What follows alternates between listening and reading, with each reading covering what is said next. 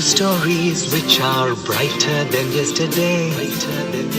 The streets have never been so quiet. The squirrels found a new hideaway. Tomorrow will never be the same. There is so much hope in our hearts. Brick by brick we shall overcome and walk right into a new start. Welcome to the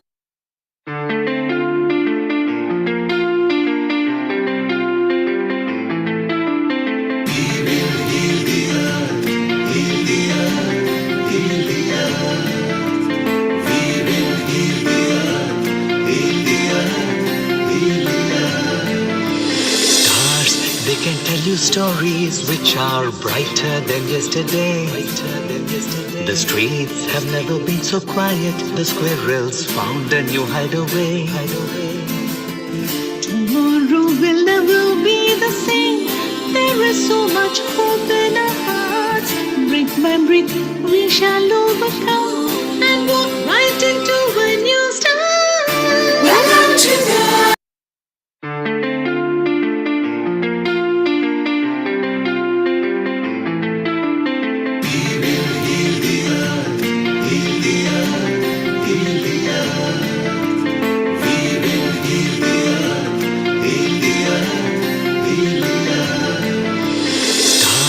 They can tell you stories which are brighter than yesterday. The streets have never been so quiet. The squirrels found a new hideaway. tomorrow will never be the same. There is so much hope in our hearts. Brick by brick we shall overcome and walk right into a new start. Welcome to the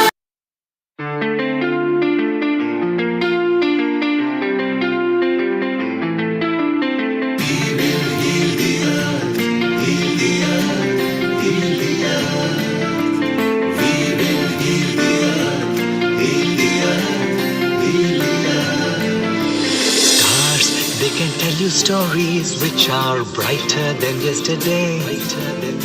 The streets have never been so quiet. The squirrels found a new hideaway.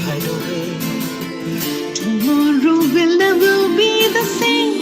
There is so much hope in our hearts. Brick by brick we shall overcome and walk right into a new start. Welcome to the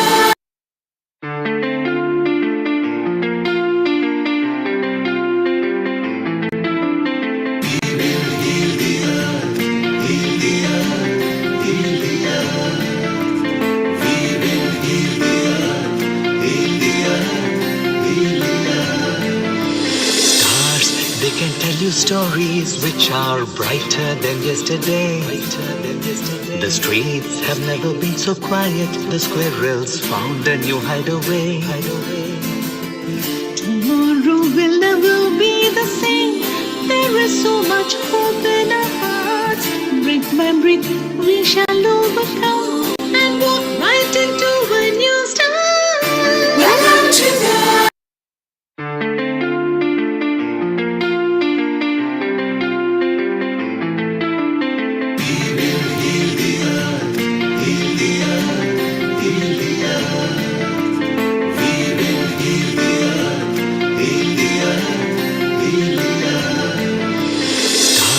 They can tell you stories which are brighter than yesterday.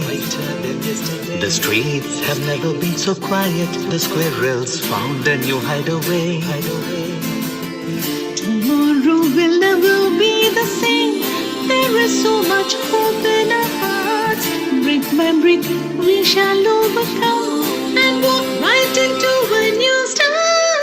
Welcome to the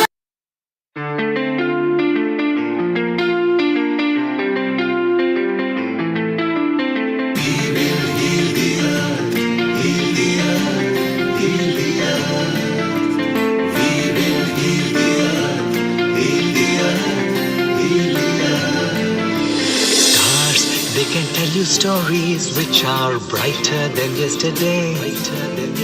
The streets have never been so quiet. The squirrels found a new hideaway. tomorrow will never be the same.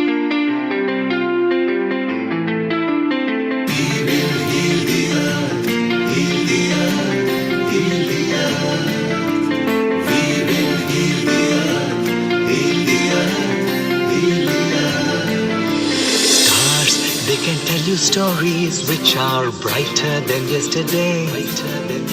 The streets have never been so quiet. The squirrels found a new hideaway. Tomorrow will never be the same. There is so much hope in our hearts. Brick by brick, we shall overcome and walk right into a new start. Welcome to the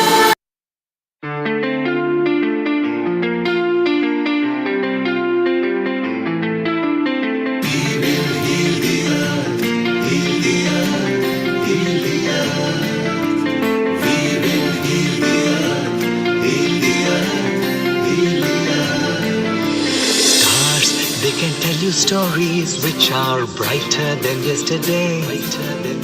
The streets have never been so quiet. The squirrels found a new hideaway. Tomorrow will never be the same. There is so much hope in our hearts. Brick by brick, we shall overcome and walk right into a new start. Welcome to the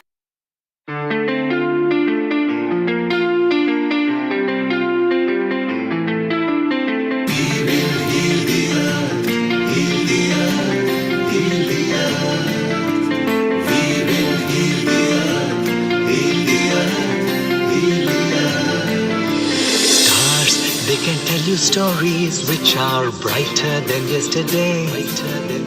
The streets have never been so quiet. The squirrels found a new hideaway. Tomorrow will never be the same. There is so much hope in our hearts. Brick by brick, we shall overcome and walk right into a new start. Welcome to the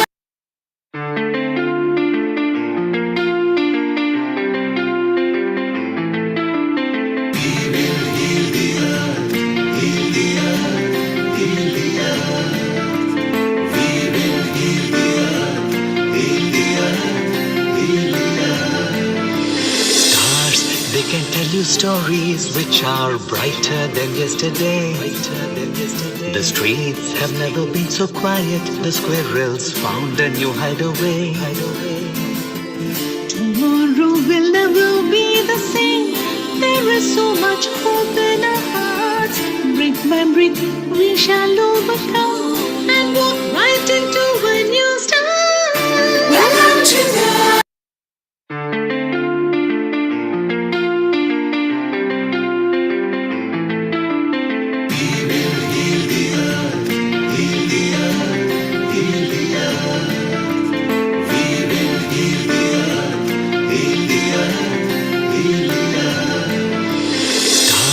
They can tell you stories which are brighter than yesterday.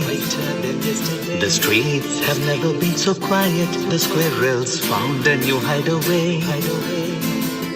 tomorrow will never be the same. There is so much hope in our hearts.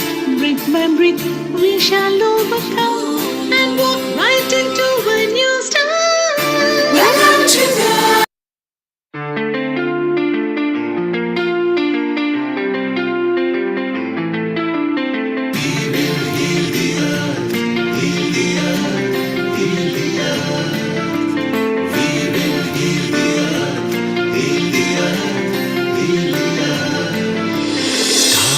They can tell you stories which are brighter than yesterday.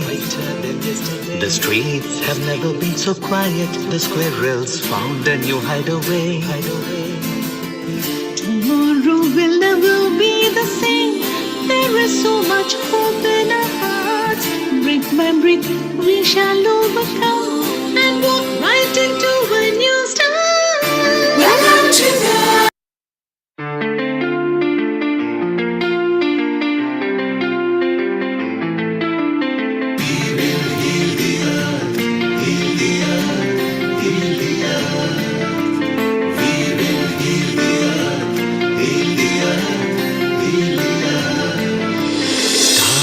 They can tell you stories which are brighter than yesterday. The streets have never been so quiet. The squirrels found a new hideaway. tomorrow will never be the same.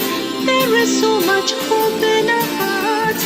Brick by brick, we shall overcome and walk right into a new start. Welcome to the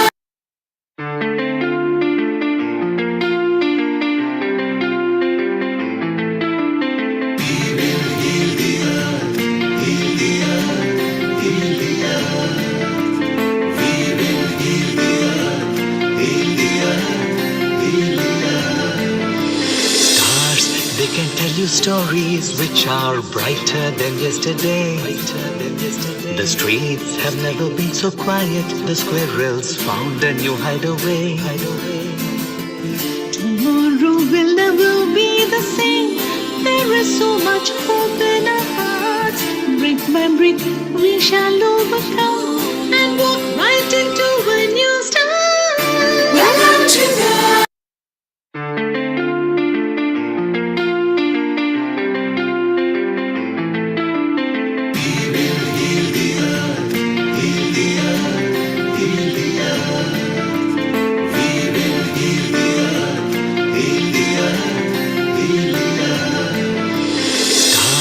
They can tell you stories which are brighter than yesterday.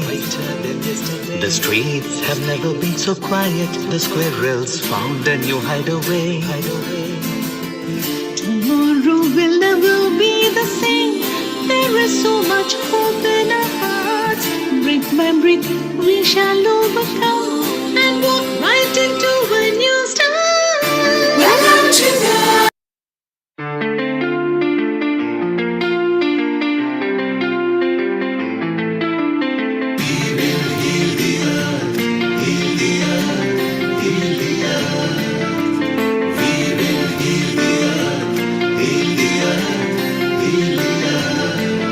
Stars, they can tell you stories which are brighter than yesterday.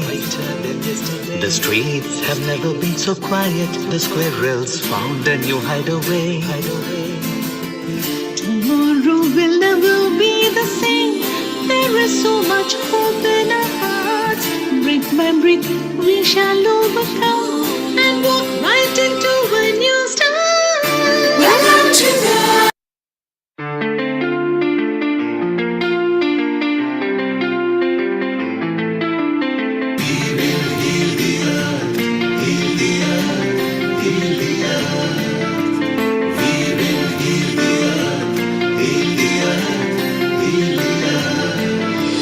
Stars, they can tell you stories which are brighter than yesterday. The streets have never been so quiet. The squirrels found a new hideaway. tomorrow will never be the same. There is so much hope in our hearts. Remember it, we shall overcome and walk right into a new start. Welcome to the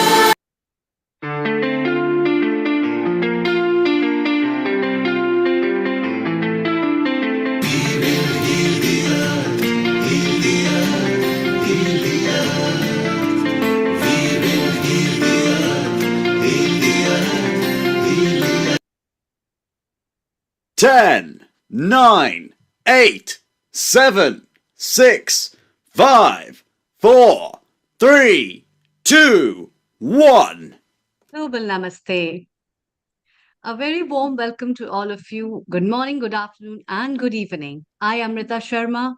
I'm presenting again as a senior host for you another episode which is celebrating the 25th anniversary of World Tai Chi and Qigong Day. It's a very beautiful episode where we'll be having a lot of experts and people who are into the world of Tai Chi and Qigong. But before I tell you about the secrets of this, let's start with Gayatri Mantra. You can hold any affirmation as you like. Mine is the Gayatri Mantra. Om Om Bhurbhuva Swaha Tatsaviturvarenyam Bhargo Devasya Dhimahi धियो यो न प्रचोदयात्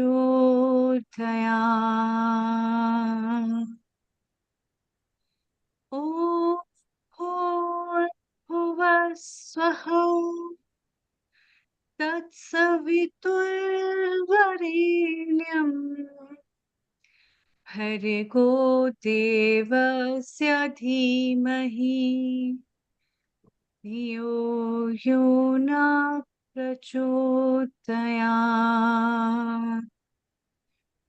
ॐ भूर्भुवः स्वः तत्सवितुर्वरेण्यं भर्गो देवस्य धीमहि धियो यो न प्रचोदयात् ॐ शान्ति शान्ति शान्तिः.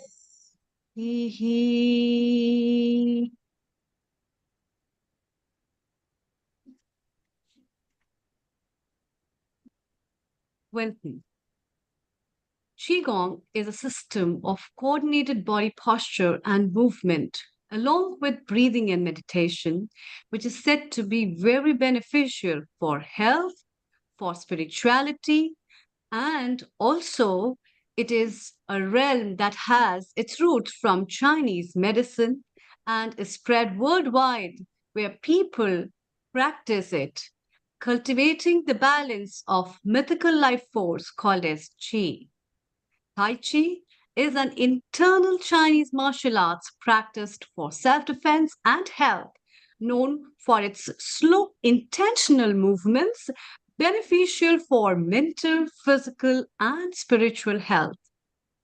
Bill and Angela Wong Douglas created the World Tai Chi and Qigong Day 25 years ago, and this is now celebrated worldwide in more than 80 countries.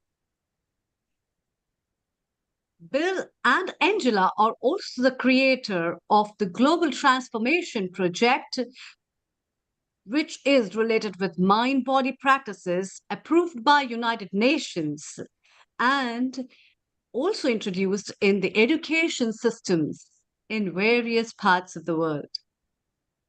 Today, I would like to invite my guest as well as our resident contributor and our co-host Keith Sharp with me. Before I give an opportunity to Keith, I would like to say a few things about him. Trained as a highly skilled artisan in marine and general engineering environments, moving into management, he worked throughout the world dealing with personnel from shop floor workers to ministers of states. He had his first lesson of Tai Chi in 1995 whilst working as an expat in Saudi Arabia, began teaching in 2022 and became convinced that Tai Chi and Qigong, suitably adapted, would be perfect for our aging population health, for our well being, as well as the lifestyle benefits. Last 8 years, he has devoted realizing that the ancient cultures of China and India have an immense potential. He's in the social media world as well as he provides the prevention techniques and highly effective solutions to many of today's health problems. Welcome, Keith, and a global namaste to you. Hello, global namaste to everybody here today. And I'm having a challenge, as always. Bill and Angela have not connected yet, although I've sent them, I think, 3 occasions information. CJ, I don't know whether you can help in that area. I'm Keith, co-hosting today. it's a good episode today, yes, and it's the 25th anniversary we are celebrating of Tai Chi and Qigong. I would request you to give your message before we invite our first guest. Your message Indeed. on this day. Over to you. Thank you. Okay, right. Bill and Angela Wong Douglas, 2 initiators of World Tai Chi and Qigong Day. I came across Bill in late 2002 and downloaded on somebody else's system his book called Teacher Handbook. And it led me on to understanding more about how to have an earning an income from Tai Chi and Qigong. It's been a foundation of many, many things that I've done over the years, and it gives me inspiration, gives me guidance, and I think today it is nothing more than a full tribute to their initiatives, their devotion, and their work in promoting Tai Chi and Qigong, particularly for health and well-being throughout the world. I see that my sister-in-law Pat is here. She's sort of older than me, and she loves doing her little bit of Tai Chi on a weekly basis. So thank you to that. And I'm going to take the advantage now, if I may, of introducing CJ Rhodes, who heads up the organization called Health prosperity and leadership. And initially, she was going to leave this program at around 15 minutes time, but has managed now to provide us with cover for the afternoon. CJ, may I ask you to say a few words and start the ball rolling? Thank you very much. Sure, thank you. First, many thanks and much appreciation for Keith Sharp, Neil Kumar, and Dr. Amrita Sharma for putting all this together. Man, what a tremendous accomplishment. I know what it takes to put something like this together, and it is a lot of work. And of course, Bill Douglas, Angela Wong, and Siobhan Hutchinson. We appreciate all the fabulous work that they do month in and month out for World Tai Chi Day and Global Transformation Project. As I reflect on the 25 years since this fabulous event started, I must reminisce about the very first time I called up Bill Douglas on the phone, which I think was about 2001, when I was just starting the Tai Chi Chuan Enthusiast Organization. And Bill himself answered the phone and answered my questions about some of the resources that he had on the website that I had. I was amazed and awed by his dedication and drive to make World Tai Chi and Qigong Day the successful global event that it is. And I am proud to say that all the efforts of Bill, Angela, and Siobhan, and all the organizers, most importantly, all the organizers, because of them, there has been tremendous good done in the world. Now, I'm a numbers person, so I'd like to share a few numbers with you. And so give me a moment here to just share my screen. Oops, wrong screen. There we go. This is, if you haven't ever gone to the website and scroll down down below where you click on the search to see the events, this is our world map of all of the events that have taken place that we have recorded. Obviously, in the early years, there was no recording of any of them. Bill started recording them in about 2015. And so these are a huge, the huge number of events that we're able to make. This map is now dynamic. As of last year, it was made dynamic. So when you add a new event, your little E shows up immediately so that you can see the things. I also want to show you, this is the list of the events by country. And you can see that there are, no, hold on, let me get down here. You can see that, yes, most of them are in the United States because that's where it started, but there is a huge number of countries in this list, as you can see. And we have 81 countries that we have recorded events in. And of course, not all events are recorded, are posted, as you can see. And here is the chart of the number of World Tai Chi Day events that have been posted by year. Now, before 2017, it was a system that was not designed to store the year or who the organizer was or even the country. It really was just a system where you put your name, you put the name of the event and the location, and that's all that got stored. So we don't really know that one actually goes up way up to over 900, but that's a joint, compilation, a whole bunch of them, and we have no idea which year, if it was once or twice or whatever. So now we're storing them by years. We started storing them by years in 2018 and 19, and of course we had a huge impact in 2020 because of COVID. We also, at that time, our system wasn't really set up for online events because we didn't really have online events back then. So people may have had them online, but didn't post them because we didn't have a place where you could say it was online. You had to enter a location. And, you know, if it's online, there is really no location. And so but these last 3 years are absolutely reliable. not only do we have the actual location and the country, we also have the organizer, their name and their email, because you have to be approved now as an organizer. Back in the early days, anybody could post, and we didn't really have any controls over it, which of course is probably one of the reasons why the earlier systems got hacked, because there were no controls. So now we do have controls, and only approved organizers can post their events. Now, I have to also add, we actually estimate that there's 3 times more events than get posted, mostly because of the approval process. There's a little bit of a process you have to go through. And you'll notice that this year, the numbers are a little lower. We had like 116 this year rather than 123, which we had last year. And I think that might have been due to the fact that Bill Douglas and myself, both of us, were just way too busy in early March and April. We didn't even open up the approvals until 2 weeks before the event. So new event listers couldn't list an event until about 2 weeks ago. We did send out an email. We got a whole bunch then, but it was kind of late in coming because of our schedules.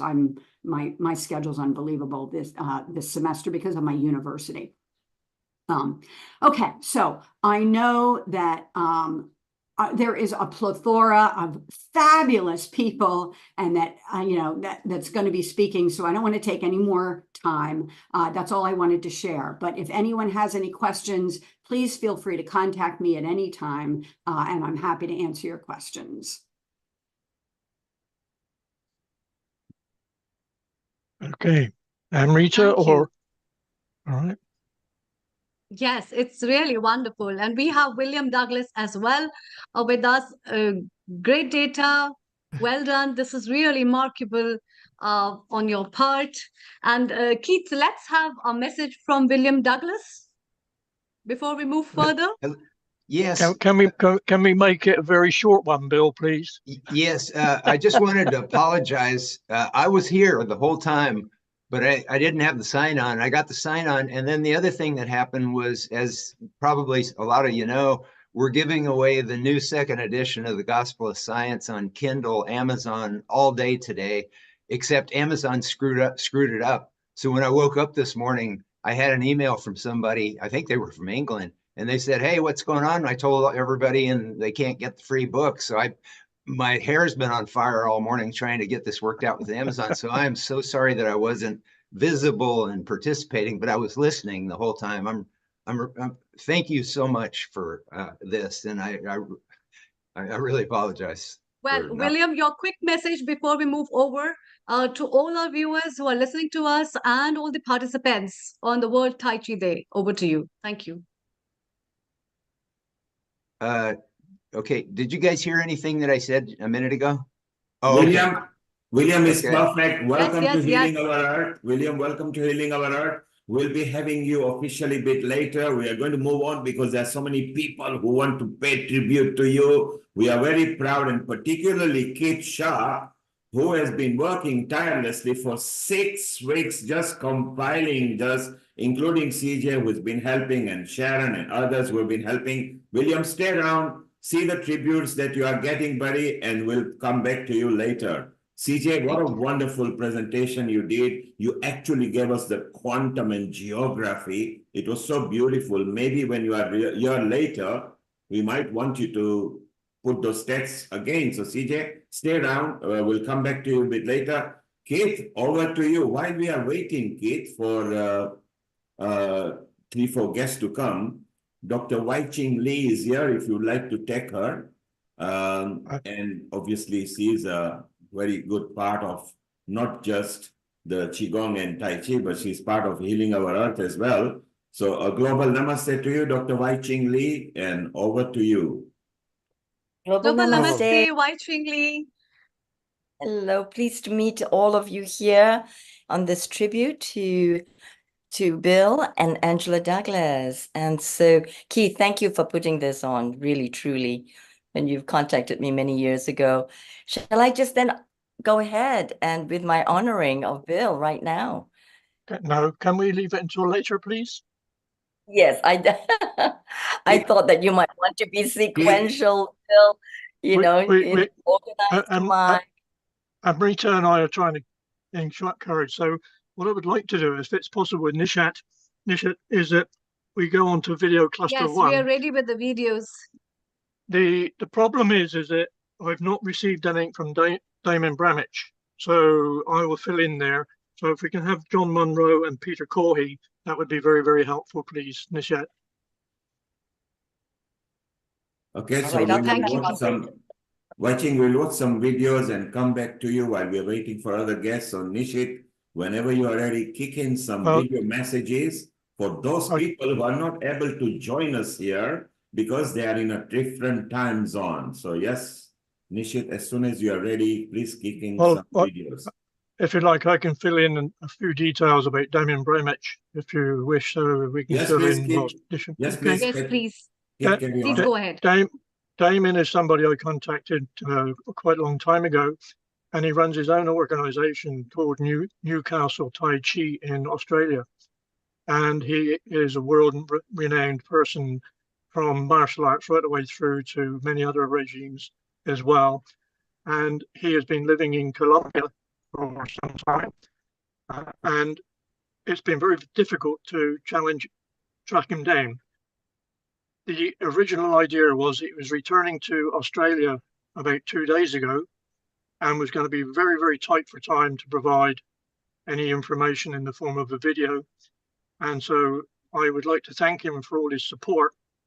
The challenges to getting something done over a 48-hour period is virtually impossible, but I really appreciate his time. And so we can go over now, if it's okay with everybody, to John Munro from New Zealand, who represents and owns, I believe. Yeah, and Keith, it's time to show the videos as well. The videos are ready. Long White Cloud Qigong over there.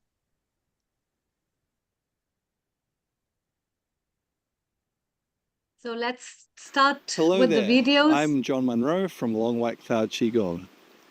And over the last couple of weeks, I've had some interesting conversations with some of my students around how much of a positive benefit they get from their own Qigong practice, but then also how in their mind they see that practicing Qigong is actually making the whole world a better place.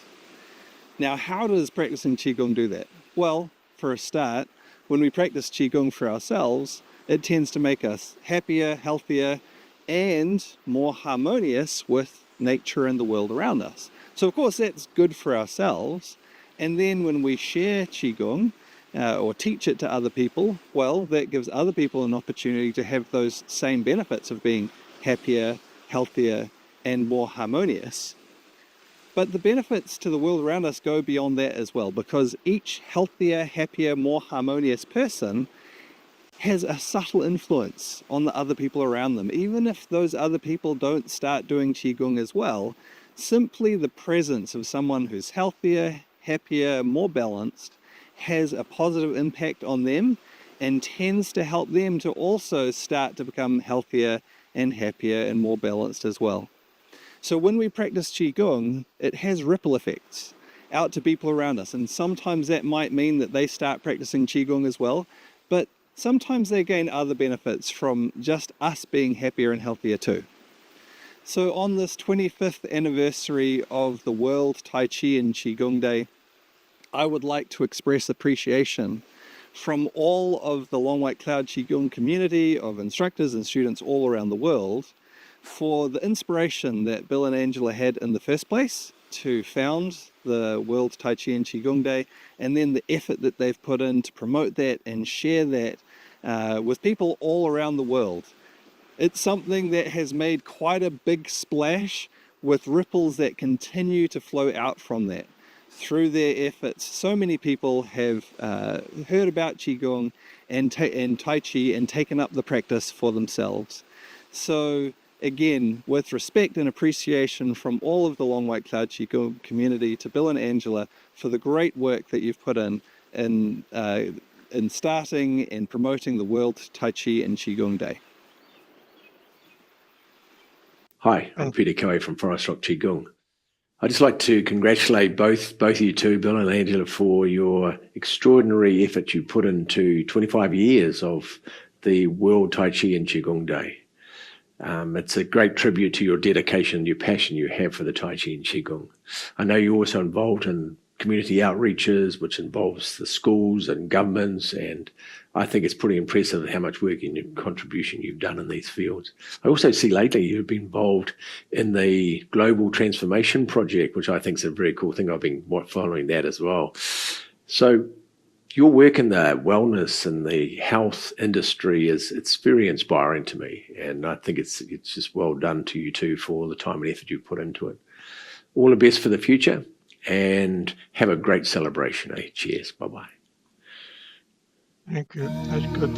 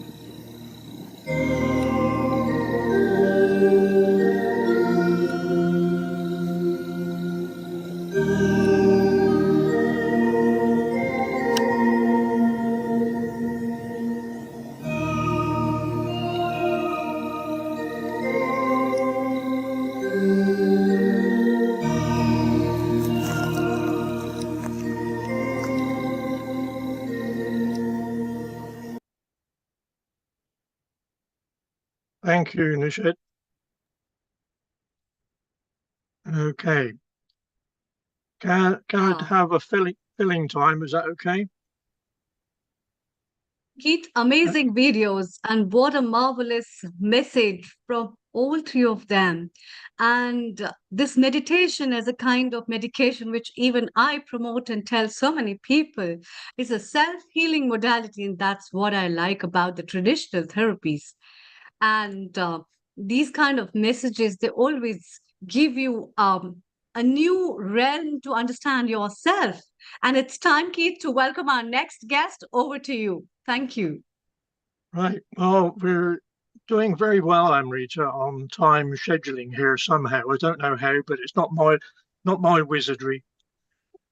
Our next guest is a lady I've followed from Shanghai, Double Dragon Alliance. I'm not sure how to explain this, but this lady, Rose Oliver, now is residing in Chicago, which is, I suppose, Americans' version of Shanghai. And she's doing some fantastic charity work with the Four-Legged Friends. So I'm going to ask Rose to pop in now, if she wouldn't mind, and just say a few words. Lovely to see you, Rose. Global Thank you very much. namaste. Global Namaste, Rose Olive. Thank you very Global much. Namaste to you. Thank you very much. And A very warm welcome. thank you very much. Appreciate it. And I'm really honored and excited to be a part of this day. And it's thank you very much to Keith and for Tai Chi and Qigong Alliance UK for all the hard work they put into organizing everything, and everybody's involved in all of this event today. It's absolutely wonderful to be a part of this tribute to Bill and Angela Douglas. I'm really honored to be taking part. Really just sort of very quickly, I've also been a long-term practitioner of Tai Chi, going back 30 years plus now. And Sunday mornings was always Tai Chi in the park for us. So it's lovely to be in Chicago on Sunday morning, and I'm happy World Tai Chi and Qigong Day to everybody, whatever time of the day it is for you. Morning here for us. Started off very misty and foggy, and now suddenly very bright, very beautiful, which is perfectly apt for Tai Chi on a Sunday morning. I'd just like to also echo some of the comments I've heard some of my fellow participants saying about their tributes to Bill and Angela Douglas. I think really we can say that they've captured the interests and passions of the global Tai Chi and Qigong community. And it's a testament to their dedication that this day has grown into the day that it's become. It's now become like a mainstay in the Tai Chi calendar for so many people around the world. And there are activities organized all over the world with their own individual flavors, as they should be. But the whole core tenet of World Tai Chi and Qigong Day is love Tai Chi and Qigong, practice Tai Chi and Qigong, improve your health and well-being through Tai Chi and Qigong. And that seems to be the central core of all the activities that are run on this day. And that's a tribute to Bill and Angela Douglas. You know, founding this, initiating this movement has been a tremendous achievement. As somebody who's practiced for a long time myself, as many of you have, we all know how hard it is, not just to begin something, but to maintain it and keep it running. And not just to keep it running, but to work to build on that idea. And I see the work that they're doing to try and promote Tai Chi and Qigong to an even wider audience, and to bring it into the mainstay and mainstream of the world's health and well-being programs is really inspiring. And I think that this sort of idea that World Tai Chi and Qigong Day is about Tai Chi practitioners is correct and is wonderful. But I see through their activities and through this movement that every day, every year, more and more ordinary people are taking up Tai Chi and Qigong. So it's really because of Bill and Angela Douglas that's been making Tai Chi into something that's a part of people's everyday lives, but more people who, when they were interested or didn't know anything about Tai Chi and Qigong, have gained that access because of this movement. So it's really something that I'm proud and to be part of today. And I'm really proud to be part of Tai Chi on a global scale every day of my life. And I think that we all should be sort of happy to be a part of this day and feel that we are working towards a common goal, making Tai Chi into something that's a mainstream healthcare activity for all people across the globe. And one thing I just wanted to add before I sort of wrap up, something that I've really been a big part of is Tai Chi in the community in Shanghai, as Keith mentioned, and to see the elderly population, the older seniors in the park every day, actually, not just at the weekends, but in the park early mornings, doing their Tai Chi exercise, doing their Qigong exercises, and people in their 70s and 80s whose lives are really sort of kept vital by this practice. I think that's something I also would like to see for the future for citizens around the world, so that we all can benefit from this fabulous healthcare system that has been a part of Chinese people's lives for so long. And I'm very happy that through Bill and Angela Douglas's work, that this is something that can be realized. So I'm really excited to be part of the day. Thank you very much for inviting me, Keith, and happy Tai Chi and Qigong Day to everyone around the world. And thank you very much and enjoy your day. Thank you, Thank you, Rose. Rose. You're welcome. Thank you. Amrita, Yes, Keith.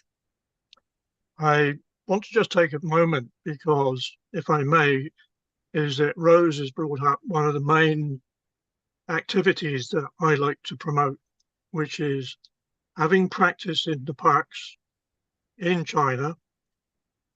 I am convinced that with the Indian and the Chinese exercises, there is so much to be gained by the elderly population. I started activities with regard to our aging population here in 2016, and there are 12 million, and I repeat that, 12 million over 65s in the UK, which represents nearly 20%. The total population of the UK is around about 66 million. And in USA, Rose, over 65s make up 65 million people. There is such a large target over the next few years. And I appreciate you raising that very, very sensible point. We all need to get out there as much as we can. The other thing that I want is that on exercise is it really physical exercise? I now use this as a mental and a mind activity. I cannot get out and about and do the things that I would like to. And I'm now in my 85th year. So Wow. I qualify. A very lucky age, very lucky. So, Amazing. and my sister-in-law is waving because she just has a few years on me. Right. What I would like to do, and I'm not sure if he's available at the moment, but our next on the list was Tevye Feng from Vietnam. No? We can't locate him, Keith. Okay. And the next person, but Wai Ching is here, who is also in line. What I would like to do then is mention a few words about Tevye, if I may. Please go ahead. It'll be fun. Okay. Right. Tevye resides primarily on the coast of Vietnam, and I've now known him for some time. And what impressed me was his knowledge, not just of the physical and the other states of our body, but the fact that he looks at things in a very constructive way. He has a fantastic method of actually teaching people and is very good at his, I suppose, his way and his means across Asia. And I'd love to see him linked up with a number of organizations in the States, because I think certification is high on his list. He has a good curriculum, and I believe that what he's achieving over there, and I don't have her here today, but Nina London, who has been traveling in Thailand and in Vietnam, has met up with Tevye. And so we are promoting it as far and wide as we can. Having said that, I'd now like to introduce a very good friend of mine, I hope she is. You are currently in Singapore, I think, at the moment, because I'm never sure where you are. All right, so I'd love to hand over to Dr. Wai Ching Lee, and I'm afraid I get rid of these titles. I now refer to her as my friend Amalia. Amalia, over to you, please. You are my friend. Thank you so much. We're all friends here. Global Namaste again to everybody. Global Namaste. Yes, and I am actually calling in from Bali. So this is just to situate myself, right? And, as a tribute to Bill and Angela, I say I honor you, Si Heng and Si Mui, that's clan brother and sister, for all that you have done all these years. and really to create this matrix of light, of qi around the planet. And we know that as practitioners, we are channels, we are instruments of qi into our beloved earth. And so we bring in the celestial and terrestrial energies onto the planet.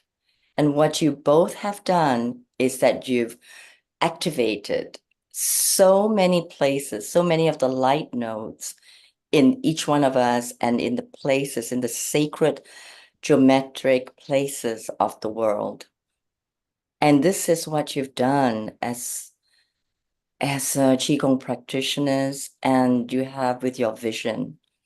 And so it's so honor both of you so very much as founder of Infinity Quantum Qigong, another little light node that is building together this golden matrix of light that will make such a difference in the coming years as we integrate ancient wisdom into the modern day living and make it a simple practice, a loving practice for the earth, and bringing in the very best of who we are as our souls, and coming in from the Wu Qi into the Tai Chi and into the yin yang of this everyday life.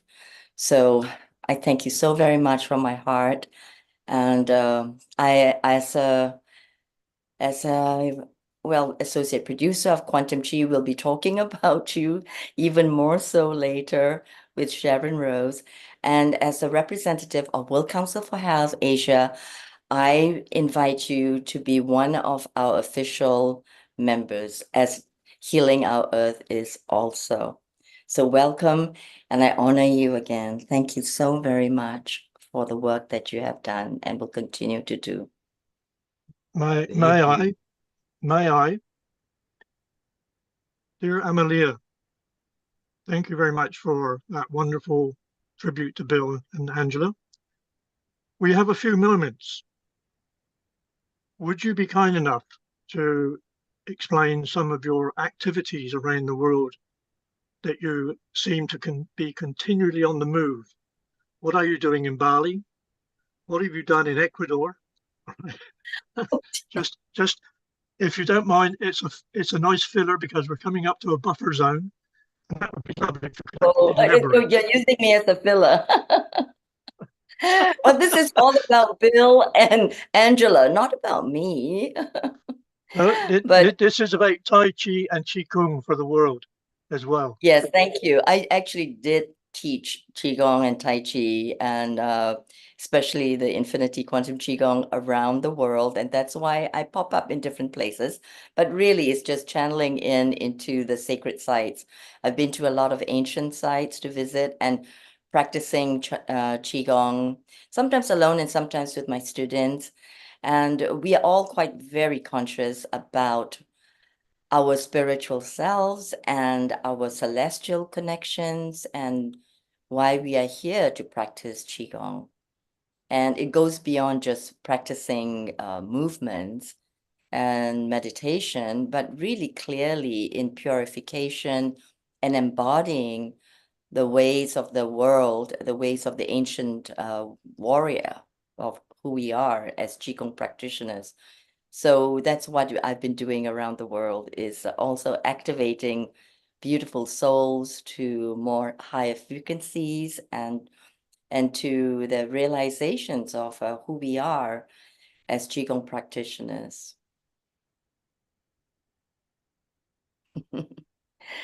Thank you, Bill. I see Bill going. Okay. Can we take a few moments, Bill and Angela, and it's lovely to see you both. And Yeah. where have you gone? All right. Right. Would you be kind enough to say a few words at this slight intermission that we have at the moment? Yeah. I just wanted to say how beautiful that was, listening to what you said. I was really moved by that. And I really appreciate it. Really, really deeply. Thank you. It was really beautiful, and especially our celestial connection. This is such a deep core theory, which I think is so important. which is a real connection to the world, even if we are alive or we die. And just love this watching. This is really beautiful, in fact. Yeah, Yeah. one thing I wanted to mention, as you were speaking, about the activating the lights around the world. If anybody hasn't read Dr. Roger Nelson's book, Connected: The Emergence of Global Consciousness, the cover of his book perfectly represents what you were talking about, this global lights popping all over the place.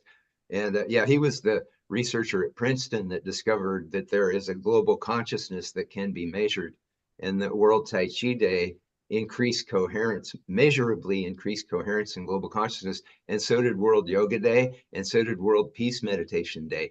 So in June, World Yoga Day is going to be spreading around the planet. So it's like we're charging the planet. We're starting to see, and it's so amazing how all this came together, because the Global Consciousness Project was founded in 1997, and the first World Tai Chi Day was in 1998. And that's when Dr. Effie Chow founded the World Congress on Qigong. It's so magical, when you stop and look at how all this is unfolded. And the way you described it just is so beautiful. I can't wait to go back and watch this video and watch what you said about 10 more times. Thank you. Well, what we practice is poetry, isn't it? Yeah. Because we know that it's poetry in motion, and meditation in motion, which is then connected to our divine selves. It's really interesting you say that, because at our World Tai Chi Day event yesterday, me and Angela had gone to a poetry reading about a week before. And so the poetry people asked us if we had any announcements. And so we said, yeah, we're having World Tai Chi Day next Saturday. And so some of the poetry people showed up. And so I introduced all the Tai Chi people to the poetry reading organizers. And I said, you guys need to start going, because every Tai Chi teacher, whether we know it or not, is a poet, because we're always struggling to articulate experiences and feelings, like a poet does. Yeah. How perfect is that? Okay. We're writing the poetry of the future of the planet, if you think about it. Yes, you are. And let's write some poetry. Let's read some poetry of what we've done, written poetry. I have a poem. I have a poem, if you want to hear it real quick. It's pretty short. Yeah, I would love to. I write poetry. Okay. It's called An Awakening. I think there is a question for you as well. Can you please tell us about your World Council for Health?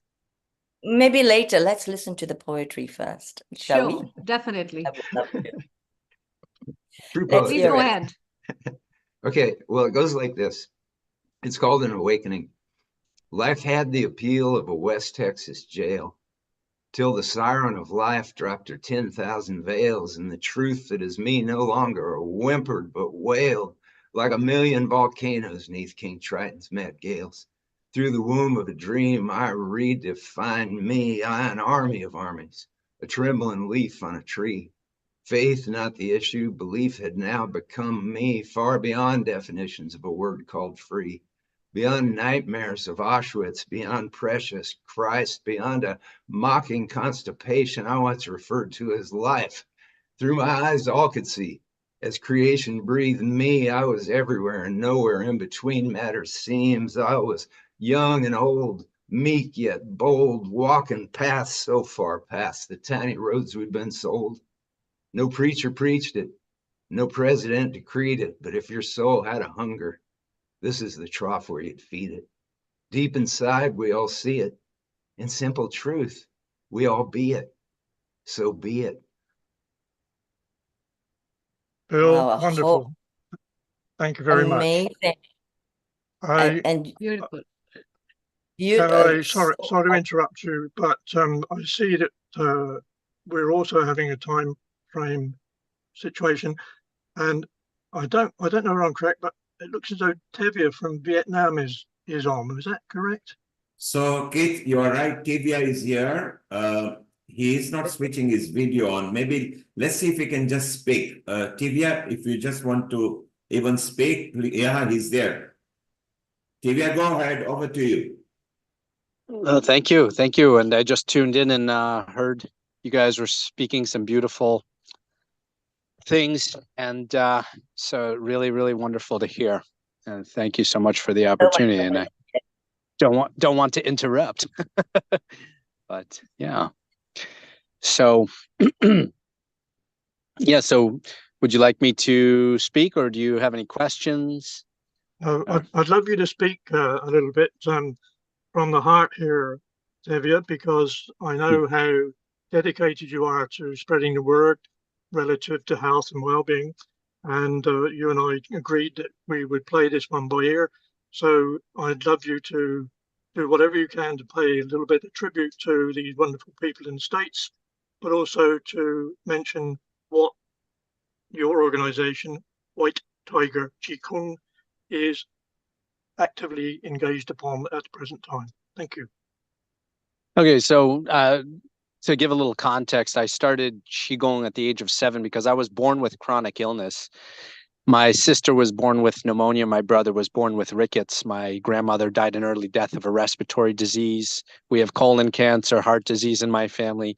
You name it, we pretty much had it. And my parents didn't want me to be on medication my whole life and with doctors. So they got me into Qigong at the age of 7. And my father had done Qigong since before I was born, and it really helped him a lot.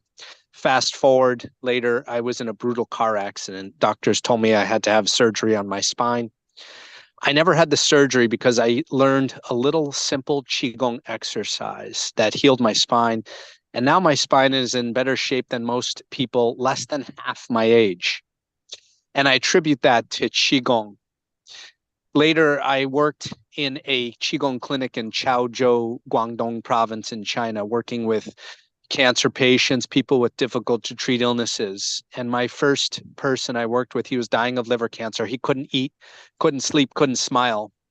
After just a short period of time of working with him, he was able to eat, he was able to sleep, he was able to smile. He invited me into his home and treated me like a family member. And it was that moment that I knew that this is what I want to do the rest of my life.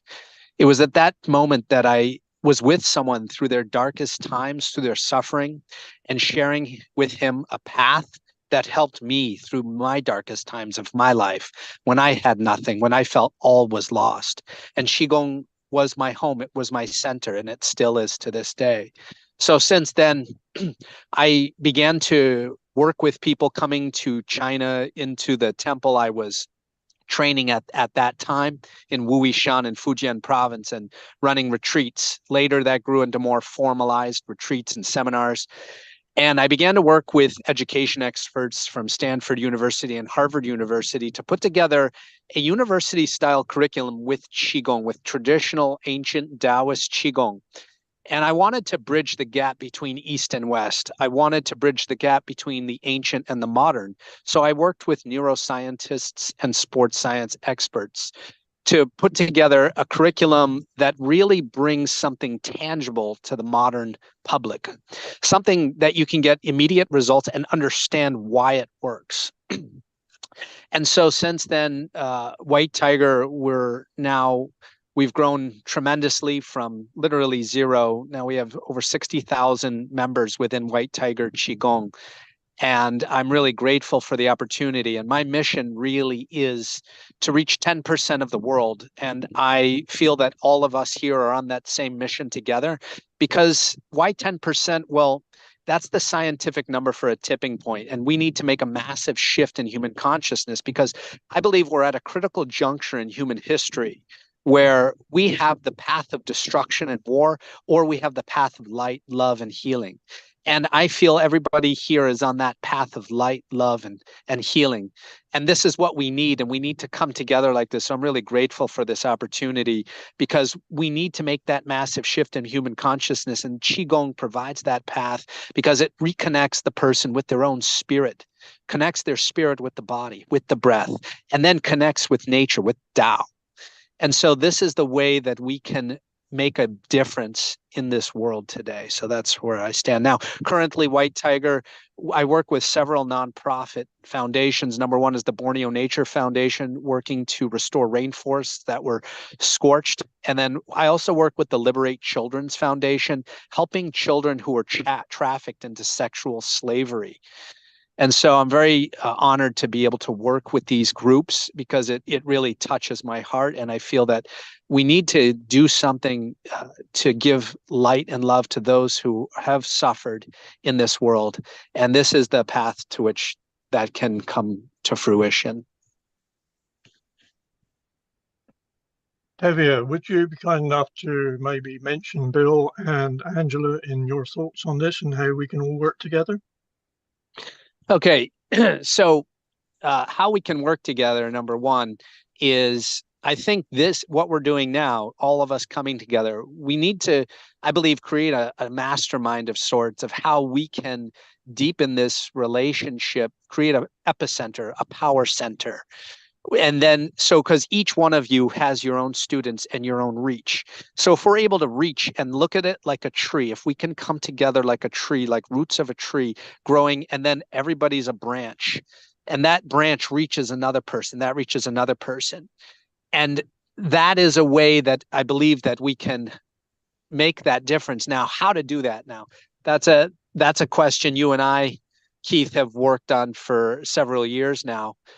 Going through, and it's a very interesting question. It's a question that requires in-depth conversation with a lot of people, and so we have to be careful because when you're doing something that's good, there are those who want to destroy. So where there's light, there is dark. Where there's yin, there is yang. So I think coming together with people who really care and want to do good with this, those are the first steps. Good. I have mentioned to one or two colleagues about the difficulty of having a top-down understanding of what we're trying to achieve. And so we have many individual elements, but who is at the top, who is in the middle, who's the doers, who are the critics? And we all know that we have our critics, but when you listen to Tevye and others with the sincerity to do good for the world, it beholds us, I think, to come to some agreement through maybe this forum or some associated forum. The balance, I recall my first conversations with Neil. What have we got in common between India and China? It's the ancient cultures, wonderful prana, the chi that we can actually develop. I class this opportunity as a tool towards that tree. Maybe, Tevye, we are the roots here now at this moment, and hopefully we can go on and continue our dialogue, not just between you and I, but between all of us, without any confusion, but working together. And I really appreciate what you're doing, and I'm sure everybody listening here has learned something from you. I'm really grateful for your input. Thank you. Thank you, Keith. I appreciate it. I'm honored, and I hope we can do a lot more. So I look forward to it. Thank you very much. Okay. Tevye in Vietnam, keep on doing good work. We are very proud of you. And Bill and Angela, you can see people world around are recognizing what you started 25 years back. You actually started before that, but 25 years back, you started a legacy. And Keith, thank you for bringing it around. Keith, shall we move and watch some videos for now, for those people who were not able to come live, and then we will move on to Dimitri in United Kingdom, the Tai Chi Pavilion, and Hans Finn in Norway. So let's look at some of the videos. Bill and Angela, sit back, relax, and watch these videos. Over to you. Hello, everybody, and thank you for inviting me, Keith, to speak at this Healing Our Earth event and the 25th anniversary. It's hard to believe it, isn't it? 25th anniversary of World Tai Chi and Qigong Day. It's amazing. It's amazing All started by Bill so many years ago. Right. My name's Mark Peters, and today I'm going to be talking about Tai Chi in the Park and the events we're doing, SIMSPA and so on. But first, I'll give you a brief background about myself. So I've been practicing Tai Chi for the best part of 40 years. I originally trained in Malaysia, Singapore, Taiwan, and I've been running my own club, Kai Ming, for 30 years. In fact, 30 years, March 2024. So it's my anniversary event this year too. I've been an original member of Tai Chi Union since it started. I sat on the board for 10, 15 years, and I was the chairman for the last 4 years. Keith and I worked together developing the national standards with SIMSPA, which came out in March 2022 after nearly 6 years of hard work. And really it's brought us together to enable the whole industry of health and well-being in the sports sector to be tightened up, to improve the quality control. And we'll get back to that later, and Keith will discuss that too. Really, I'm here to discuss about Tai Chi in the park and how to make it more inclusive.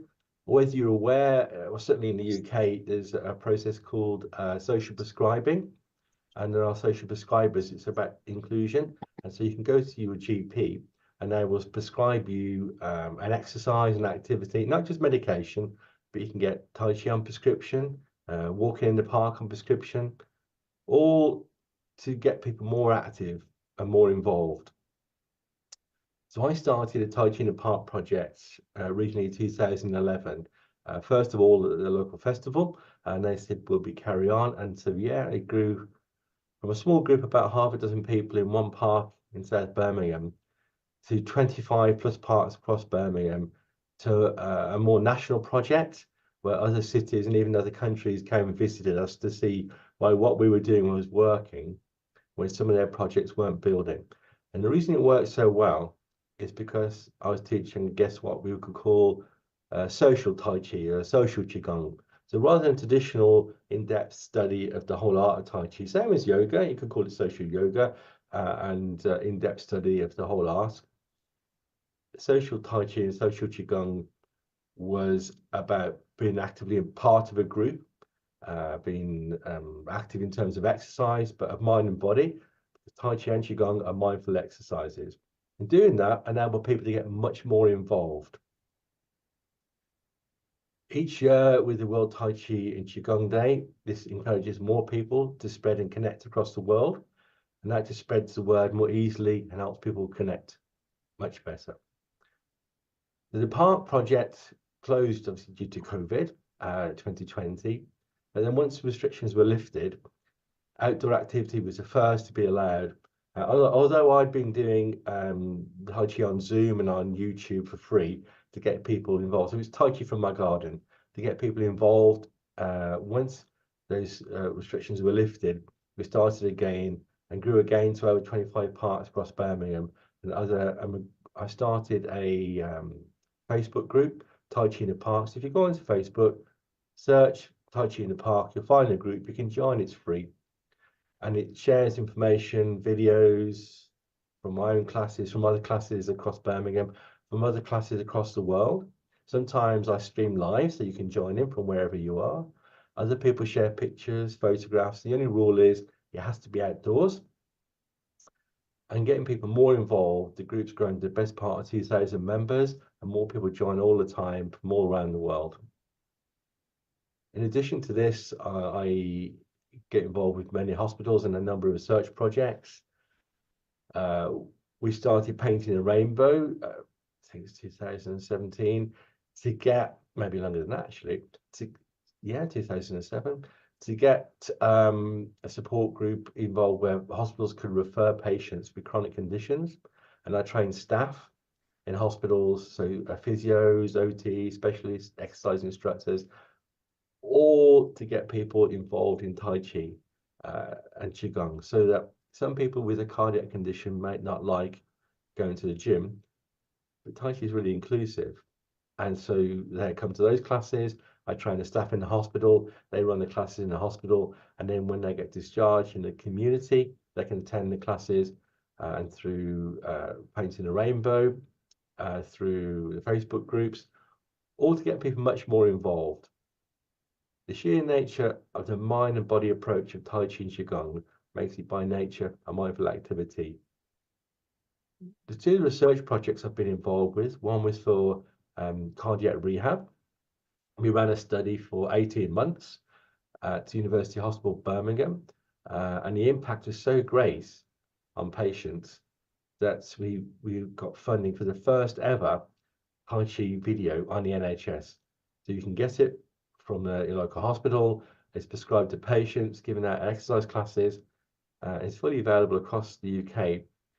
Tai Chi, a video of Tai Chi and Qigong available to patients that they can practice at home and support attending classes. It's amazing. The research really showed the difference. Another project we did is now referred to as the Tai Chi versus Zumba study. You can just Google search that and you'll find the study where we compared Tai Chi as an activity against Zumba. The idea was to show how older adults can be more active. The expectation was that Tai Chi would show improved balance, improved relaxation, improved circulation and so on, and Zumba would be more aerobic. That was what the expectation was. We knew, or we expected more, but that's what they believed. And surprisingly enough, when they did all the tests, blood samples, scans, everything else, they showed that Tai Chi was actually and is actually as aerobic as Zumba. There's the same improvement in elasticity in blood vessels, same improvement in oxygen levels. There's no desaturation from people with heart conditions or lung conditions. So overall, Tai Chi and Zumba were shown to be as aerobic, and Tai Chi was also shown to reduce anxiety, improve balance, and improve flexibility. So it really surprised people. So more and more can be involved than they ever thought before. The studies are freely available. You can contact Keith and he'll get them sent to you. Or you can contact me. My email address is markpeters@kaiming.co.uk. So that's KAIMING.co.uk. Email me, I'll send you any information you want. Well, obviously, Keith will send that for you.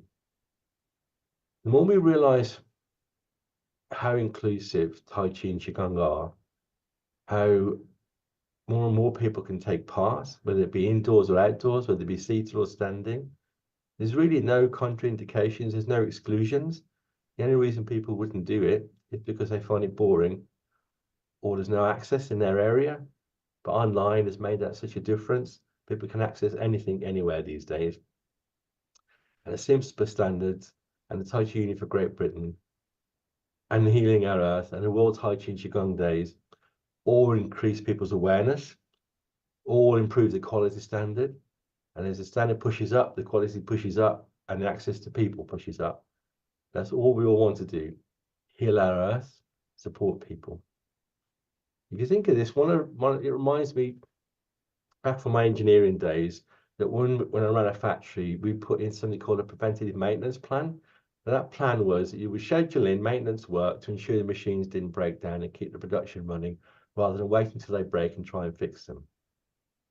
If you think of Tai Chi and Qigong as preventative maintenance planning, if you practice regularly, you become fitter, stronger, more active, more able. It's your preventative maintenance. So don't wait. People shouldn't wait until they break to repair. They should prevent damage in the first place by regular practice. So thank you very much. I know there's a lot of really good people coming to talk today, and you've got a lot of information to share, and I appreciate being asked. Have a great time. I wish I could be there live, but unfortunately I'm just not available. I'm not around on that date. Have a great day. Thank you very much, Bill. Thank you, everybody. Thank you, Keith. Bye-bye. Hi, my name is Mike Barkham, and I'm president for the next 3 years of the Tai Chi Foundation. The Tai Chi Foundation was set up in 1975 by a guy called Patrick Watson, who was one of Cheng Man-ching's students. And Patrick set up the school not just to teach Tai Chi, but specifically to teach other people to teach Tai Chi. His idea was that we would have a teaching curriculum and we would train Tai Chi practitioners how to teach. And so that's what we do. And as you can tell from those dates, we're coming up on our 50th anniversary next year, which we'll be doing some celebrations for. I apologize for not being able to be here live. Unfortunately, we also have an event running in parallel with this, so hence why I'm doing this short recording.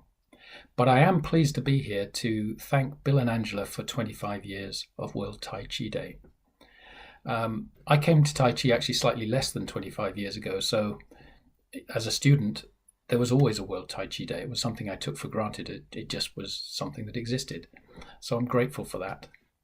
A group of us as students always used to practice in the park on a Saturday morning, but World Tai Chi Day was always a special Saturday. The numbers grew from their usual 10 to 20 up to 50 or 60, and I loved the feeling that we were part of a wave of Tai Chi spreading across the world on that Saturday.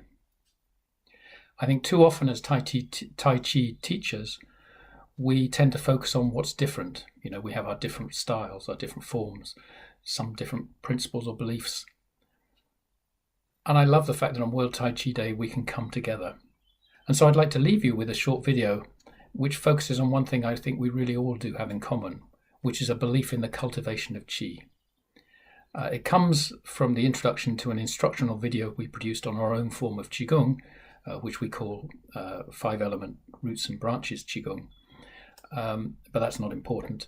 What it is a lovely little video on Qi. So it's only 2.5 minutes long. Please enjoy the little video. Thank you. What is it to be alive? To have energy and vitality, resilience and flexibility, to marvel at the universe, to delight in living, to have deep reserves of energy and power that last your whole life. The Chinese call the energy of life Qi, a force so powerful it holds the universe together, yet so gentle it supports the very beginnings of life.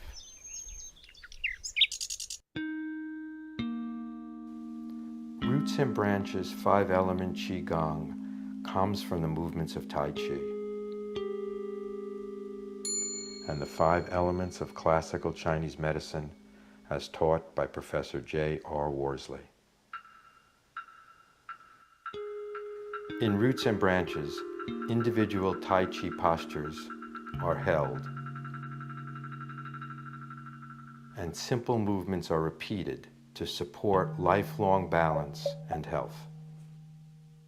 Special massages bring energy to specific areas and systems of the body. Tai Chi Grandmaster Professor Cheng Man-Ching was influential in bringing Tai Chi to the West in the 1960s. He was also a noted doctor of Chinese medicine, holding the position equal to a Surgeon General. Professor Cheng prescribed specific movements and postures to his patients to aid in their healing. His senior student, Patrick Watson, founder of the Tai Chi Foundation, wanted to preserve this healing knowledge.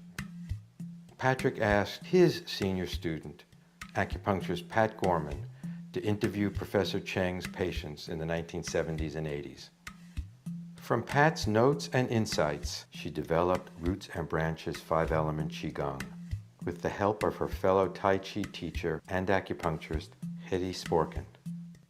Everyone can benefit from Roots and Branches 5-element Qigong. The natural principles and gentle movements enhance the experience of any stage of life, and even return us to that wonderful feeling of being fully alive.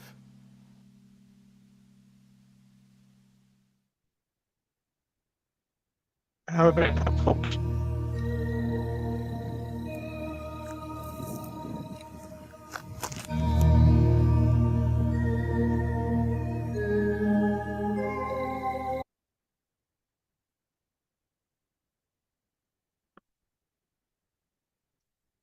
Nishit?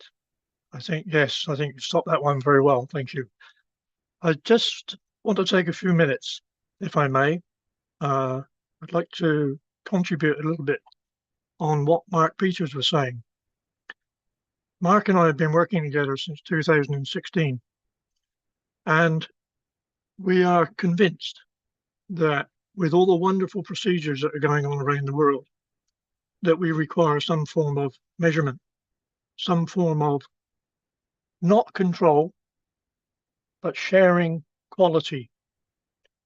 And in the UK, we have set up a partnership and an agreement, which has resulted in professional standards.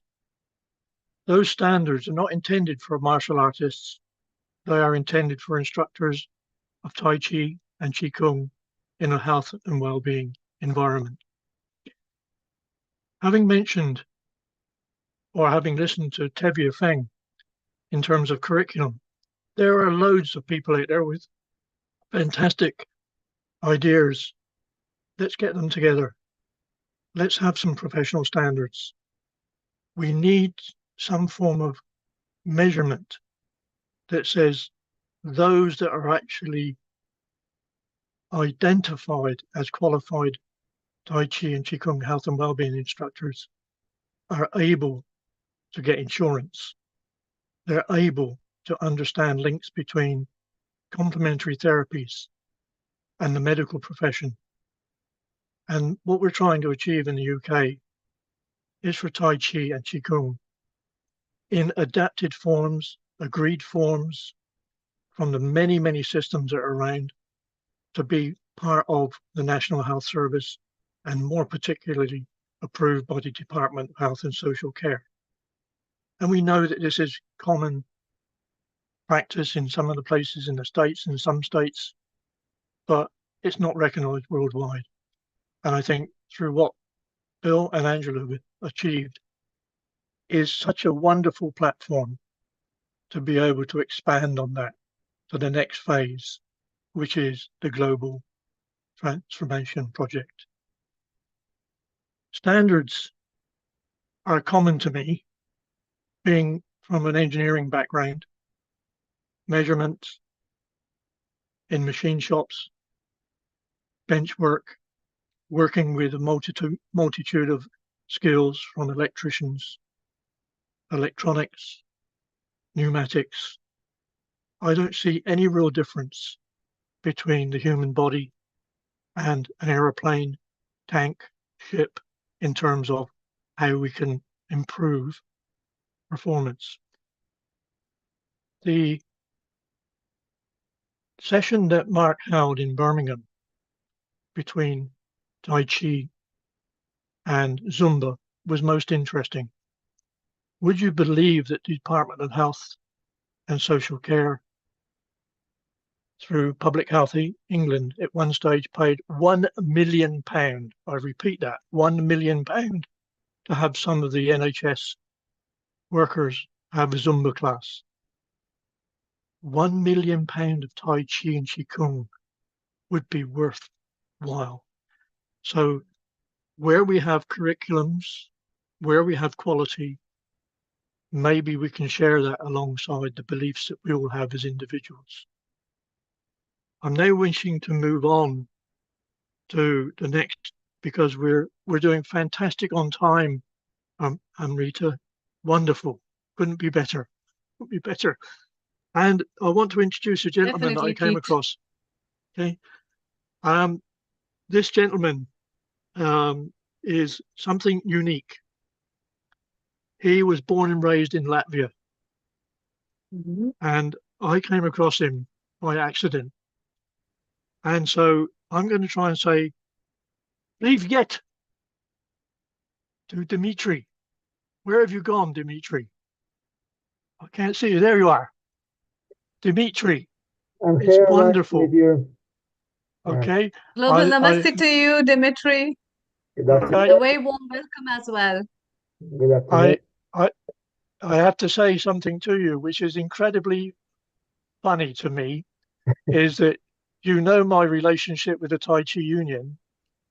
They have issued a map with red stickers on for everywhere in the UK. Yeah. However, the first question was, why is there none in Northampton? Yeah, yeah. I, So it was first question. Yeah, I leave the session to you if I may now. Thank you. yeah. Okay, thank you so much. Good afternoon to all. My name is Dmitry Fedyanin. I'm from Latvia, but now I live in Northampton in the UK. But before I will talk about myself and Tai Chi, I want to thank Bill Douglas and his associates for realizing this great idea, World Tai Chi Day.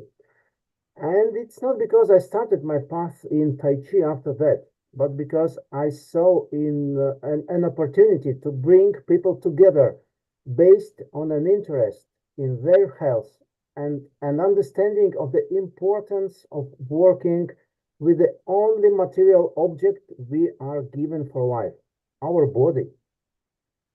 I was first convinced of the World Tai Chi and Qigong Day in 2015 when I accidentally came across information about World Tai Chi Day in the internet and decided to hold it in Riga.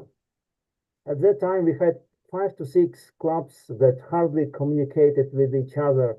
It was a competitive relationship, although the Latvian Wushu Federation invited everyone to participate in events and competitions.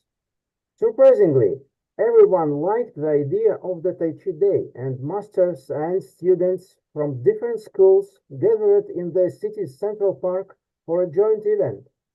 I have to say that after that event, there was a lot more exchange activities between schools, and also World Tai Chi Day was celebrated with great interest every year till COVID started. Now, using this podium, I would like to share my point of view on the very essence of Tai Chi. I believe this ancient art deserves to be reinterpreted in modern trends as well as further developed. Tai Chi is super ultimate, or it's quite difficult to get for me. It's some kind grand limit. And limit does not mean the edge of something. Chinese tell us about a nature way of things, not higher, not lower, not less, not more, not wide, not narrow, not further, not closer, as much as needed. In other words, it is a harmony. Tai Chi Chuan has one more term, Chuan. A lot of Tai Chi practitioners say we do Tai Chi for health only, not for fighting. We don't use word Chuan. Chuan is a fist. Altogether, we get the fist of a grand limit. What the fist of a harmony? Or is it fist of what the fist is in context? Of course. It is not something heavy we put into boxing gloves, led to break a nose to this guy opposite. A fist consists from 5 fingers folded together. Fingers are concentrated in one point, focused. Chuan, fist, means focusing, not aggression. Let's connect all together. We have harmony and focusing, the root of Tai Chi Chuan. Each of you knows, once started, you apply Tai Chi principles in all spheres of life. Tai Chi is a lifestyle. As well as you know that to be healthy is better and cheaper than to ill. Tai Chi obviously increases quality of life. According to my experience, I believe that Tai Chi is not just a martial system, not just a system of gymnastics, not just a system of meditation and movement. Tai Chi today is a wonderful technology of power management. The world is built not of objects, but of the interaction of forces. Everyone who is even a little familiar with pushing hands or to show knows how important it is to interact properly with the opponent's force, to feel it.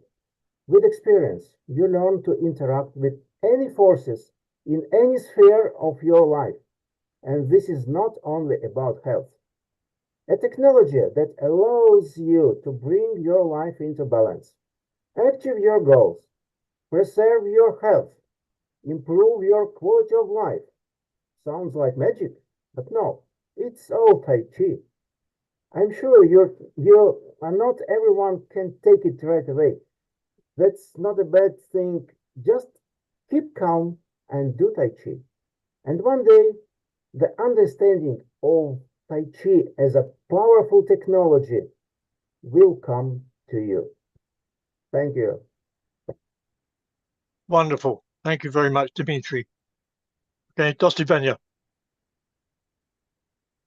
Okay, before we move on, just a word to everybody who's already taken place and spoken or submitted a video.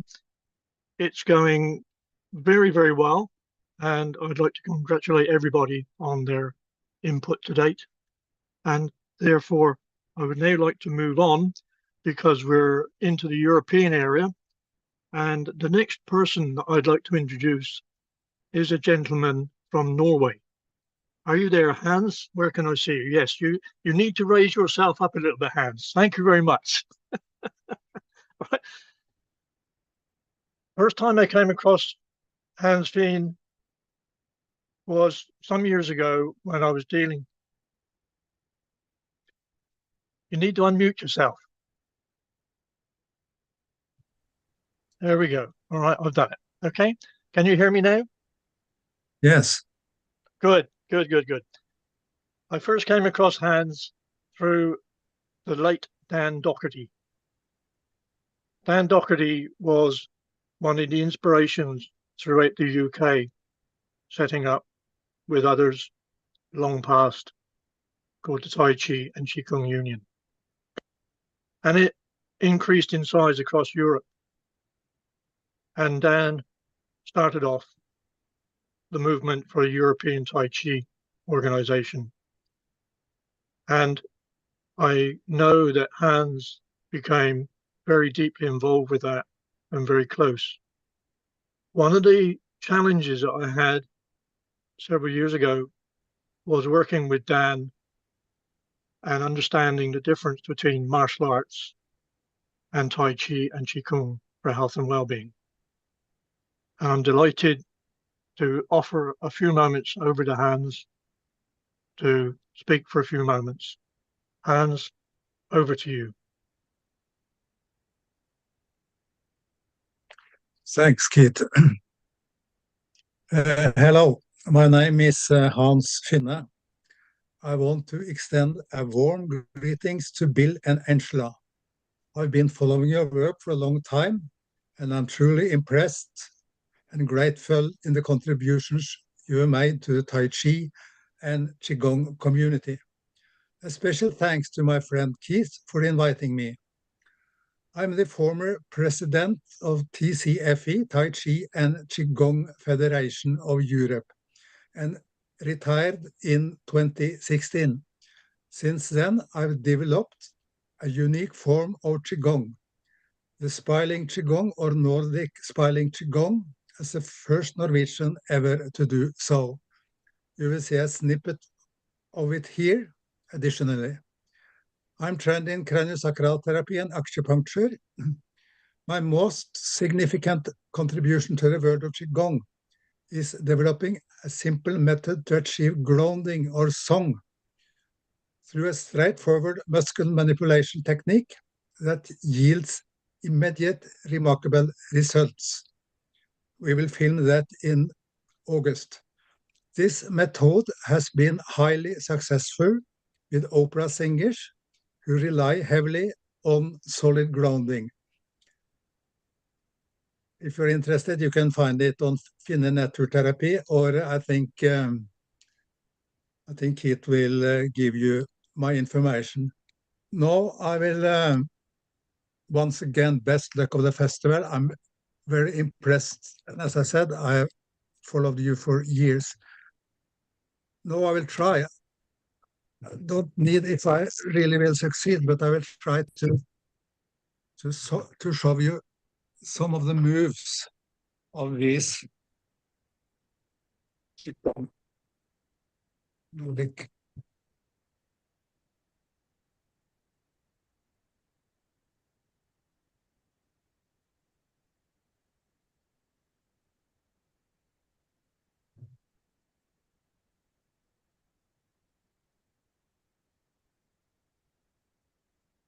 Well, I think that might do.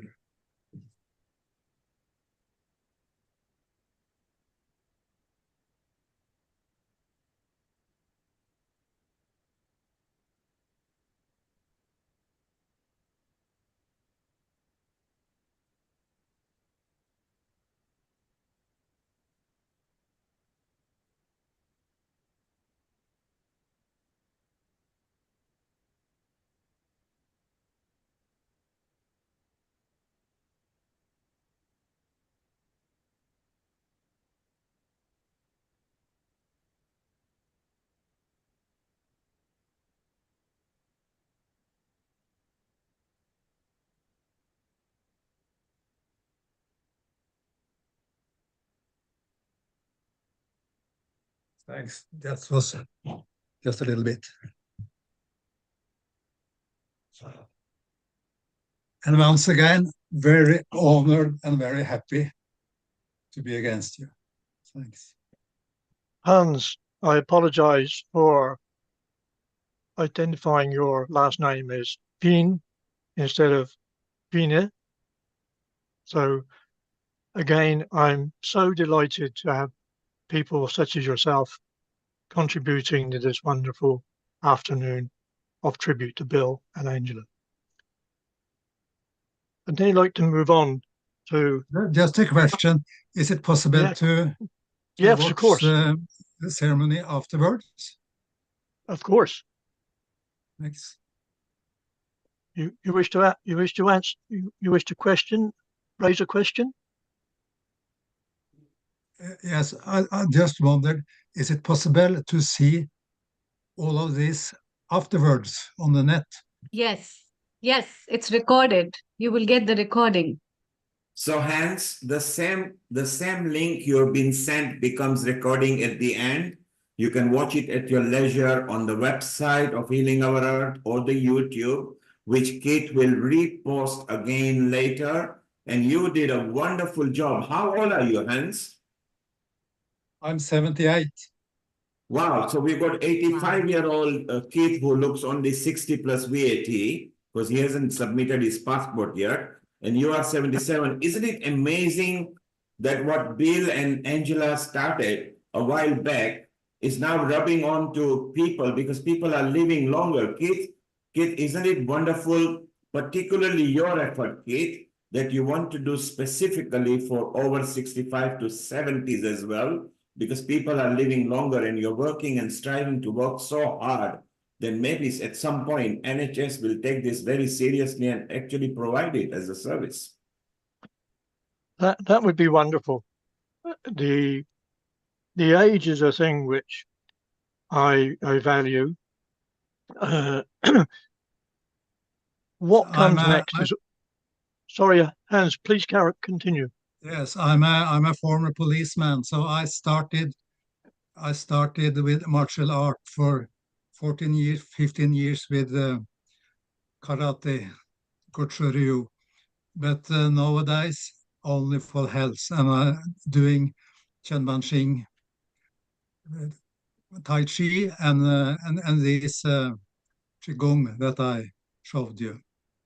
Hence, you are simply amazing. You are not only an asset to Norway, you are actually an asset to the Global Transformation Project, which Bill and Angela wants to also promote. And Keith, talking about that, we also want to acknowledge your efforts because you have been working tirelessly and seamlessly bringing this project today to tribute, 25 years of tribute. Let's also share screen just to show what Bill and Angela were talking about the Global Transformation Project. And if you are watching, just go to globaltransformationproject.org and you will be simply amazed with the information which is down there. So Bill and Angela, we are very proud of you. I want to ask you, Bill and Angela, were you aware what Keith was planning? No, and actually, Keith Keith sent me the schedule, and I told him I just want to be surprised by it. And he only as a courtesy sent you so that you know what's happening. Actually, there were more people who wanted to come than Keith can fit in. So then he had to choose, and then he went round, tediously, tirelessly telling everybody, okay, if you can't come, send in a video. I will make sure that your video is played. He collated everything. He planned the actual seamless flow of things. So I think, Keith, kudos to you, buddy. 85, 15 years only to go at the century. We want you and Hans doing whatever you can to show the earth with all the fantastic work that you are doing. We can move on. I think we want to move on to Malcolm. Or Keith, shall we actually get... Well, before we move on, I'm not sure if he's available at the moment, but we have then Karsten Wang from Sweden, I think. No, he's not. Keith, while you're looking for that, I just want to say real quick, Neil, Keith, everybody, and Amrita, everybody here, this is just so exciting. You got visionaries like you, to be able to hear visionaries like you painting this larger picture of possibility, and the convergence of yoga and meditation and Tai Chi and Qigong that we're creating. We're creating the roots of a tree that's going to grow out to yoga organizations and Tai Chi organizations all over the world to create this family. And I can't thank you guys enough for putting this together. This is so inspiring to see the visionaries all over the planet and hear what you guys have to say. It's incredibly inspiring. Thank you so much, Keith and Neil and Sharon and Clara and Siobhan and CJ and everybody, Amrita. It's really beautiful. True. William, in fact, it's a learning for me as well. Yes, please, Neil Kumar. Yeah, Bill, just to tell you, it was a brainchild of Keith. Long ago, he told me, I want to do this. I said, well, sure. We put it up on Healing Our Earth, because at Healing Our Earth, there are no exams, there are no judgments. We promote everybody equally. And Keith loved it. So he said, will you be there with us? And I'll plan it. And he is such an organizer that when we actually do in-person World Tai Chi Day, maybe London is the best place on the earth because it carries the value. There is London, Trafalgar, and then there is the Times Square of New York. Keith would be a very good person in a real in-person event because he methodically planned it.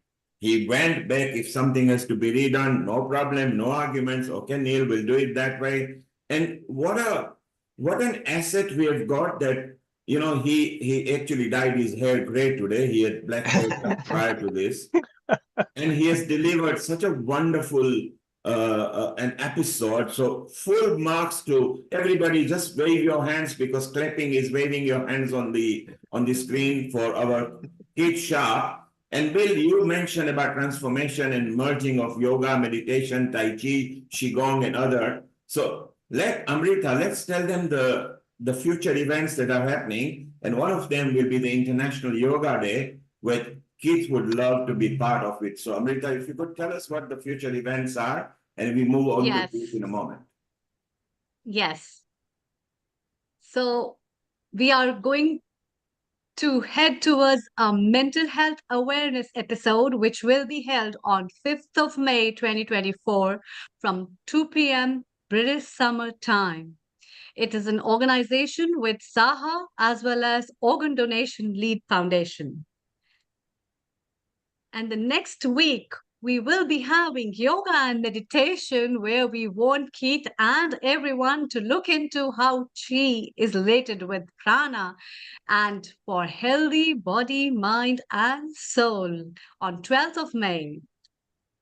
Heading towards, we are having Integrated Health, Transforming Healthcare on 26th of May, 2 p.m. British Summer Time.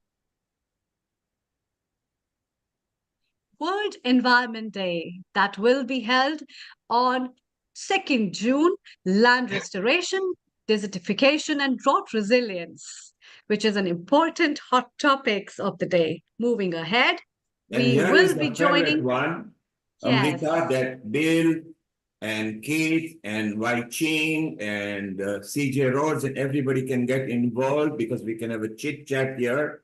Because one of the part of transformation project is to merge every other facets and actually transform and bring all the ancient cultures together.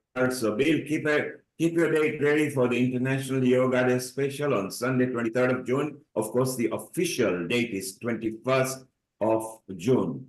So this is just to tell other episodes that we are going to do at Healing Our Earth. Keith, over to you and your wonderful planning. And I believe we go to Malcolm. Well, before that, there was a gentleman I was due to have on, which was Karsten Wang from Denmark. So I'm not sure what's happened there, but we will continue. And before I hand over to Malcolm, I just want to mention that Malcolm and I have been students of the same organization, which was run by a gentleman called, what was his name, Malcolm? I've forgotten. Right. Well, it was very, very good. Tai Soon Tuan, who became an international judge on martial arts.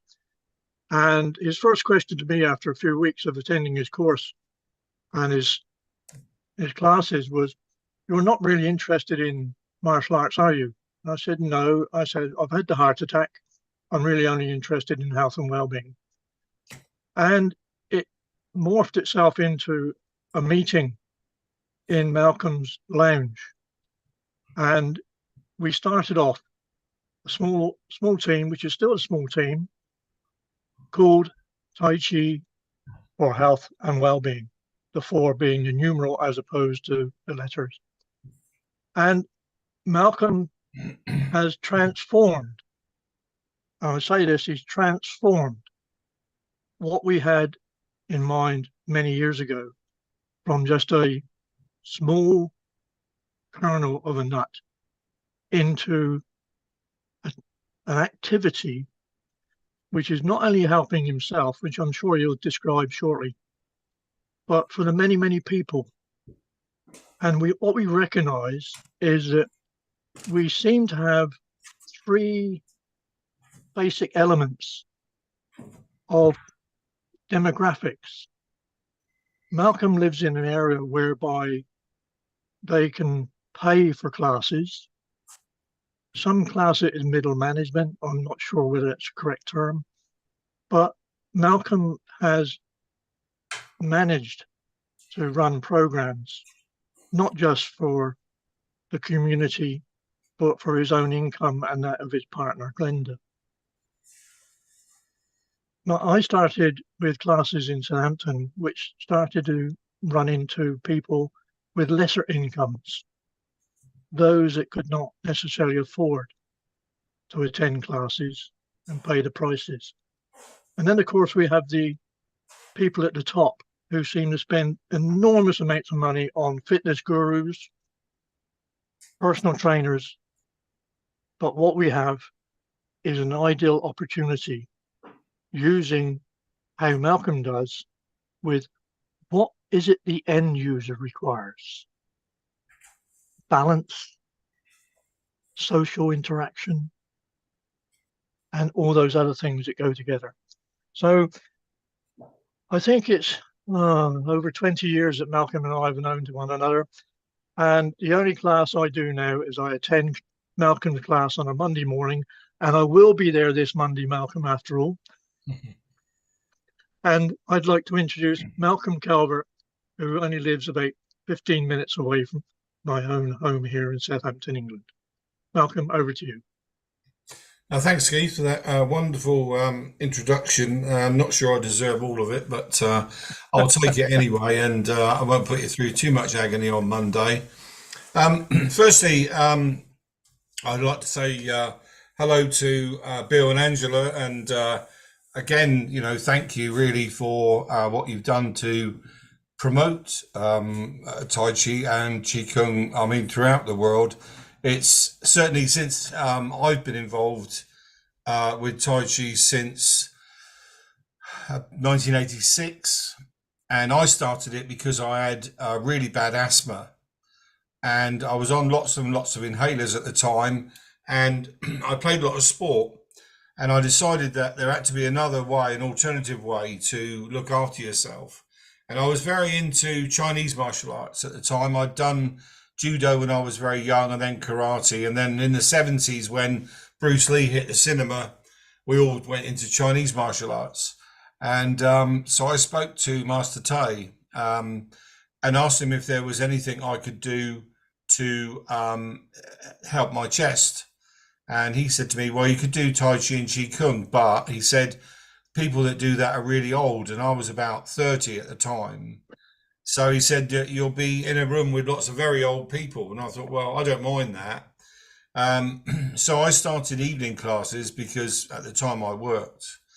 And I found very quickly that whether it was the Tai Chi or the Qigong or the combination, I'm not sure, but very quickly my lungs were started to repair.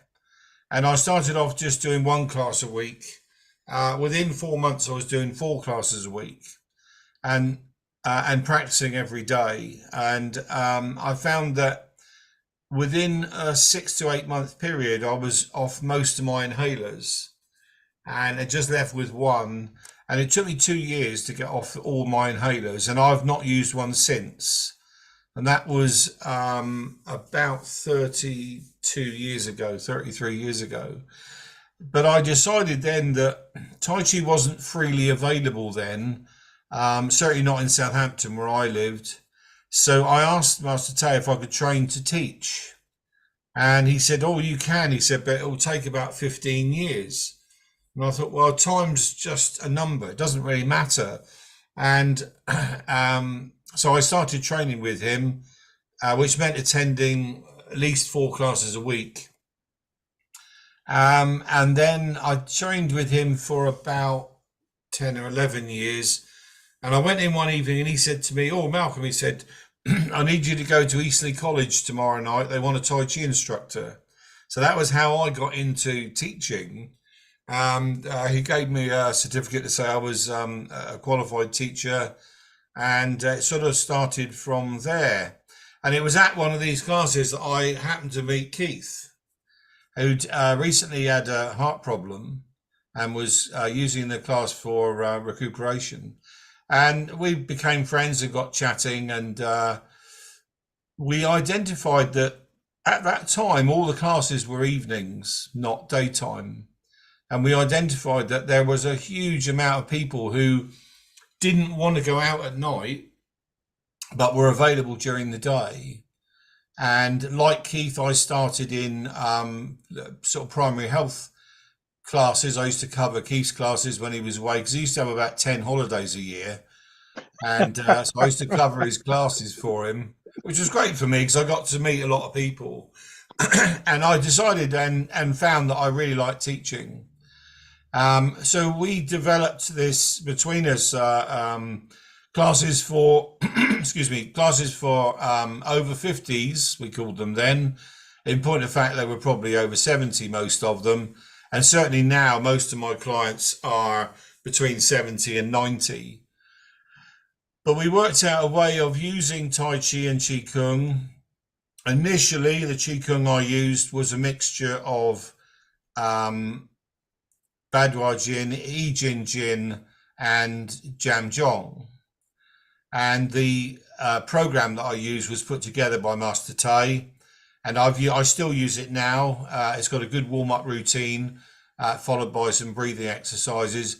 But in the last 5 years, I've been studying with Fabrice Pichet, who's a student of Professor Lin Hao Shen, and studying Shibasha. And what I've found is that, firstly, the Shibasha is medically based, not martially based. And it does have a very quick effect on changing people when you teach them the exercises. They're all very, not all very straightforward. Most of them are fairly straightforward, but they're all based around Yang style Tai Chi. There's a few other bits of Shaolin Qigong in there as well, but essentially it's based on Yang style Tai Chi. But it's about breathing and movement combined together, as opposed to just static movement. Like when you Jamjong is generally static, but Shabasha is mobile. And the more, there are 8 sequences. At the moment, we're up to sequence number 4. And as it goes on, the movements become a little bit more complex. But I found it very interesting that my own feeling of chi and energy has heightened considerably since I've been doing the Shabasha. And the feeling that you get, not only teaching it, but actually going through it yourself, because essentially I'm facing my audience, so I do it backwards so that they can do it the right way around. And apart from 1 or 2 exercises, it doesn't do you any harm whatsoever. It doesn't matter. I mean, at the moment, I only teach 2.5 days a week now. I used to, before lockdown, before COVID, I used to do 25 classes a week. So it was virtually all week. But what I learned from lockdown was that I liked a bit more time off. When we came back, we had to increase the size of the halls that we used because of the spacing after lockdown. So we moved into larger community centres, church halls and things like that, so that we could get enough people in to make it viable, because it was my only income. And also so that people could have enough space so they didn't feel, too close together. And then after the second lockdown, we also started Zoom classes, which again were a revelation to us. And Shabasha especially translates very well over to Zoom. And it is very popular. I still do 2 classes a week on Zoom, and each class will be attended by anything up to 50 people. And the indoor classes, we stayed with the larger halls. And so the classes, whereas before they would be, say, between 8 and 10 people per session, now it's anything between 10 and 25. I don't go above 25 because I feel that's enough. And my partner also teaches. Glenda works more hours than I do now, but she's sort of really into the teaching and training side. But for my own health, it certainly helped me through my asthma. I still have asthma. It doesn't cure anything, but it does allow you to control your asthma. So my asthma is not in control of my body. I control my asthma now. And it's certainly over the last 9 years, I've had a bowel cancer, hernias, knee replacements, you name it. I've had it over the last 9 years, and it's seen me through all of that. And hopefully, I was going to say like Keith, it'll beat me to it, but I'd still like to be teaching when I'm 100. And that's always been my goal, to be able to teach at 100 years old. And in fact, longer than that if I can manage it. And but it's great to see so many people from all over the world.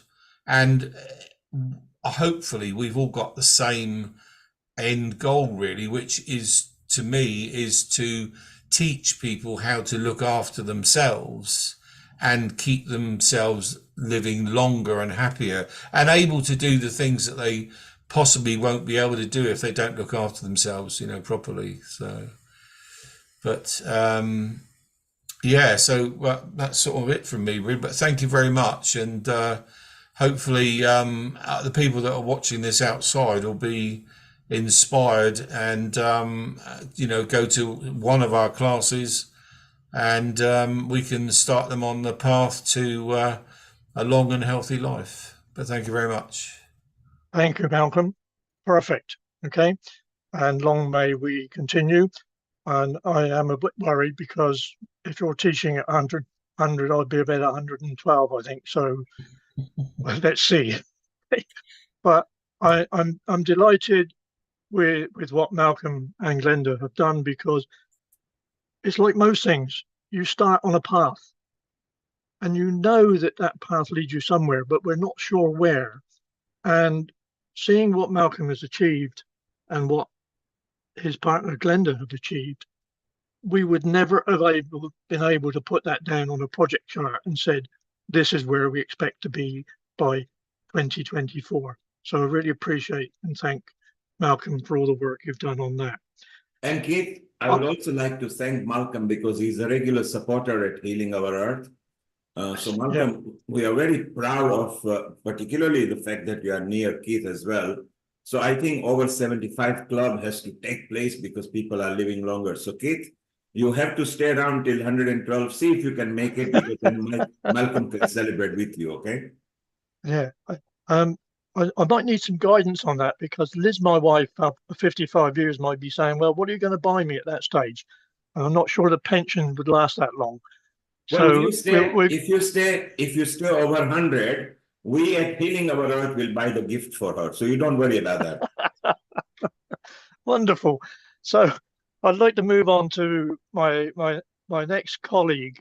Now, Malcolm, alongside Mark Peters and this next gentleman, I treat as my advisors.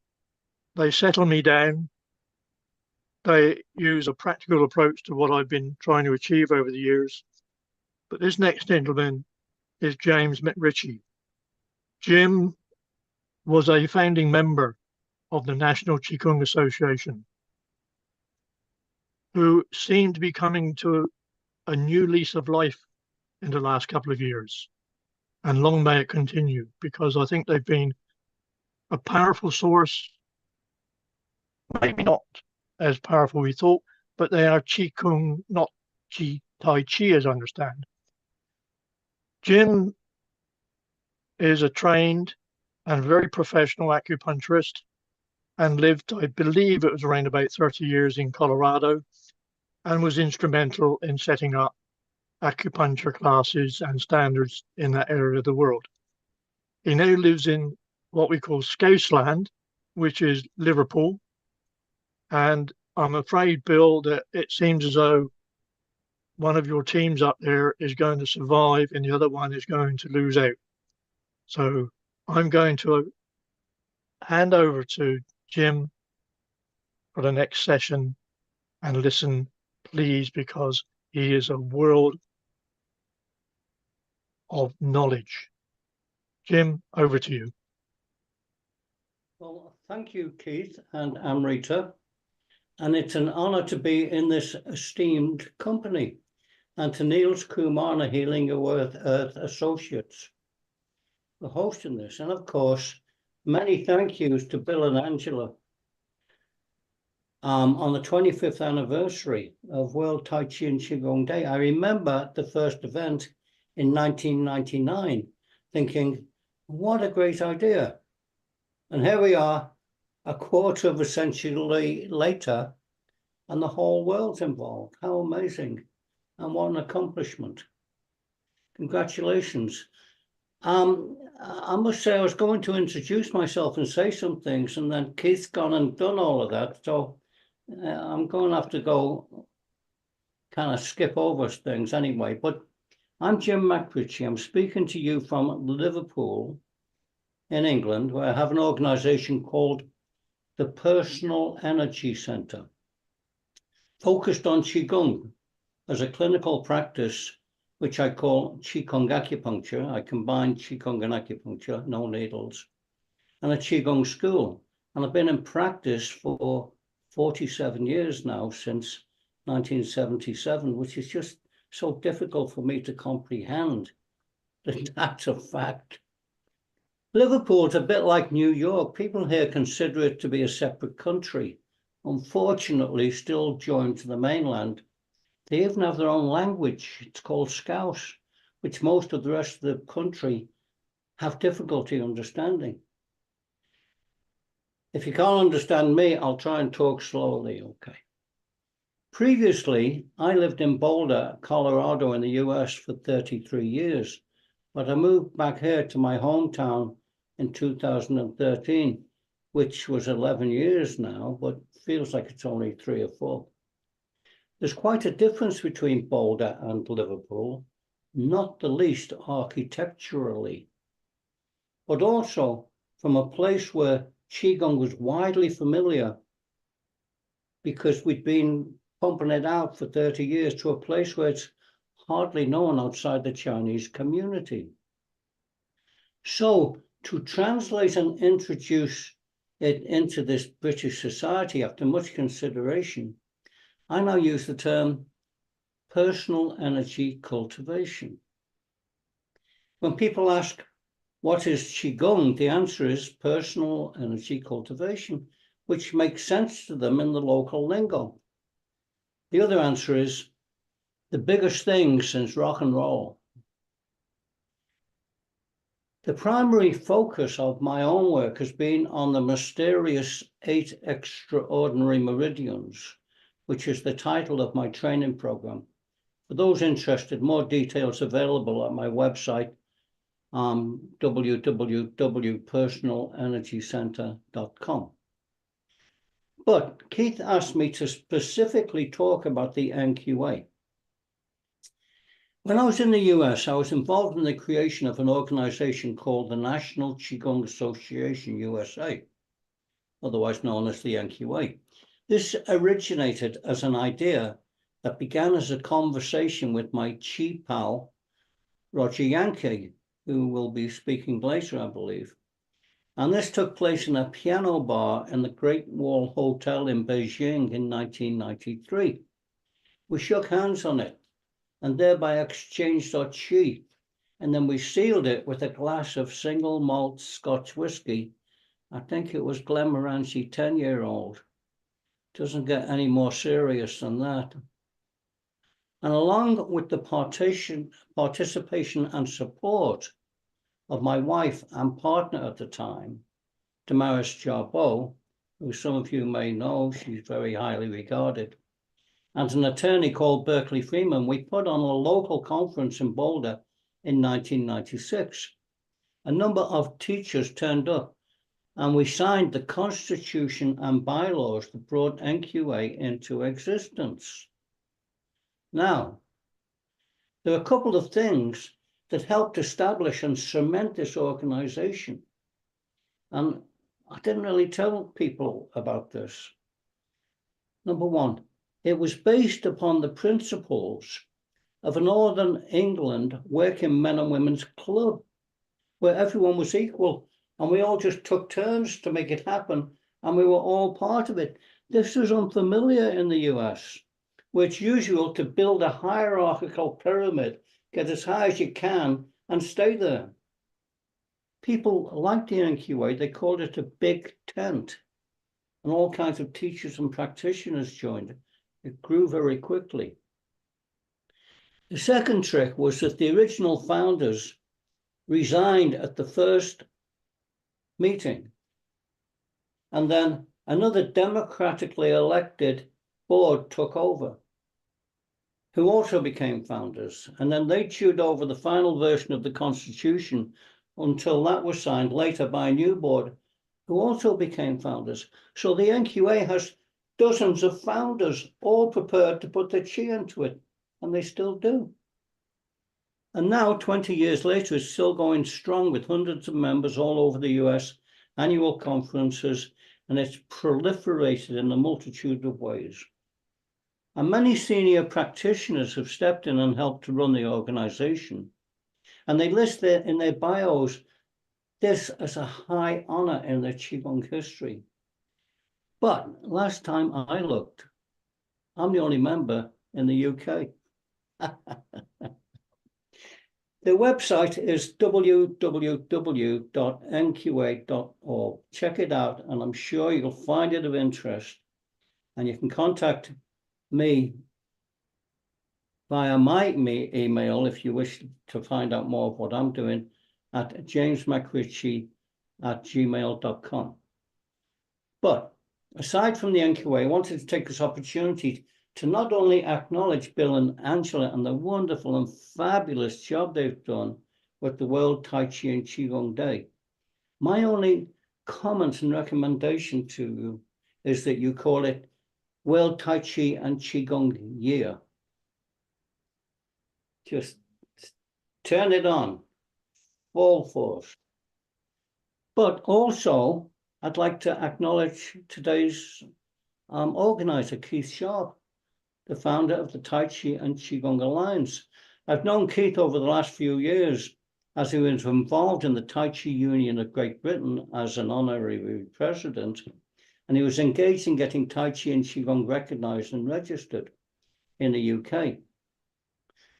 I want to say that in his many years in management as a senior negotiator in industry, he was able to find his way in Qigong and Tai Chi through the minefield of politics. It's like tap dancing on eggshells and get the ball over the line. And now these things always take an amazing and enormous amount of time because everybody has to have their say.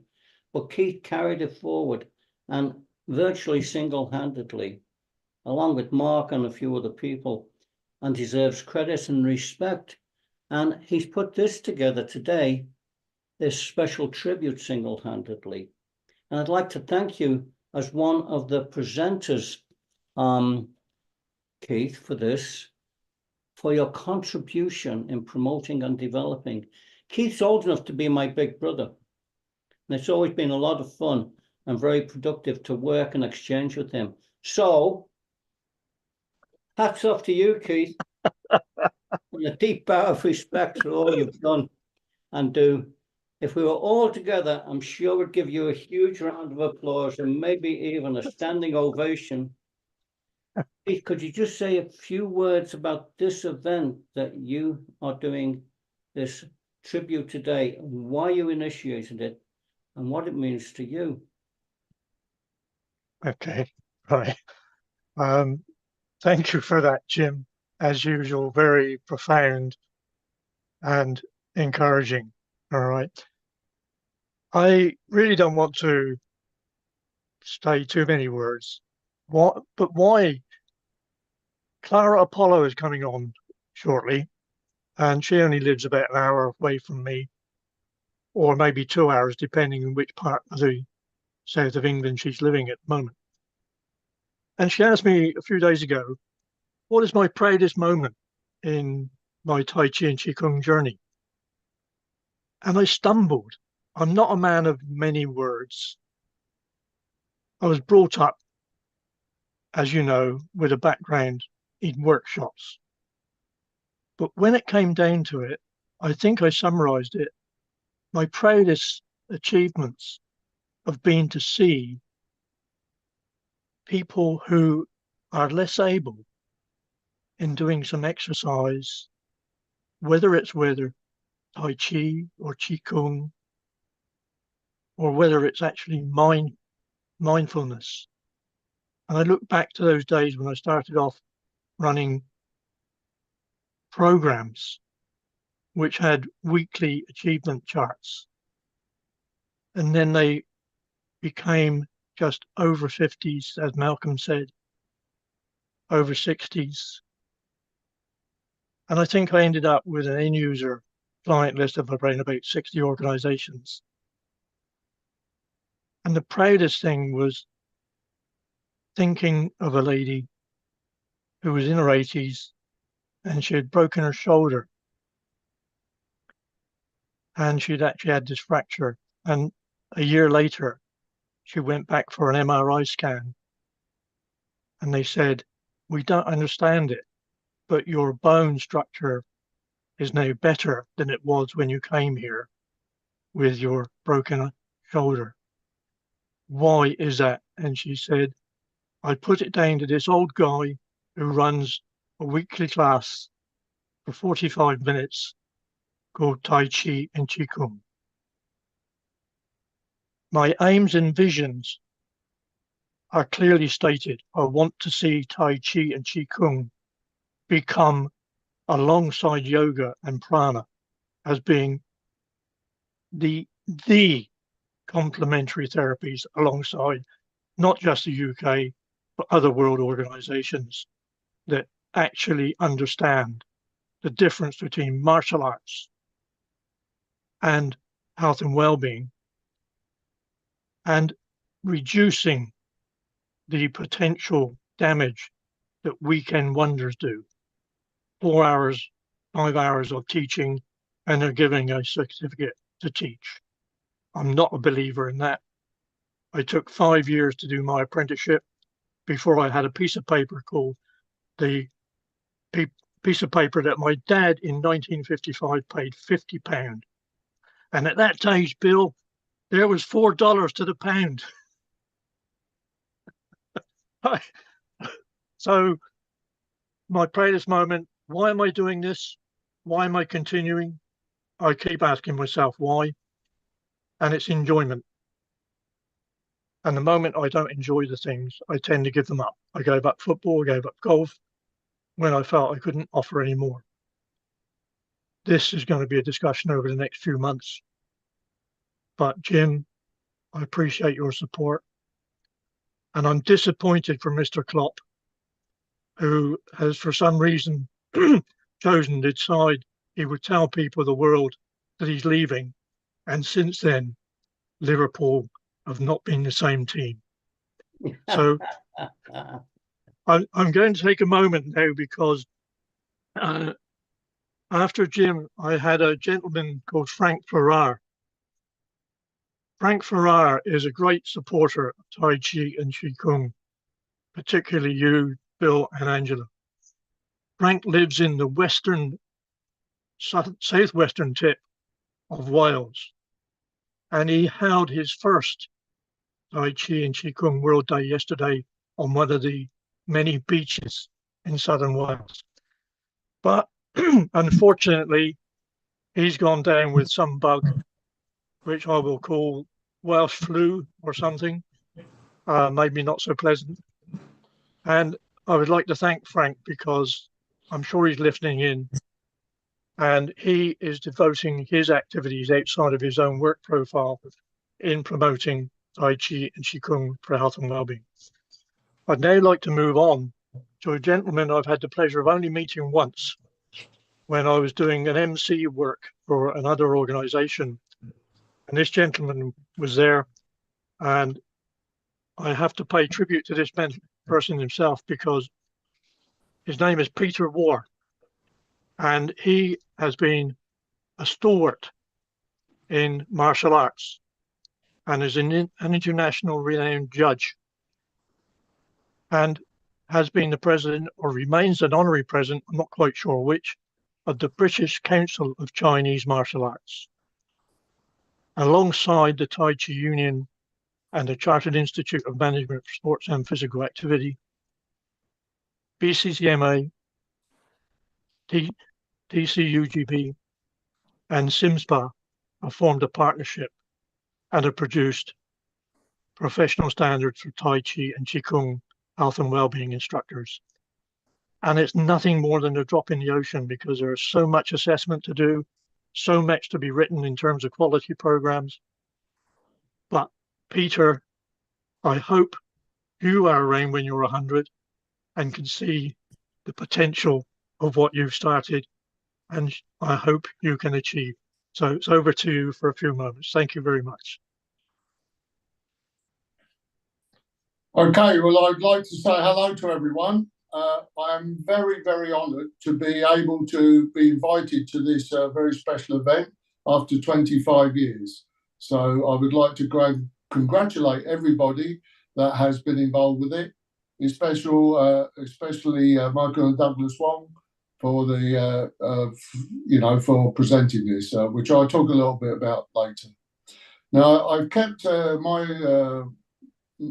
my little speeches are probably a little bit different to the others because I was asked to give a little bit of history of my own training and practicing about the BCCMA and about some Tai Chi and Qigong. So first of all, I'd like to say my name is Peter War.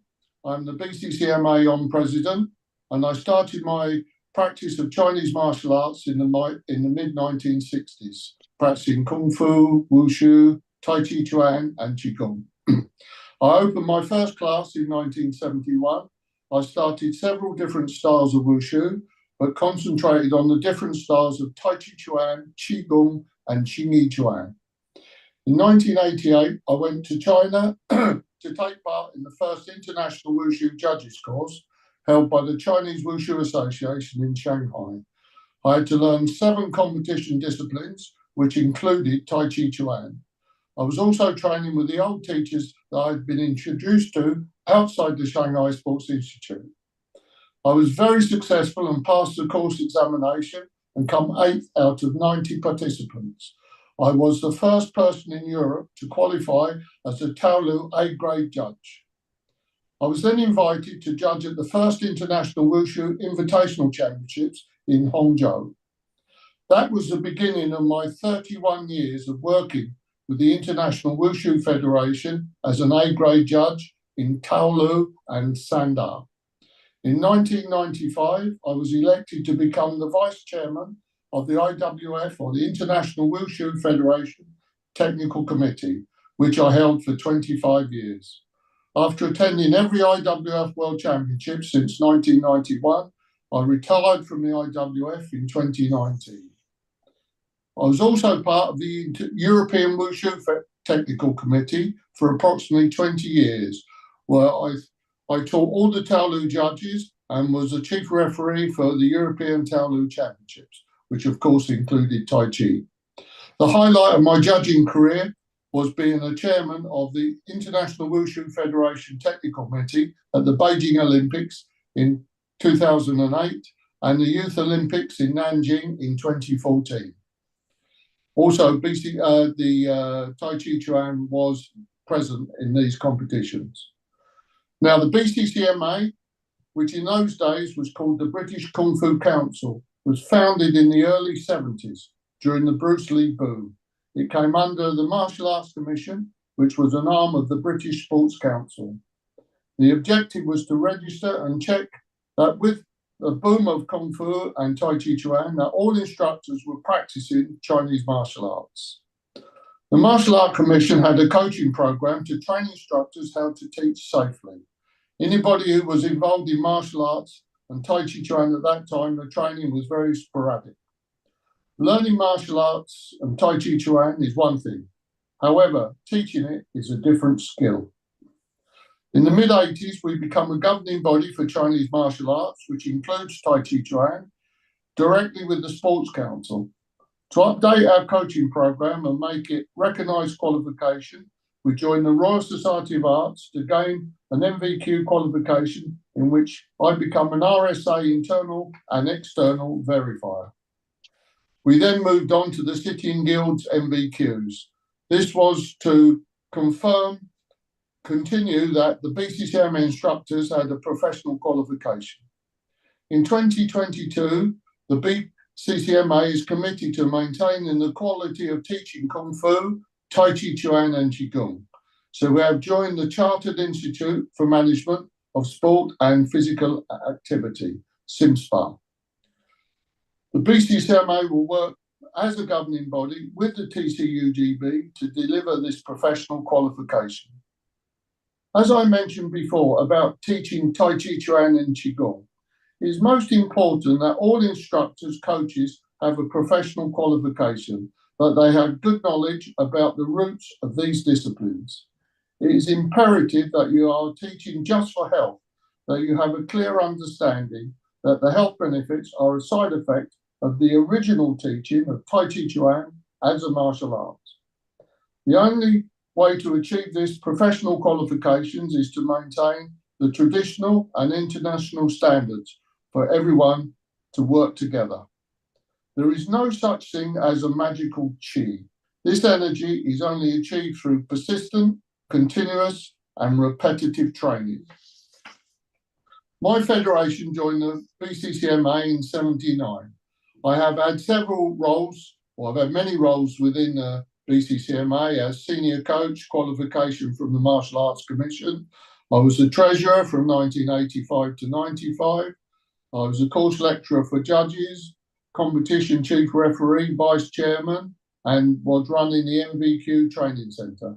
I'm now the honorary president. Also developed in 2016 the BCCMA National Championships, which is held every year for Tai Chi Chuan, Xing Yi Chuan, and Bagua. Although I've not been directly involved with the World Tai Chi and Qigong Day, I am fully aware of its success and delighted to offer my congratulations to Bill and Angela Wong for their incredible work. I'd also like to say a great big thank you to Keith for training me in these special, or inviting me to this special occasion of 25 years. So I would like to thank you all very much. Thank you. Peter, that's fantastic. One of the challenges that those of us that are involved in the health and well-being only areas are concerned is acknowledging the work that people like Peter have put in to maintain the standards of martial arts. I have received a number of criticisms, downright rudeness over the last few months from people who consider them to be martial arts and Tai Chi Chuan, supreme ultimate fist people, but they don't say which system they're following. What we need is what Peter is advocating, is bridging the gap between the fantastic background that Peter and his colleagues in the BCCMA have had through martial arts, engendering health and well-being, and using their experience to bridge that gap between us, because there is a gap. And Peter, it's nice to see you again. And I did get the invitation many years ago from Tang Soon Tuan, who was one of your colleagues on the BCMC committee, to join the BCCMA as some form of committee member. But I've always turned down those opportunities because I like to be acting as an independent on many occasions. So I really thank Peter and his acknowledgement of the Tai Chi Union, the Chartered Institute, and the need for professional standards. And we can work together on that. And I look forward to more and more conversations, Peter, in the days to come. Thank you very much indeed. And Ken, I would just like to say thank you very much. Is that now I've done martial arts all my life, but now I'm an older man as well, and I've had many problems. So I teach a lot. I work a lot for the U3A groups, which is the retired people practicing Tai Chi and Qigong. And as you said before, some of the feedback we get from these people has been fantastic. You know, yes, I think we must remember the traditions of what we're doing. It's important to maintain them, but at the same time, you know, when you're younger, the martial arts is much more important, and as you get older, it becomes the health side of it is even more important. So, yes. Perfect. Okay. Okay. Anyway, I'd like to thank you very much. You're welcome. You're very welcome, sir. And Rita, we were down to have Rajiv Gupta on at the moment, but I don't see him anywhere. Is he around? So Keith, we can move. Keith, we can move on to Clara Apollo. She is here, Yep. and if Okay. Rajiv comes, we'll bring Right. in. So far, things are moving beautiful, and later we'll see some videos as well. And I love to see, Keith, you brought so many friends over 70. Isn't it wonderful that we have got a hope, because I'm going to turn 70 in 3 years' time. So I want to follow the footstep, and I painted my hair gray already, so I'm fine. And Bill is with us joining. So what a legacy you guys are leaving around for all of us. Thank you, Keith. Over to you, and over to Clara.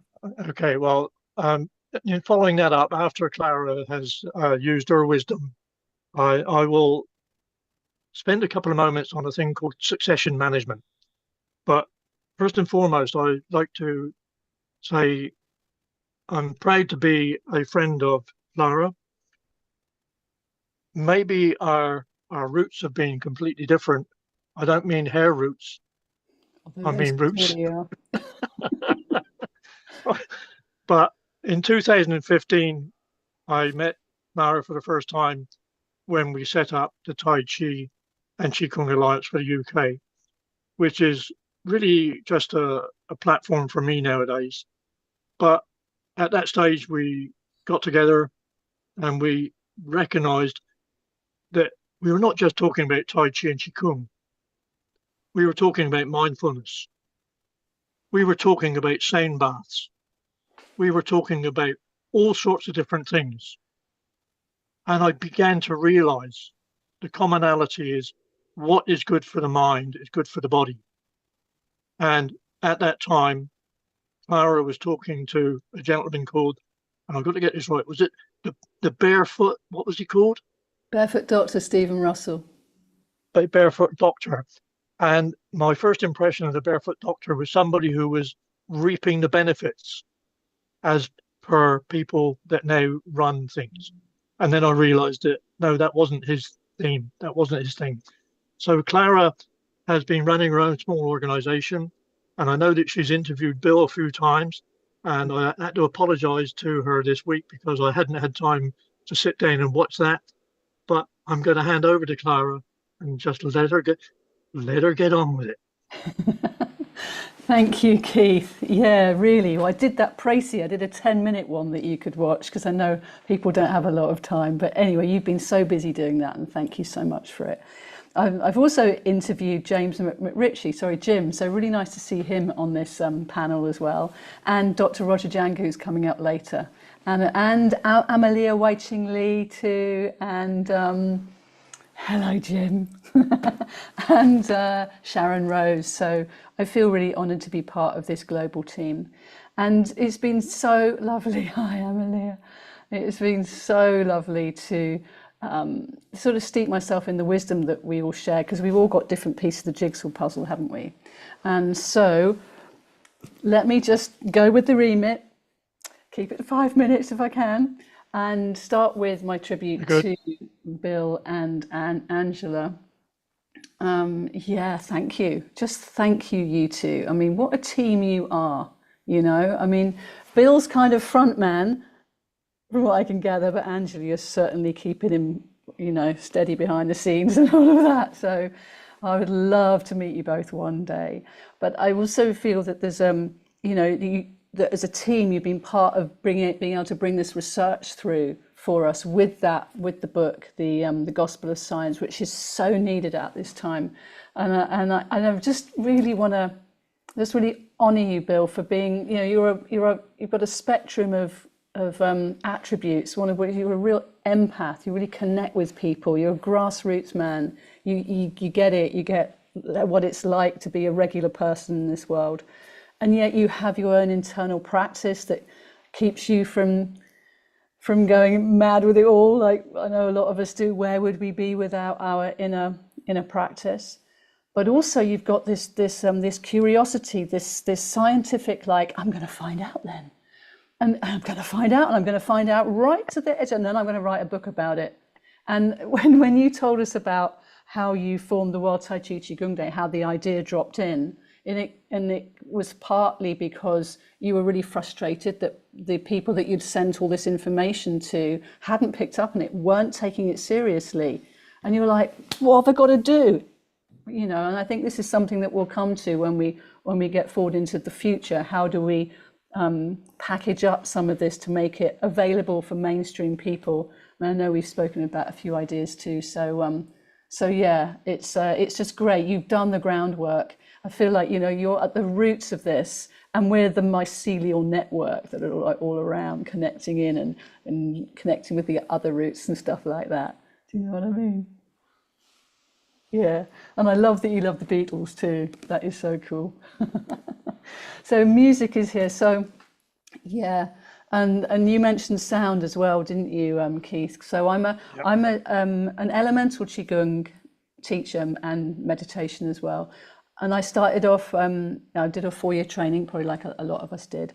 And I worked for 10 years in the leisure industry, really working with mainstream people with all sorts of symptoms and diseases and disorders, because I really believe that there's a simplicity to what we can offer for people these days. And And I think that's really important to realize. Sometimes they haven't got time to come into a whole session, and there's some pieces that we can help them with in their everyday life to help them choose, because it's not easy out there right now. And they might say, oh, well, you've been doing it for years. I say, well, I'm challenged. I still get challenged like we all do, but we do have more skills to be able to pull on, to be able to choose how to respond in a given moment and how to resource ourselves. So I have added, chi time, yeah, I might mention that, I might.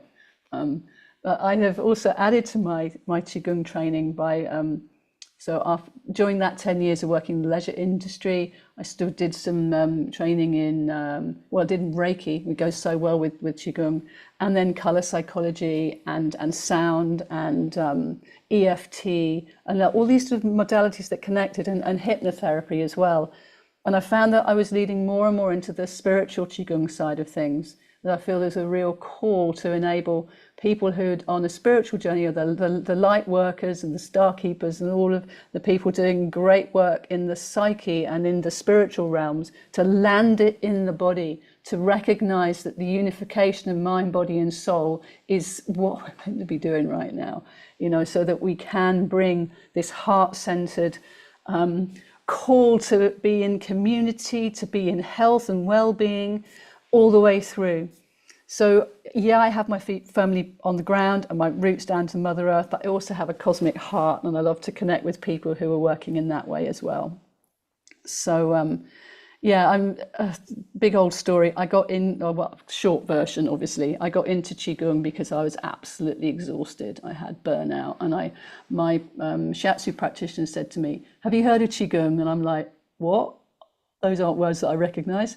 But he said that he was teaching it and I could go along and do it. And the first class that I did, it was just I came back home. I landed in the present moment. It was my pathway to mindfulness, reclaiming the movements that I used to love in ballet, and also be challenged by the Wu Chi.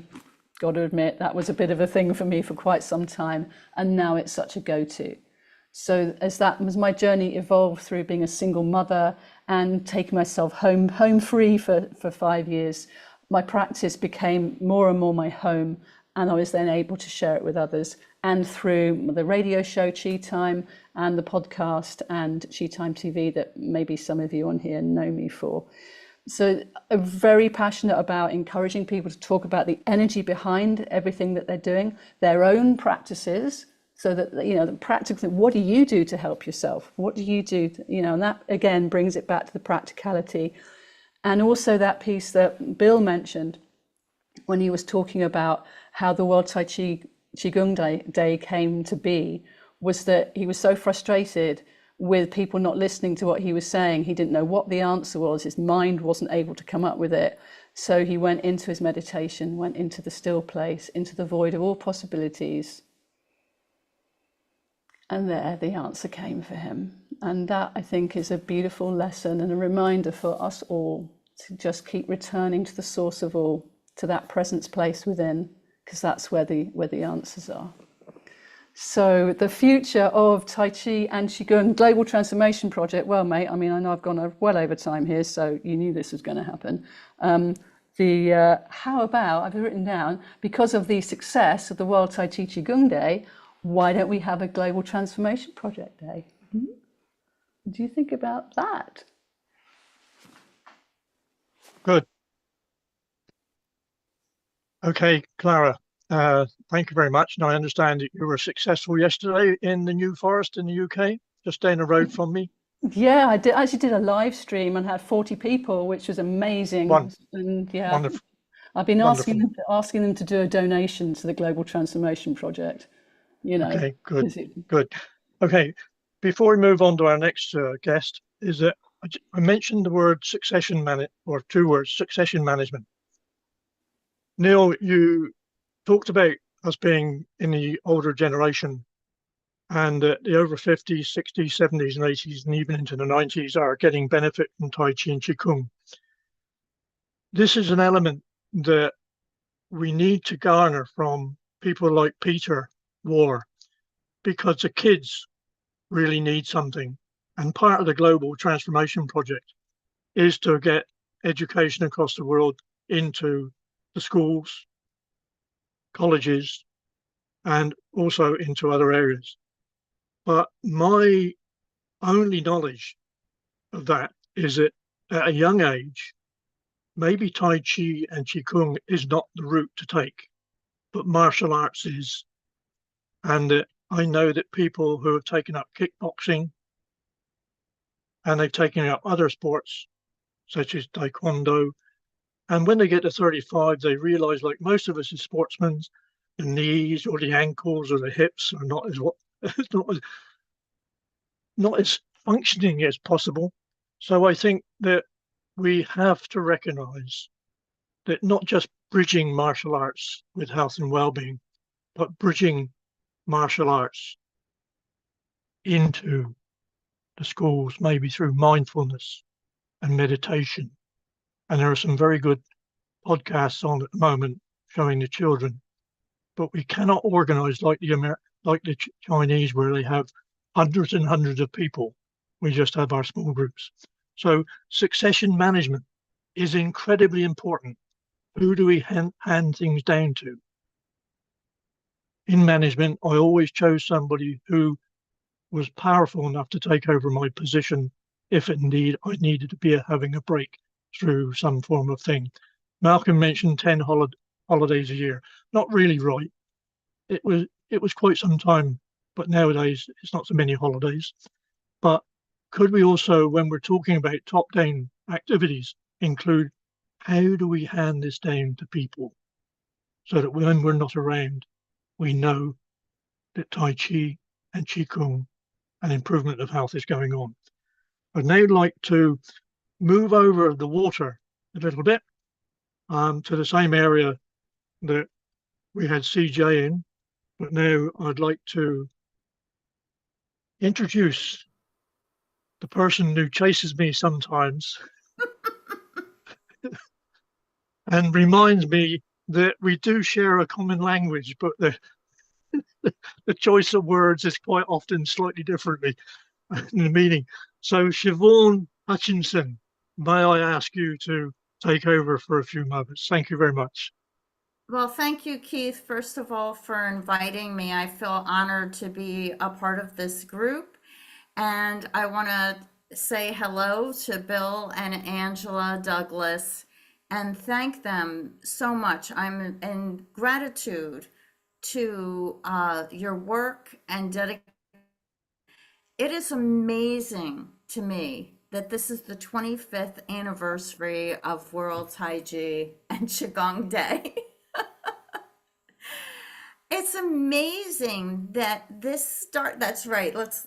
It's amazing that this started, and CJ too is wearing it, from a small group, and it's grown into an international event. I believe that you two have educated the public worldwide on these practices and continue to do so. And what I'm honored to be a part of now is your new project, the Global Transformation Project, which is to educate and inspire people to have mind-body practices a part of early education. A lot of us, I'm sure, that have come to these practices as an adult probably feel, boy, I wish I had had this as a child. I wish I had these skills to self-regulate myself. I think of the traumas and had difficulty focusing in school until I became a teenager. It was very hard for me. Tests also scattered my head. I did great on my own with essays, but tests were very difficult for me. Had I had Tai Chi, Qigong, mindfulness practices, if I had been able to calm down, I think I would have achieved a lot more as a student and also in my career. And so I hope that everybody will join the Global Transformation Project. I'll put the link in the chat for everybody. And of course, like everyone else, we're like the public broadcasting system. We desperately need donations to keep our work going, and no amount is too small. But more importantly, we need everybody to sign the petition to the UN to make mindfulness practices a part of early education. Please just sign the petition. We need to put a spotlight on this. I'm sure every teacher that is on this program today and every practitioner who's listening in has an amazing story of how these practices have transformed your life. These practices are life-changing, and wouldn't you want to share that with everyone you know and love? And look, I see on the chats that people are saying they signed the petition. I have actually put on my signature line and all my emails the link to sign the petition on all my emails, just asking people to do it. Social media, my clients. We produce a live online program every month. And CJ is a part of that, Dr. CJ Rhodes. And we interview researchers on mind-body practices. So I hope you will all join us. And Bill and Angela, I thank you so much from the bottom of my heart. It's been a great ride with you too, and I'm honored to help you out. Keith, thank you and Neil also for creating this program, this opportunity. So thank you so much. From New Jersey in America, I'm going to sign off and thank you so much. Thank you. Okay. Can we? Yes. We're doing well with time. Everything is running beautiful. Maybe we can hit some videos while we have got the crowd here, and then you can carry on a bit later as that would be perfect. On to more people. And I have got one ready while Nishit keeps the other ready. Let's play this one while we are watching at it. And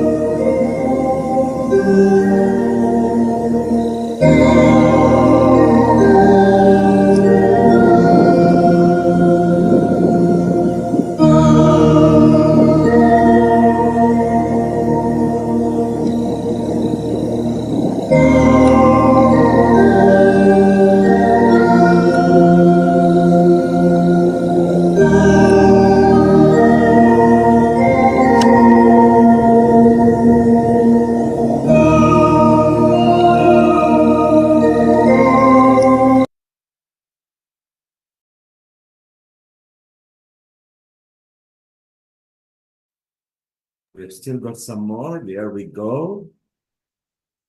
Dear Bill and Angela, on behalf of the Osher Center for Integrative Medicine and members of our local Tai Chi community here in Boston, I want to express my sincere gratitude for your vision, commitment, and passion in advancing awareness of Tai Chi and Qigong throughout the entire world.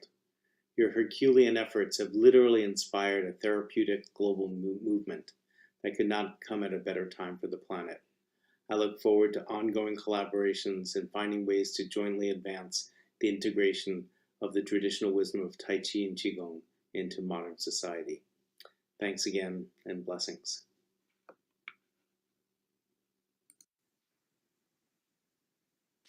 Hi, Bill and Angie. This is Daisy Lee of Radiant Lotus Qigong.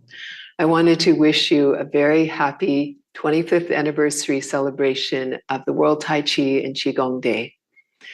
I can't believe that it's been 25 years since you began this journey, and what a lot of effort you put into this to let people know about the benefits of Tai Chi and Qigong. I am so proud of you and so grateful for all the hard work that you've done to get us to this point.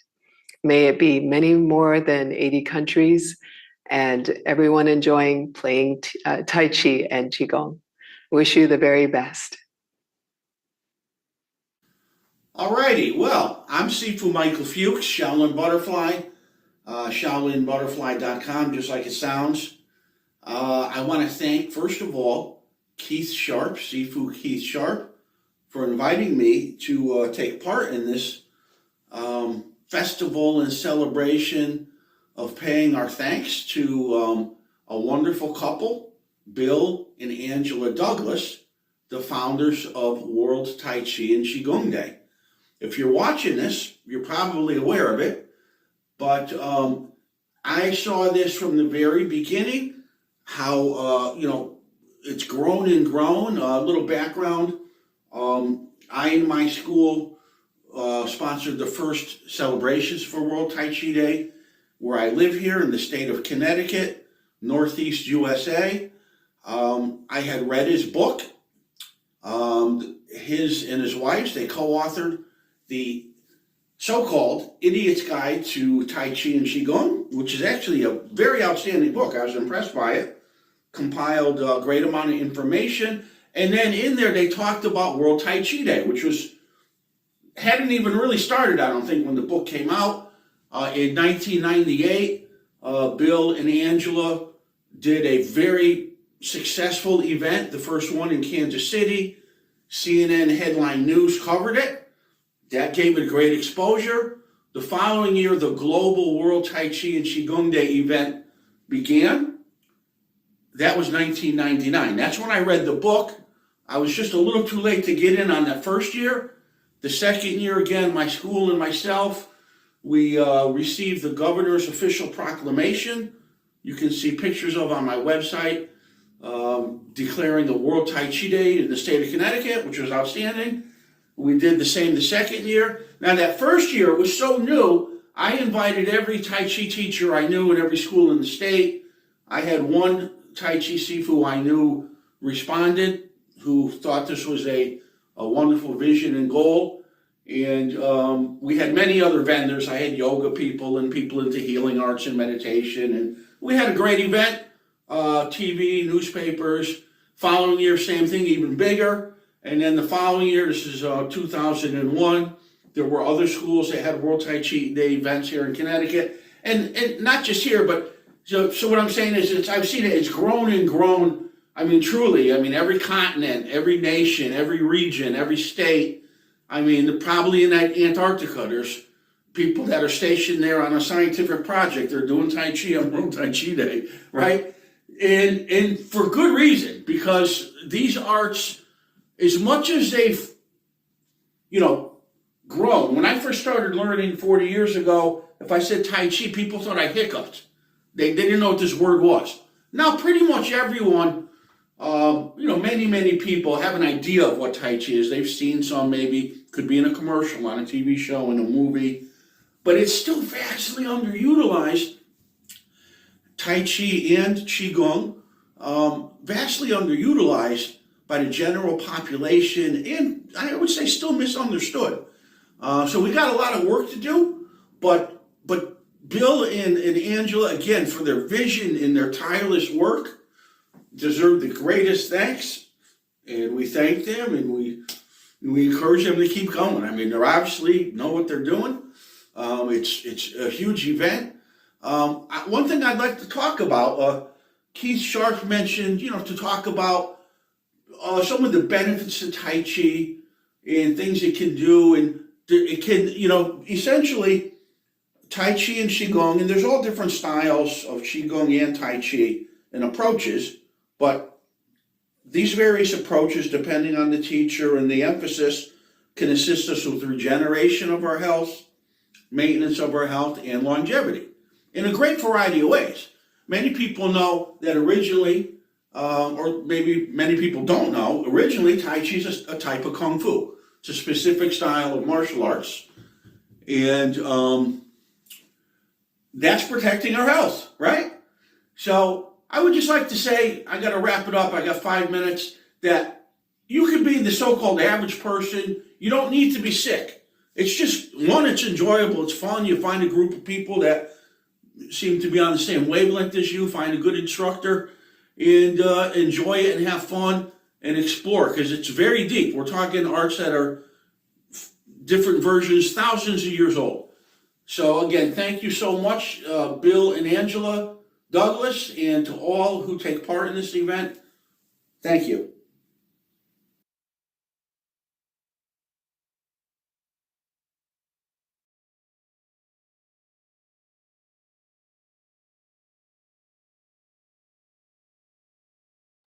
You're muted, Keith. I'm here now. Wow, that was a rousing performance by Michael Fuchs. All right. I can imagine him being on the flight deck of one of the aircraft carriers and laying the law down to all the people who are making everybody safe. So thank you, Michael. Thank you to Peter Wayne at Boston as well. And of course, to Daisy from Puerto Rico. I'm now going to jump back to this smiling gentleman here, Rajiv. All right, I've got you unbooted, so please, Rajiv, can you say a few minutes as we catch our breath again?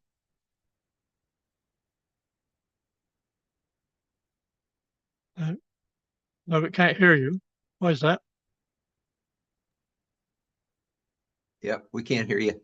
Rajiv, can you try to unmute again or join again? Rajiv, if you can hear us, try to unmute again.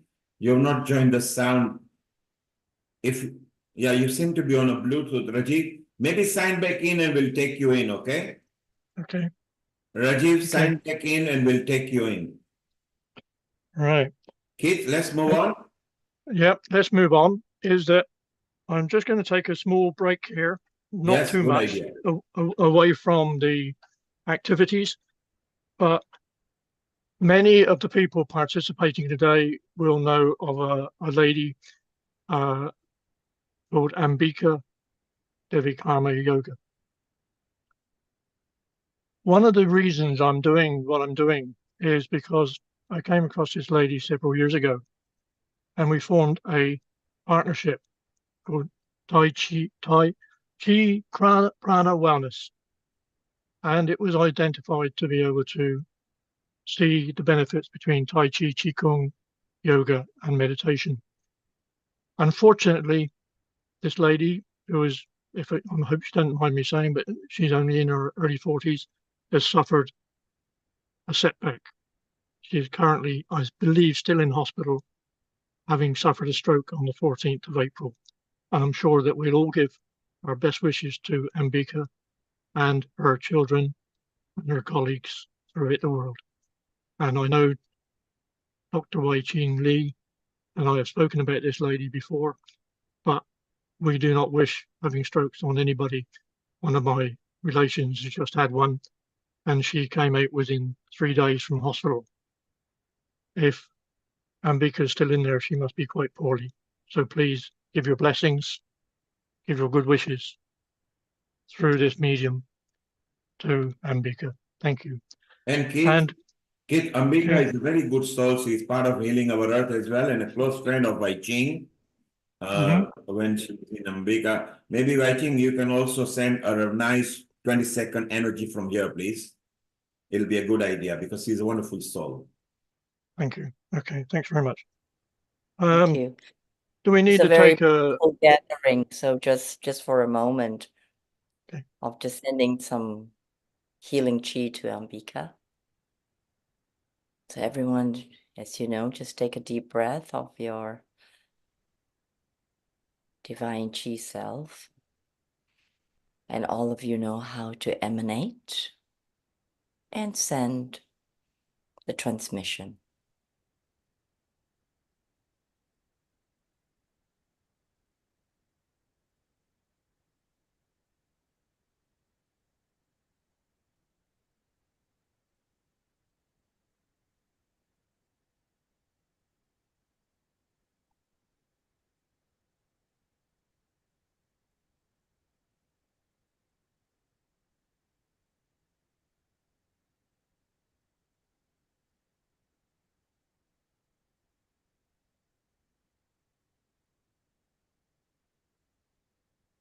With the next breath, we just seal it into her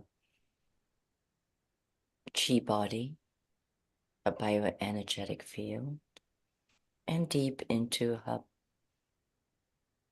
physiology, bloodstream, into her cells. And lifting up the vibration of her physical self.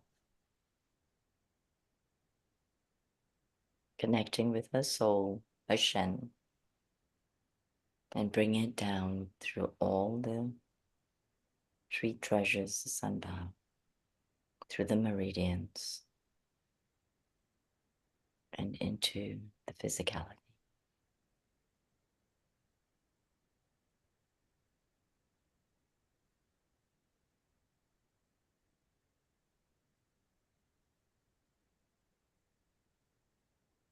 Thank you, Wai Ching. What a wonderful, I think we all grouped together and it was a perfect time. Wai Ching, stay around. We'll be coming back to you later. Keith, it's a perfect time to welcome our senior host and anchor at Healing Our Earth, our very own Sharon Rose, and one of our friends too.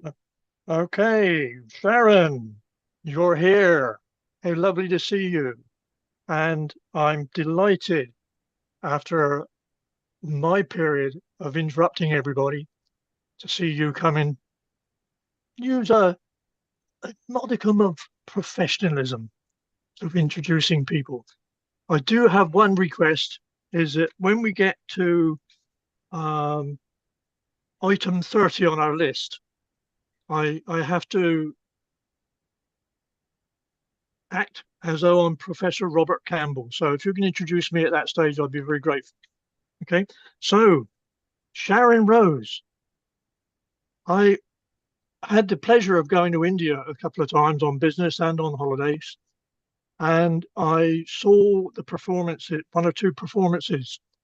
And I hope you don't take this wrongly, Sharon, but when I see the ones of you dancing a few years ago, my God, you were a good girl.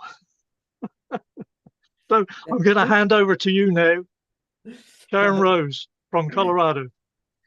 Global Namaste. It's just such a joy to be with you as always on this amazing day where we're celebrating the exquisite, powerful, and heartfelt work of Bill Douglas and Angie. And Sharon, Yes. before we let you carry on and before we just temporarily put back Keith on the gallery, Keith has done such a wonderful work because he was also coordinating with you to put this thing up as well. And so we want to acknowledge that, Keith, although we mentioned earlier, you have done such a sterling work. You can see the smile on Bill and Angela anyway. And you made the first effort that they should be globally recognized, not just for this quarter century. In fact, you planned for the half century, but you might have to extend your lifespan. So we can welcome them. And Sharon is also a friend of Ambika as well with Wai Ching. And Sharon is also friends with Bill, because Sharon has brought Bill several times on Healing Our Earth. So Sharon, we are very proud of you too as well. Well, thank you. Who's Yes, over to you for a while. after most of you know my background, years in India, living with the great Sitara Devi, Queen of Kathak and Bollywood star, and then filmmaker. And then how many years ago now, around 2016, I took my journey into Qigong and began working on my film, Quantum Qi, the Taoist Art of Nurturing Life. And I want to tell you all that we are finally finishing the film, and it should be a few months. Finally, it's been quite the challenge, but we are finally going to finish it, and we'll bring it out. And during this period, as I've been working on it, I immersed myself deeply. It's like getting a PhD in Qigong, because I was able to interview between the film and bringing Qigong really to the Shift Network, the Qigong Global Summit for 2 years. I was able to meet and interact and interview, let's see, probably about 40 different Qigong teachers and masters and healers, and work together with Amalia Wai Ching, Roger Yonka, Dr. Effie Chow, Ying Xing out of Eastover Estates as associate producers, and create a really beautiful work of art. You know, my background in India gave me such a desire to bring beauty and bring the power of the spirit. And that's what this film is about. And that's what Qigong, it was amazing because I had been with different teachers and masters in different traditions. And when I met all of these Qigong masters, there was such a sense of giving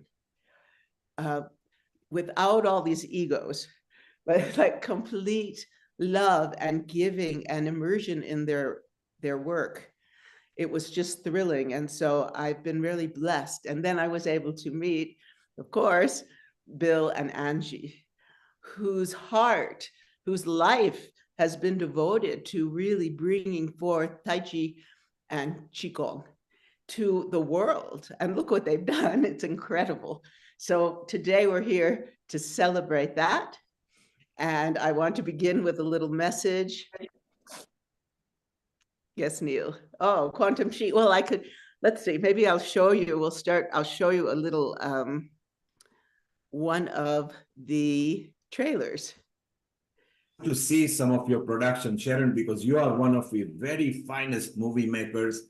Every time you come on Healing Our Earth with the video reels, everybody eagerly waits to see that. And Sharon, while you're looking at that, and keep it ready, we had one of our resident guest, Rajiv, who was a bit late. Maybe we take his message while you are keeping things ready, okay? Great. Rajiv, yes. Can you unmute yourself and give your message? Can you hear me? Yeah, we can hear you loud and clear. Go ahead. Fantastic. Thank you so much. It has been a fantastic occasion to pay the big tribute to Bill and Angie. They have done amazing work. That will be not remembered now. It probably will be remembered in the history of Tai Chi and Qigong. Tai Chi and Qigong is an ancient art, and really bring it to surface in a very scientific way, which I admire most. Being a scientific person, a good proportion of you might know, I'm a medically qualified person. I'm a medical qualified doctor, a consultant working in the United Kingdom, and therefore I am also a professor. So I judge everything into the evidence base and in the way it actually is translating into a person as well as to a patient. And Bill has done amazing work. We had discussions, and it has been, I was actually quite impressed with what is done. So, from my point of view, it is a big addition to the ancient, traditional, as well as the modern science working together in that form, which is what I think is intervention. And this is something which people are looking forward to, and each movement is an alignment to the big universe. All of us are part of universal energy, and through the platform of healing our earth, I can say very well that Mother Earth and other planets are all in alignment with each other, whether they circle around each other or in alignment through their energy, giving the human mankind that energy. And that energy is what I wanted to tribute to this occasion, where we all people who are on this platform, whether it's YouTube or it's Periscope or it is Facebook Live or Zoom or whatever, anybody who's connected today is connected for a purpose. All we are on this purposeful journey to make this earth a better planet than it was before. And thanks to again Lil Kumar for your efforts as well as for the health, who the whole healing our team.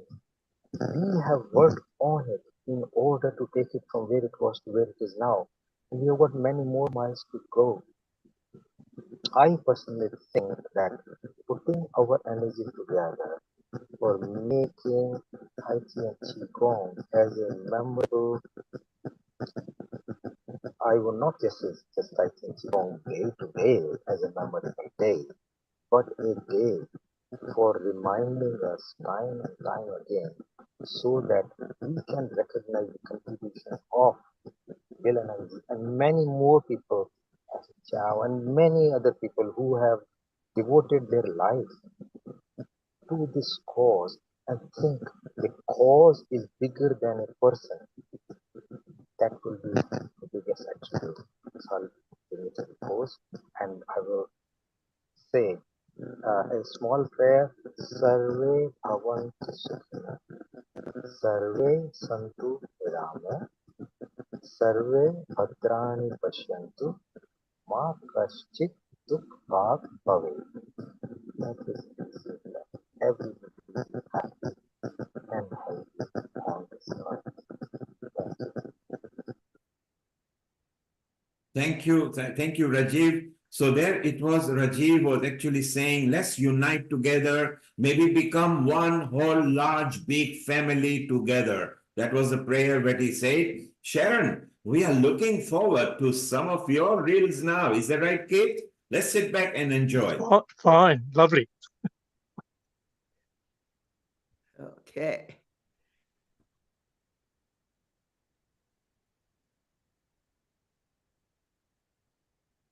And Sharon, of course, at Healing Our Earth, you brought so many Tai Chi and Qigong experts together with yoga and meditation experts and the kitchen experts. So you are an instrumental part at Healing Our Earth, our very senior host, while you are kicking in and working that out. There we go. I hope you were happy seeing Rajiv, your friend, professing that we should all unite together, including kids. Ah, wait, we got the video. Let's watch that. Okay.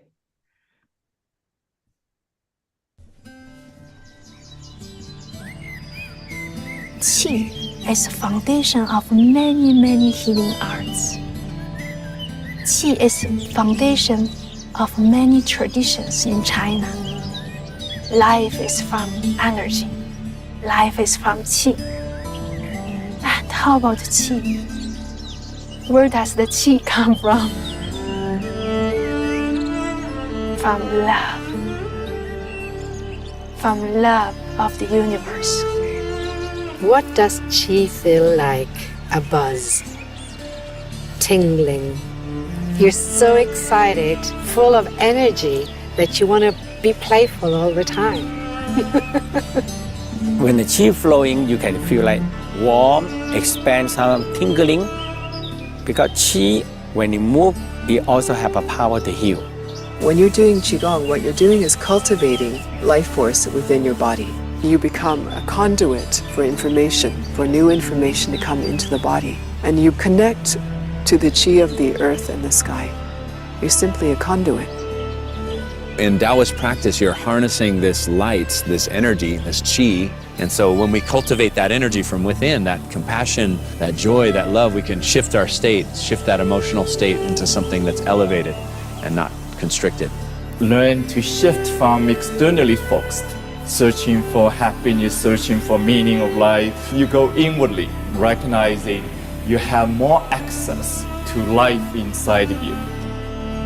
It's a discipline, a healing art, a way of training the body and mind, a meditation in motion, a medication in motion, a way of conditioning the body for martial arts, for sports, improving strength, stamina, balance, and coordination.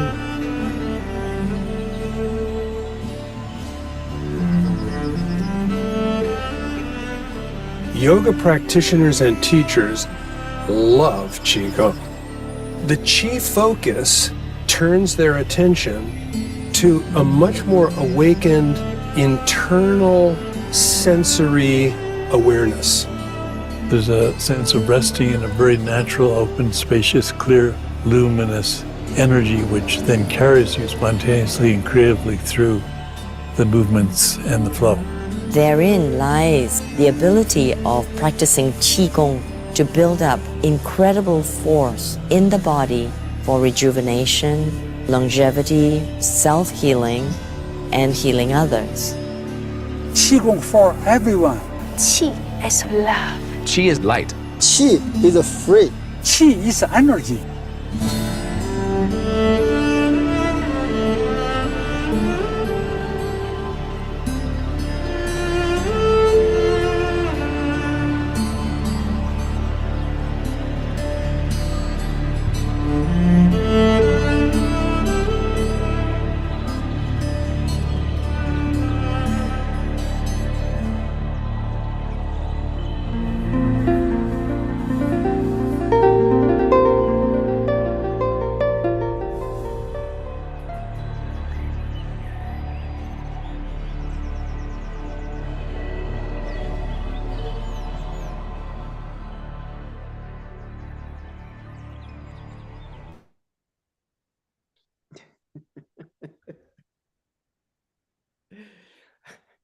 Amazing, Sharon. Amazing. That's so beautiful and so lightning. My God. I just felt I'm inside it actually.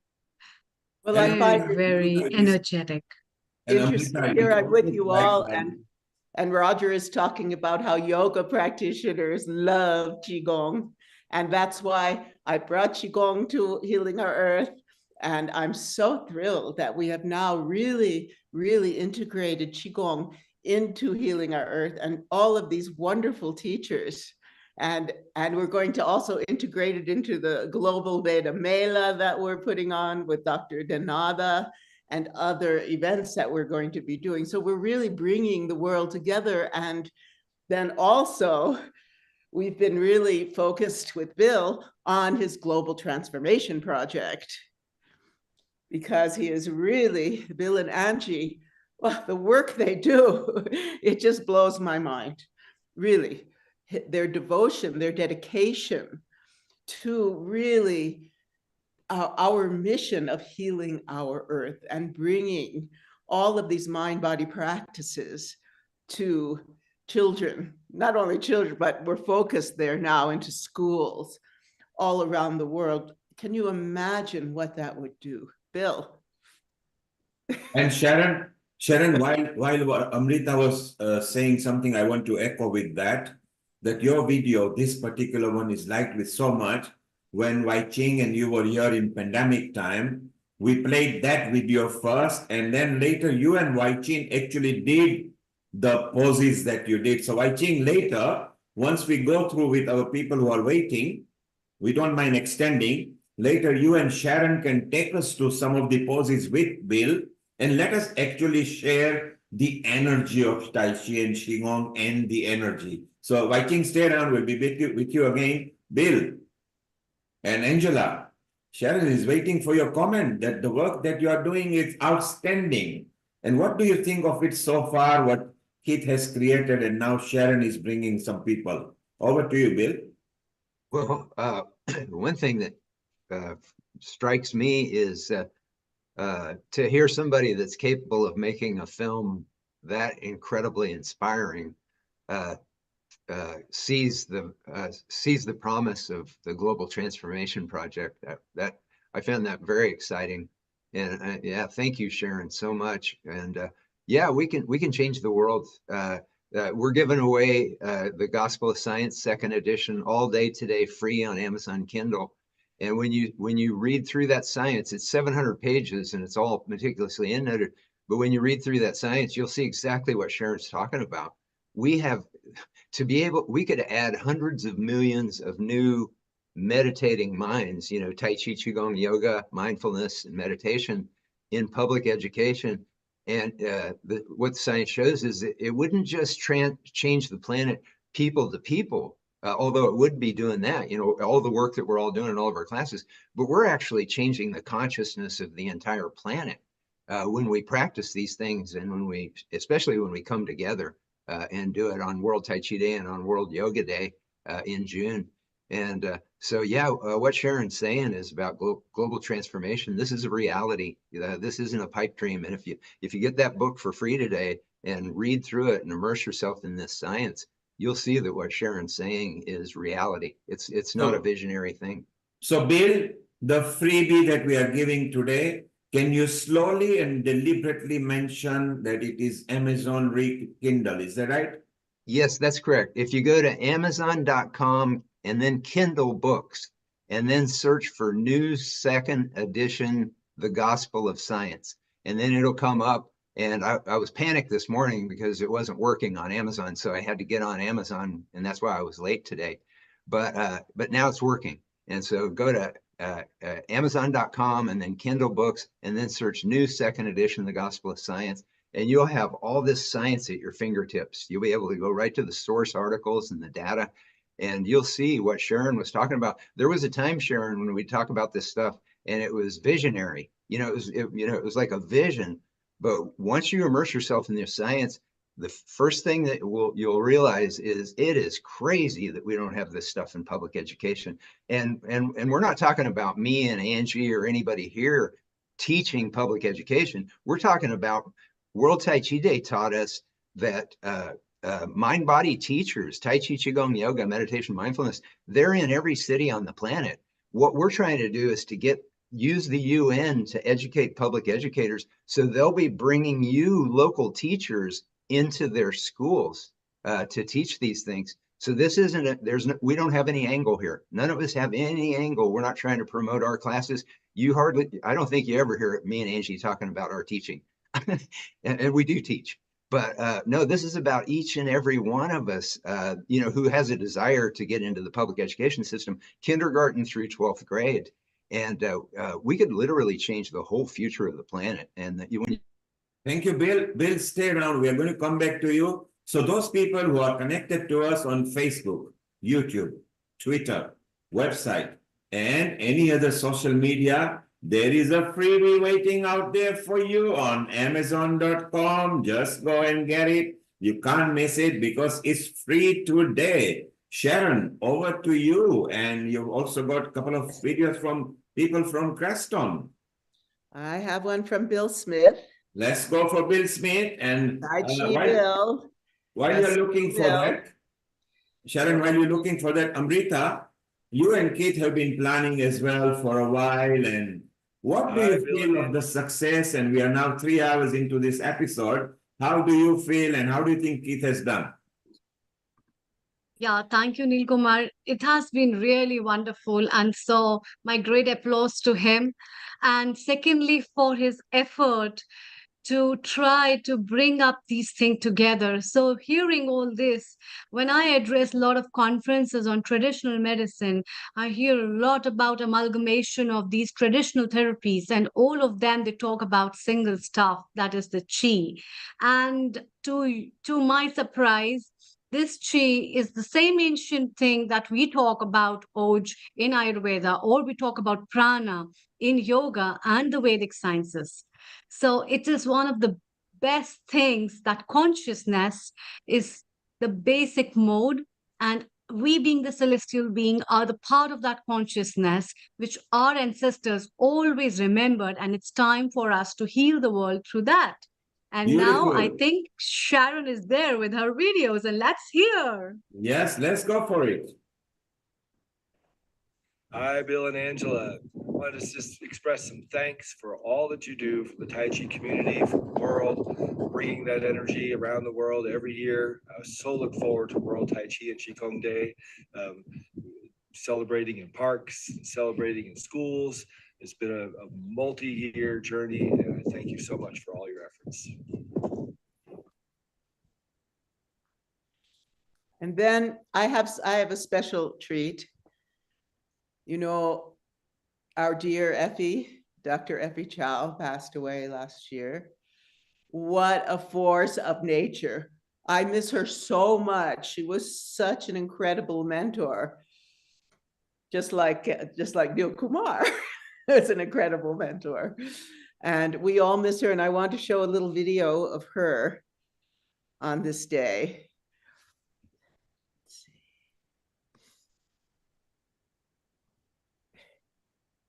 Well, that's beautiful, Sharon. And that chi, I can see the aura in all of you. I think I'm the youngest one over here.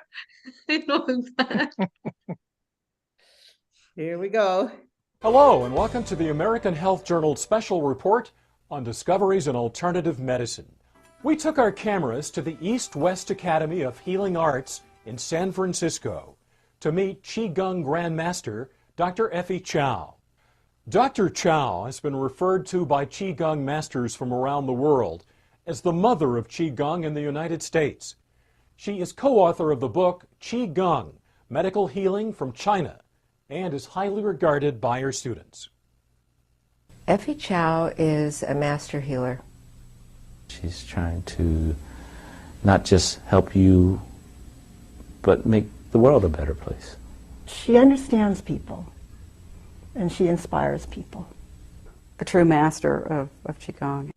In July 2000, President Clinton appointed Dr. Chow to the original 15-member White House Commission on Complementary and Alternative Medicine Policy. Recently, the American Association of Acupuncture and Oriental Medicine honored her as one of the pioneers and leaders of Oriental medicine in the USA.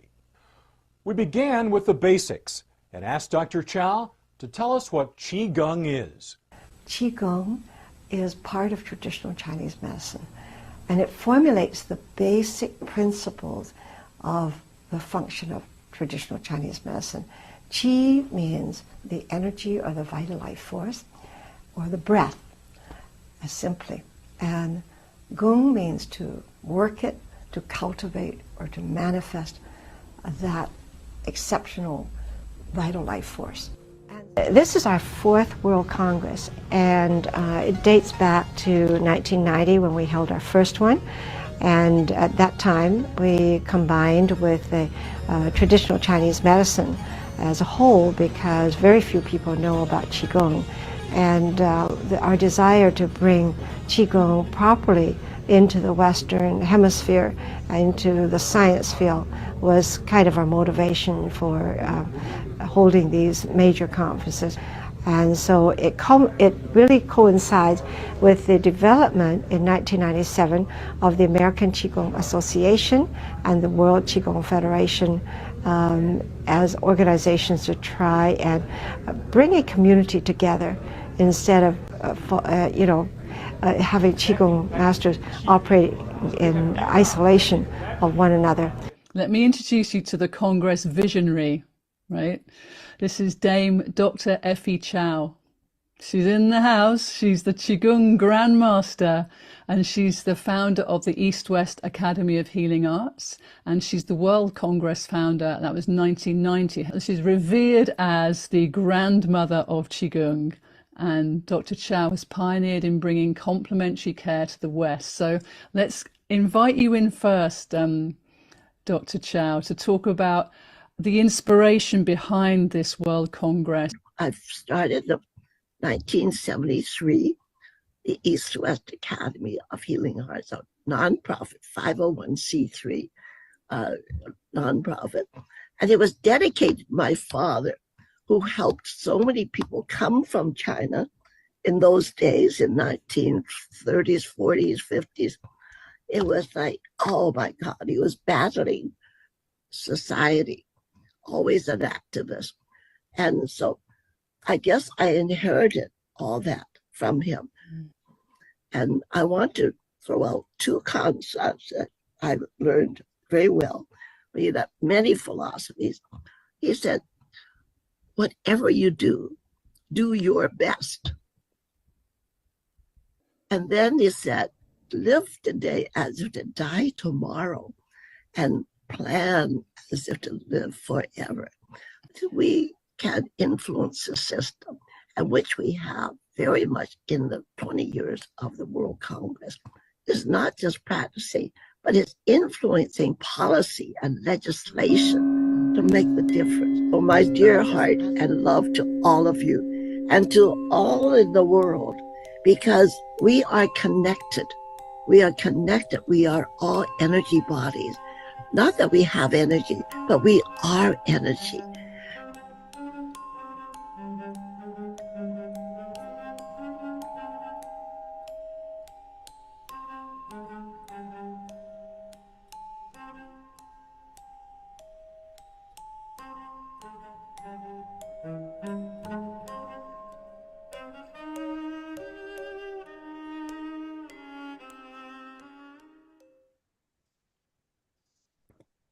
Sharon, what a wonderful memory we are all sharing about Effie. And just because of you and Wai Ching, who made me friends with her, and then Effie asked, Neil, how can I communicate with you? I said, I only talk to people on a WhatsApp. She went on a WhatsApp for me, and right to her last day, she was communicating through me on a WhatsApp. So let's remind people that she is not gone. Her body is not available on the earth, but her soul and legacy lives on and on and on. And for several episodes, we promoted the East-West Academy. So she was such a wonderful lady. And Sharon, you brought all these people over here through you and Wai Ching were always there. You brought that Clara, who is here as well. Fondly remembers Clara is actually still here, and she's been here for a long time, as does Bill and Angela. And isn't it wonderful that the spirit lives on? So, you know, we can leave a legacy. The work we are doing today, for centuries, people will. Angela, Bill, I want you to know that even if the body doesn't give us the opportunity to be there ad infinitum, like how Keith is going to be over 112 years old, but it doesn't matter because our legacy will live on. So Sharon, very proud of you and Wai Ching for bringing Effie, convincing me that there is something. And what a wonderful soul she was. Whenever she came to healing, and she came many times, she was very astute right to the last moment. And Sharon and Wai Ching, was she not involved with Bill Clinton's project as well, I think at some point? Oh, yes. She was on his alternative health committee. And what I thought was so interesting in watching this again is how she spoke about her father and his mission. And look who's carrying it on now, Bill and Angie. Amazing. Amazing. One sentence from you, Bill, and one sentence from Clara, and then we'll ask Keith where we head on. And Sharon, you got more people. Bill, your I'm going to talk fast. I'm going to talk fast with a long sentence. Yeah, Dr. Chow, in 1998, Dr. Chow and I, we didn't know that each other existed. We did not know each other. But that year, she founded the World Congress on Qigong, and that's when we started World Tai Chi Day. And then the World Congress on Qigong became a huge part of World Tai Chi and Qigong Day, spreading around the planet. And one thing I just want to say real quick, Dr. Effie Chow, at her World Congress events, which we attended several of them, she would have Chinese masters come on and do things that look superhuman. And I have to confess, I wasn't buying it. I did not believe that these things were possible at that time, because I was just focused on teaching in hospitals for health. But after accumulating all this science, and if you get the book today for free, you'll see these things are possible for all of us. We have such extraordinary potential, and Dr. Chow really brought that home to us in a huge way, like nobody else that I know in the Tai Chi and Qigong world was able to do. And she was one of the first supporters of the Global Transformation Project. So she's just the most incredible visionary that you could imagine. Yeah. Thank you, Bill. Bill, stay down. We obviously need you because Keith is going to bring you back in a moment. Clara, one sentence from you, and then we move over to Sharon and Keith for forward contributors, please.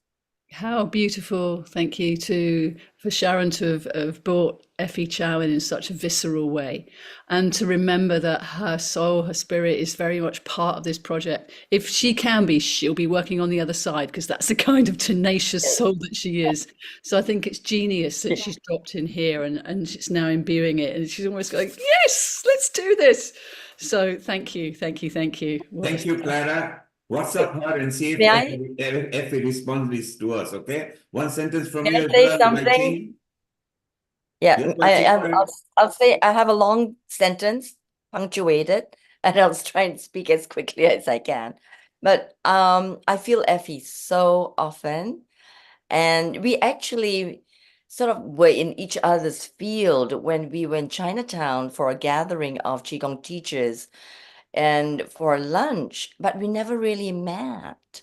And then several people say to me, because I was living in San Francisco, that I should meet the great Effie Chow, Dr. Effie Chow, and I never got to until Quantum Chi happened. And then we met, and it was just a happy reunion of an elder sister and a little sister. And it was just really beautiful. I really do miss her. And yeah, it was lovely to have brought her onto this and Healing Our Earth. And also my claim to fame here is having invited Sharon Rose to Healing Our Earth. So so that was that was a good connecting point there. Thank you. Yes, it was Thank you, just stay around. beautiful. We are going to come back with you as well. Keith, we are ready to move on, and maybe you wanted to come in now or a bit later, because we've got Roger Janka waiting, we've got Violet waiting, we've got other people for Sharon waiting. So Keith, any comment from you? Well, only that I've had a late addition that I would like to just repeat the words that have come to me from this gentleman. And Sharon, I apologize for interrupting your no problem element. All right. I thought that we needed a special guest, and I tried, but Bill, Angela, I failed. Your governor's office does not answer my emails or my questions, so you may like to take that with them. However, I've got an able substitute who lives up not far from James McBritchie, and this gentleman is a trustee of an organization called the National Forum for Health and Wellbeing, something which Rajiv, Neil, and a number of others are aware of. This gentleman's name is Professor Rob Campbell, and he's an active member of Tai Chi and Qigong. And I phoned him up and said, I need a substitute. The governor of Missouri will not attend, and you stand in for him. And he said, yes, of course. And he sent the following, which is 4 paragraphs. All right. And I quote, despite my professional background in philosophy, I have always taken a keen interest in body work and health. I began with Tai Chi classes in the early 90s. It means 1990s, not 90s age. And I still maintain a regular practice. Modern medicine has extended life expectancy dramatically. In 1765, that was before you became a nation, wasn't it, Bill? Life expectancy at birth was around 40 years, and by 1840, it was around 45 on average. But by 1950, it had risen to around about 67, and by 2019 was 79 for males and 83 for females. However, healthy life expectancy has not matched those increases, and unfortunately, many people can find their later years troubled by infirmities and disabilities. It has long been recognized that one important determinant of good health is exercise. However, we know now that even gentle exercise can have beneficial benefits. Gentle exercise, especially for older people, can be enormously helpful in maintaining health. The professor says, I strongly believe, and research evidence supports the view, that Tai Chi and Qigong provide just the kind of gentle exercise and will preserve health, maintain flexibility, and encourage core strength. They encourage mindfulness and mental health and are available to everyone, whatever their age or level of physical fitness. And he is delighted to support this event. The gentleman is an emeritus professor of philosophy, formerly pro-vice chancellor at the University of Bolton in Lancashire. And I thank Bob for being my substitute. And I hope you enjoyed that little interface. And Keith, just to tell you that Professor Robert Campbell is a regular at Healing Our Earth. What a nice smile, what a gentleman he is. He's actually quite senior and he's still practicing, and it's a very powerful personality here in United Kingdom. So Bill and Angela, be proud of it. And it's wonderful, Keith, that you brought him as well. So it's so beautiful. Sharon, we need to move on, and shall we move on to Violet now? And yes, move on? Let's move on to Violet. Yes, Violet is here and she's beaming and smiling, and let's just bring them in spotlight. And here we go. And look at the smile, bright smile over there. And over to you, Sharon. I'd like to introduce Violet Lee. She was born in Shanghai, what a beautiful city, China, and raised in Taipei, Taiwan, before settling in St. Louis, Missouri for many years. Throughout her life, she's held a passion for physical fitness and has explored various forms of exercise, including yoga, aerobics, and kickboxing. However, it wasn't until 2000 that she discovered her true calling in Tai Chi. With over 10,000 hours of dedicated study and practice under her belt, Violet has become an expert in the art, learning from a variety of masters and grandmasters. In her quest to better understand the benefits of Tai Chi, she has also consulted with research scientists, doctors, and practitioners. I get to meet you at last. Global namaste, Violet.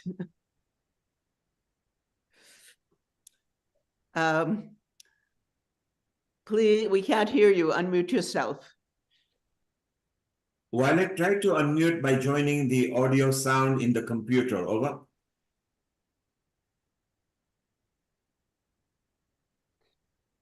Okay, still not working. You need to look at the bottom left where you've got the mute button and microphone, and put the up chevron and then join the microphone either array or same as the system speaker. And don't worry while you are trying to do that, or maybe sign back in, Violet, and join the audio at the point of signing if it's easy for you, okay? All right, she's going to sort that out. Also, I must tell you that Violet was the World Tai Chi Day organizing force for St. Louis, Missouri, as well as a prolific Tai Chi journalist. And I know I follow her on Facebook, and she's always having really, really beautiful posts. that are Can very, everybody hear me now? yes, yes. Okay. And I was using LPAS and it wasn't working. I don't know why. But, you know, technology, you love it, you hate it. And so I invited Lee, and some people doesn't think I'm Chinese because with my orange hair. And Sharon, thank you very, very much for the very kind introduction of me. And I stumbled upon Tai Chi Chuan at a late age, in my late 40s. Yes, and so originally I did it just because I took my kids to Chinese language school. I had nothing better to do. So okay, maybe I just exercise with it. But at the beginning, and I was very, very busy. I had a full-time job, which was very demanding. I put in overtime all the time, and I have 2 young children, and my husband traveled for work all the time. So I'm practically like a single mother. And I grew up in Taiwan, as Sharon said, and that time Taiwan was quite poor in the developing country. And I did not got a lot of great nutrition I needed to grow. And I always weak and sick. And with my responsibility as a mother, as a wife, and also, working, and I was always exhausted and tired. But with Tai Chi practice, and found out, oh, my lower back pain now is gone, and I had more energy to, to handle my daily life. And so I started, and a little bit harder, and then but not until 2009, and at the introduction of a friend, I started to write for an online newspaper, but no paper. It's kind of funny, right? Newspaper, but no paper. Originally, I was only writing for the St. Louis market, but with the paper on the internet, and people elsewhere found me. So soon, Examiner.com and asked me to write for the US market. So I got to know a lot of people, and I did a lot of interview, as Sharon said, and it was amazing. But originally, I attended some World Tai Chi Day celebration. I had no idea, and how did it came about, And Bill, you probably know Justin Stones and her parent, those nice folks in St. Louis, and so they organized those events. I attended, but I had no idea, how it came about. And then once I started writing for Examiner.com, and Dr. Effie Chow, and she reached out to me, and then she actually introduced me to you, Bill, and she talked greatly about your effort, your work, and so forth.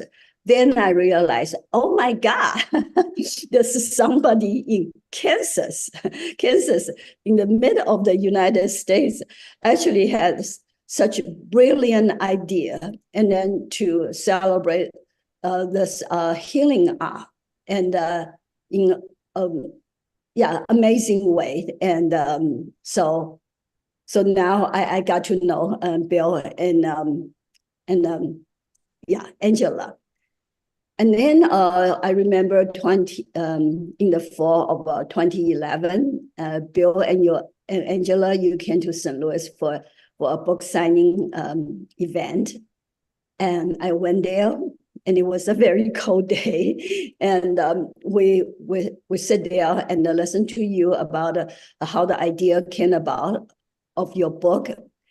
And then you were very gentle and kind and offer a meditation. And so you did for about 20 minutes.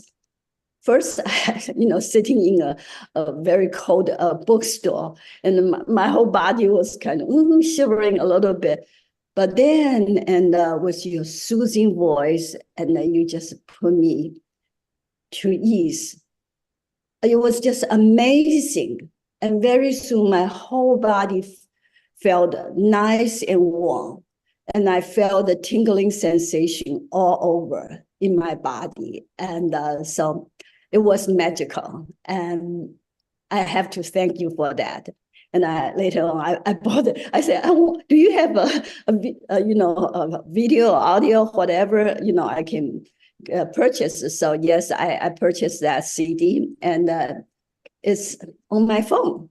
And wherever I go, when I need a little bit of, how should I say, calmness and the chi and whatever, I would listen to your voice and listen to your meditation, and that really, really helps.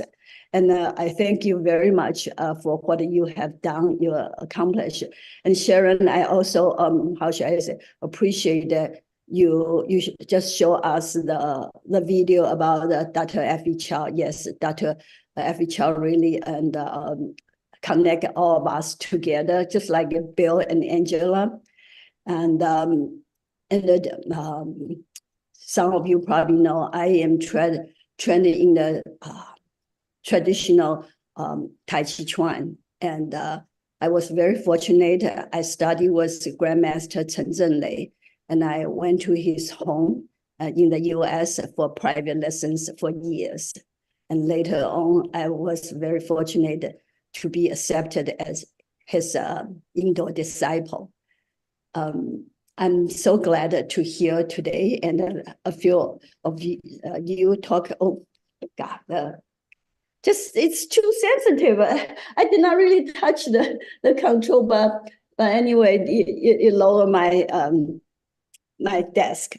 So I heard Peter Ward from UK, and also Michael Fuchs and in the US all echo about the healing art of Tai Chi Chuan and Qigong, and they both talk about the martial art aspect of Tai Chi Chuan. And as a matter of fact, and Tai Chi Chuan is a branch of Qigong.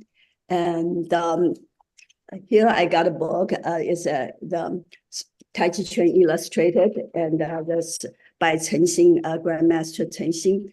And you talk about, the meridian system and so forth in these crazy drawings. Yeah. And so Tai Chi Chuan is part of Qigong, and it is great. And so it's a healing art, it's a martial art, as well as performing art. And then maybe I'm just preaching to the choir, but I'm hoping, and the more people later on have the access to this recording, and they can also learn a little bit about the art. And so what else? There's so much I would like to express my gratitude to Bill and Angela for creating the World Tai Chi Day, and it's just amazing. Yesterday, I had a little bit celebration here in my backyard. By the way, I moved from St. Louis to Las Vegas about 4 years ago. And so yesterday, I invited my students and friends. We had a wonderful time, and I shared with them the history of the World Tai Chi Day. And yeah, everybody was saying, how did they get that idea? I say, I don't know. but earlier I heard them say, because you went meditation, right? And then it came to you. And it's really, really powerful. So thank you again for your vision, and then not to mention your tireless effort to promote it. And of course, last but not least, and Keith, thank you. Thank you for connect us all together. And originally, back couple months ago, right? You sent me a Facebook message and asking me to join this, and so I could not believe the effort you have to go through, and then to run all of us together, and then to do this tribute to Bill and Angela, and this is wonderful, and not only giving me an opportunity to say a few words to express my deepest gratitude, but at the same time, through this few hours program, I have learned so much from so many of you, and as Sharon talked about that, I am a writer. I have written more than 700 articles about the healing art, and but I'm not really an author like Bill. I'm a journalist. I interview people, and I want to write about your experience and your stories, and all the stories of your students, and so forth. So if you have any things you would like to share, and please let me know. And I'm very easy to find. I'm Violet Lee at tadi.com. And my website, oh, by the way, because the success of exam.com, they were sold. And the new company, they changed the editorial direction. So I did not quite like it because it's about gaming, about, they have a lot of annoying ads. So I decided to come out and just do it myself. I pay for the website, and of course, nobody pay me for my writing. And some companies wants to do some kind of marketing tie-in, but I did not want to deal with that. I want to maintain the independence of journalism. So if you decided to share your stories with the world, and please let me know. And if you want to contribute articles like Dr. C.J. Rose, and she did a couple of stories for me, and I really appreciate that. If you wanted to write for my side, and you're very welcome. Again, I cannot compensate for your writing. Because I don't have any financial support from outside. And my website is www.violetleetaichi.com. And thank you. Thank you again, Keith, for putting this together. Welcome. Okay. A very quick question, if I may, or a quick interruption, Sharon. One of the participants that we hoped to arrive today was Francesco Garipoldi. All right. Yes. I've just had in a messenger from him saying the following: Keith, I had the construction crew here all day at Wuji Mountain, and I didn't have a break, but my good intentions flowed to the event. Okay. And namaste. Okay. Thank you. And if you want to know about what he's up to out there, just go on Facebook. He's posting a lot of very interesting posts about Wuji Mountain and the activities there. And now I want to bring in my dear friend, associate producer of Quantum Tree, and I'm going to tell you a little more about him, Dr. Roger Yanka. Roger Yanka is a doctor of Chinese medicine with 30 years, probably more now, since this first came out, of clinical practice, and 8 research trips to China to study its ancient healing traditions. He is founder and director of the Institute of Integral Qigong and Tai Chi, and serves as a consultant to hospitals, social service agencies, and corporations in complementary and integrative medicine, wellness, and medical cost reduction. Dr. Yanka is author of The Healer Within, used in body-mind programs worldwide. His most recent book, The Healing Promise of Qi, has become an instant classic in the Western literature on Qigong and Tai Chi.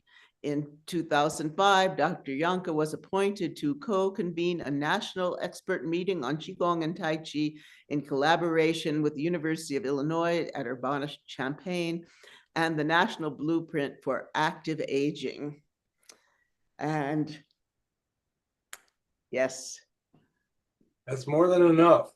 No, global namaste, Roger. It's so nice to see you. Thank you, Sharon. Thank you, Keith. And thanks to everyone who's here and being patient with their time. Bill, I don't remember exactly when it was, but it was probably somewhere around 19 something in the last millennia. So is that 1,000 years ago? And so I'm here in Santa Barbara, California, and we have done World Tai Chi and Qigong Day events in this community on many years. And we even got a proclamation from the mayor one time, and that was fantastic. The interplay, I'm one of the founders of the National Qigong Association. The interplay between the NQA and World Tai Chi Day has always been very robust and collaborative. One of the things that I think is kind of fun to say is people would say to me, well, where was World Tai Chi Day invented? And they would be thinking, you know, well, it must have been like Boston or you know, New York or San Francisco or Seattle, and then no, it's from the it's from the very middle of America. It's not what you would call the, you know, cutting edge early adopters to, you know, transcendental ideas. It's a very practical part of the world, celebrated in a very practical way throughout all the time zones. I mean, it's a kind of like it's a miracle kind of a thing. And so I know that there's a lot of people who are lined up to say their appreciations, and so I just want to you know, bow and you know, I want to say this one, and then we'll say this one. This is like ready to rumble, and then this one, you know, ready to humble for the possibilities. I think one of the things that's very true about most of the people on the line right now is that in these dire and unpredictable times, we are irrevocably enthusiastic about the humans. The humans have suffered through and celebrated through, well, the human gene, 3 million years. So nothing can really finish off the humans. So we know that. We got 3 million years of survival of the human gene.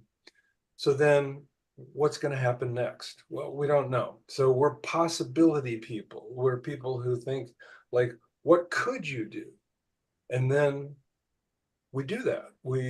I spend all my time every day, all week, focusing on these things, including composting and growing vegetables and tending trails in the forest, as well as doing Qigong and Tai Chi, as well as reaching out and training. I'll just mention that the Institute of Integral Qigong and Tai Chi, of which I am the founder, we have trained over 4,000 teachers and practice leaders who work in schools, social service agencies, Veterans Administration facilities, and even golf courses. So just many blessings to everyone out there, and may the many be empowered, and may all find peace. Thank you. Oh, Roger. Thank you so much. Thank you. It's been an amazing journey to work Hey, on this Sharon. film with you as my one of my mentors in all of this. And I'm just very excited that after years, we're finally going to get it out. And Yeah. Bill, I'm starting to think we should probably do a crowdfunder and make a film about the Global Transformation Project. Oh, that would I would love to work with you on that. I would love to. Yeah, that's an awesome idea. You know, And one then we thing I could just want to say real like quick about Violet. Roger. One thing I'd like to say real quick about Roger is originally when we created World Tai Chi Day, it was World Tai Chi Day. And then I got a call from Roger Yanka, who I learned about through the National Qigong Association. And he said, Bill, he said, this really needs to be World Tai Chi and Qigong Day. So I just wanted to let you know about that. Yes. All right, yes. everyone. Thank you so much. Thank you for coming on, Roger. What a pleasure. Okay. Now we have, let's see, Stephen Watson. Would you like to come on now? And let me introduce you. Stephen Watson is the founder and former director of Silent Dragon Schools. He immersed himself in Eastern philosophy for over 30 years, and his martial training began in concert with his interest in philosophy. In that time, Stephen earned many accolades, including Tai Chi Push Hands World Champion, as well as being inducted into the Martial Arts Hall of Fame. His motto is, when you have enough whys, you have wise. When you have enough WHYS, you have WISE. He specializes in transmitting a profound understanding of why. Ask a question and he will show you that you already know why. There are no hidden treasures, only closed eyes. In addition to group and private instruction at Someday Farm, Stephen travels the world offering workshops on various Chinese martial arts. His teachers include every person he has ever met. Come be his next teacher. What a pleasure to meet you. Global Namaste. Namaste. Thank you very much. Why do I always have to follow Dr. Yunka? It's just not fair. Yeah, I understand. Such wisdom, such eloquence. Yeah. So great to know you, Sharon. Thank you, Keith. Thank you, Siobhan and CJ. Thank you, Angela and Bill Douglas. We're really grateful to all of the work. I'm pretty astounded sitting here today. Usually if I sit inside and look at the computer, I feel like I'm failing my Tai Chi and Qigong. But today is different. Like I feel like I'm getting the benefits of the practice just by being in this fantastic presence. So I guess in keeping with Dr. Sharma's introduction, Om Purva Swaha Tatsavitu Varenyam Bhargo Devasya Dhimahim Dhiyo Yo Prachodayat. Om Shanti, Om Shanti, Om Shanti. I'm Steve Watson. I'm in Connecticut, somedayfarm.org. I feel great anytime I see Violet. I feel great anytime somebody mentions Dr. Chow. So I'm feeling just fantastic. This is Slafi, a helpful furry reminder of moving slowly. I'm at somedayfarm.org. The idea of the name of the school is that I think that the most good we can do in the world is planting seeds, right? We plant trees not for ourselves, but for those who follow us. And as much as I'd like to see a healthful change in myself through these practices, and as much as I'd like to see healthful changes in my students through these practices, I kind of recognize that those changes might show fruit in many later years. But the work here is to plant the seeds. So that's why at Someday Farm, you know, when well planted, seeds may germinate here and there and now and then. But those seedlings produce roots and branches, and those branches leaf and they flower, and those flowers bring fruit, and those fruits bring seeds. And so the seeds that we plant today become the fruits of tomorrow, but those fruits continue to plant seeds. So it's important that we spread the word and tend to the seed bed of today for those tomorrow. In thinking about, and I'll keep this brief because no Tai Chi teacher ever keeps things brief, right? They just go on and on. So I want to be different. I was thinking, here as we kind of wind up today's event, what could I offer that kind of hopefully threads a connective mycelium or sutra through everything. And that would be this practice from Tai Chi Chuan of Tingjin, or listening. There's this cultivated skill of listening. And I think, our job is to listen to our ancestors, right? To consider the foundations of these arts. And in doing that, we begin to learn to listen to ourselves, to listen within. And if we continue in our practices, we learn to listen to other, not just ourselves, such as we might see in push hands or Qigong therapy or something like that. And there's a community that's necessarily born of self and other. And if we can begin to listen into that community, such as the one that we built through World Tai Chi and Qigong Day and the Global Transformation Project now, we begin to, plant the seeds of empathy and compassion. And I don't know, that just sounds like something we could use.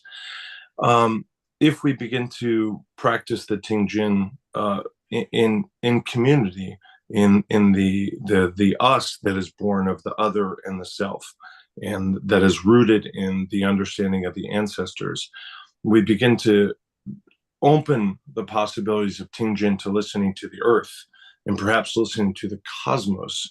And if possible, maybe we can even practice Tingjin and listen to those who will come after us. And through that, we can appreciate them as our ancestors yet to come. And what do they need? What do they wish for? And how can we apply ourselves today, right now, to be indeed the seedbed, the soil for their seedlings? So love, thank you, Angela. Truly, truly, truly. Thank you, Bill. We deeply appreciate the humor that you bring, which lubricates the soul. So anyway, if I keep going, I'll cry. Keith, thank you, thank you, thank you. All the love from across the pond, and we'll meet you in person one day. Thank you very Sharon. much. Yeah. Bye Thank from you. Swafi. All right. Bye-bye. Bye-bye. I'm going to interrupt Sharon once again. Is that in Roger Yanker, we have somebody who is admired as much as anybody else around the world. I had the pleasure of meeting Roger in Scotland in 2006 and 2012. And I invited him to lunch, which was over a small pot of coffee or tea and a sandwich, I think. And Roger, who I treat as a true American, said to me, Keith, what is it you can do for me? And I sat there and I thought, what is it I can do? And it wasn't until many months later that Roger and I formed a small partnership, and I realized it's nothing to do with Roger, it's nothing to do with me, it's what can we do for the communities? And here we are doing it. Thank you, Roger, for the question, and sorry it's taken 12 years to answer properly. Over to you, Sharon. Thank you. Well, I'd like to show one more little trailer. Roger's in it, of course. and this shows the second half of the documentary is about the relationship between Qigong, martial arts, and Tai Chi. And to me, from my little, few years now of being immersed in this, To me, Qigong is the foundational practice. It is the self-healing practice that pervades all of these other practices. So I'd like to show you this.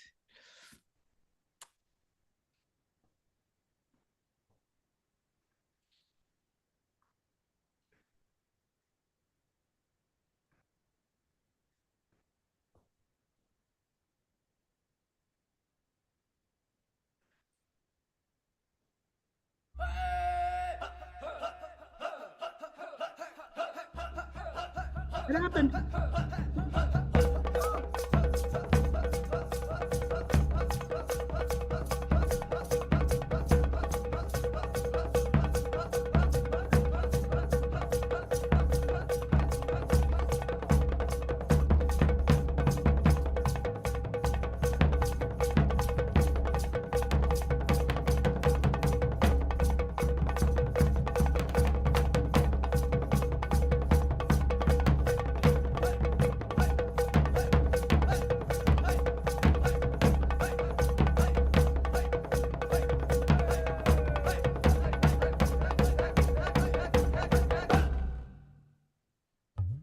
Martial art include all the combative arts like karate, judo, Chinese kung fu or Chinese boxing. It's a combative form of fighting, the art of expressing the human body. Kung Fu, it means time and effort together is Kung Fu. The muscle power, the right position, the right spirit. More than that is the internal qi, like a battery. The beauty of these Qi cultivation practices is that you can enter in anywhere. The Qi in Qigong is obvious because it says Qi work. With Tai Chi and Kung Fu, it's still Qi work, it's just called something else. Qigong, Qi skill, is the energetic core of Tai Chi Chuan and Wushu. The skill of delivering power in a punch is not that different from what is required to move Qi within the body for self-healing. When you exhaust your Qi from doing fast physical activity, as one might in martial arts, you need the Qigong to bring everything down, to settle the energy, to come back into repair mode. So through practice, you feel in your heart and your whole body full of love, full of Qi. All of the history of the martial arts, it came out of the need to protect oneself, to protect your property, your family from being abused by someone else who was overpowering your forces. If it's a threat of someone harming you, the best thing is to try to avoid it. But if your life is at threat, you need to know how to save your life. There is a physical protection, there's a mental protection, and there's a spiritual protection. Most of us in modern life don't have aggressors attacking us. Most of our martial battles are emotional, are against stress, finances, money, our own internal voices in our heads. So how do we stay protected against those attacks? The best way to protect yourself in a martial situation is to have mastered relaxation and presence. Then it's very difficult for somebody to harm you. To be a quantum warrior or warrior of the Tao, we have to be brave enough to enter into unknown parts of ourselves and to bring forth the places of power and the places of shadows that we can transform into light. The essence of martial arts is not to be aggressive. It is to be secure in yourself so you don't have to accept the challenges of others. Martial arts, Tai Chi, Qigong. When you start dealing with energy, you want to know, oh, can I hurt somebody? When you expand and grow in love, can I help somebody? Can I heal somebody?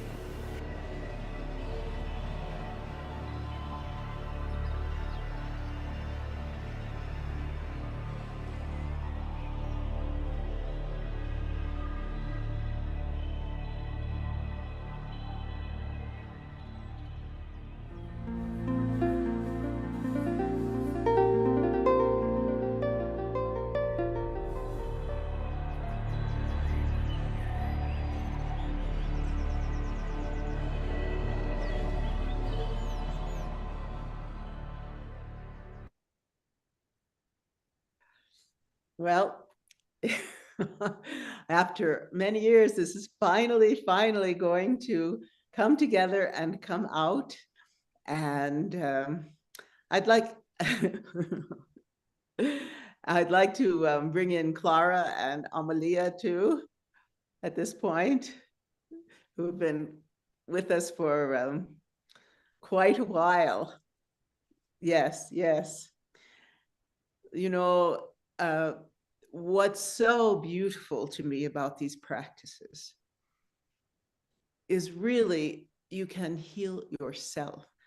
They bring such calm and peacefulness to your being, to yourself, like yoga. CJ, Global Namaste. It's so nice to see you.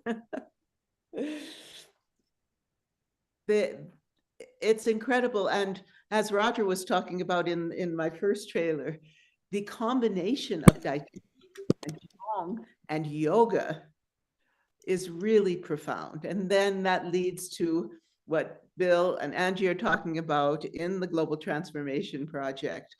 All of these mindfulness, meditative, actually physical, and I would say dance too, because of course we know how beautiful dance can be and how it brings joy, especially you know, I worked in schools for years, and to bring these teachings in, I brought yoga in the context of story. In the context of story, you can do a lot of things in schools. And so we're looking forward to the really outreach and the brilliance and the manifestation of this of the Global Transformation Project in schools everywhere. And so I'd like for you to each give a little minute or two, as Neil always does, and say something about this. We'll start with Clara. Oh, put me on the spot, why don't you? Oh, yes, yes, and yes. This absolutely has to happen. Like you say, it is already happening, but it's this coordination of it that Bill was speaking about, you know, so that it becomes more of a unified force, so that it becomes absolutely imperative that every child and teenager gets access to these methods of self-care.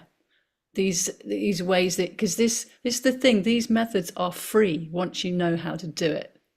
But where's the encouragement to get into your practice? It needs to become something that's maybe a little bit trendy, maybe a little bit cool. Have you done your Qi practice today yet? Or what did I do with my Qi practice today? So that it's something becomes part of the vernacular, not something that you think you should do, but rather something that you find is you're drawn to, you're compelled to out of curiosity.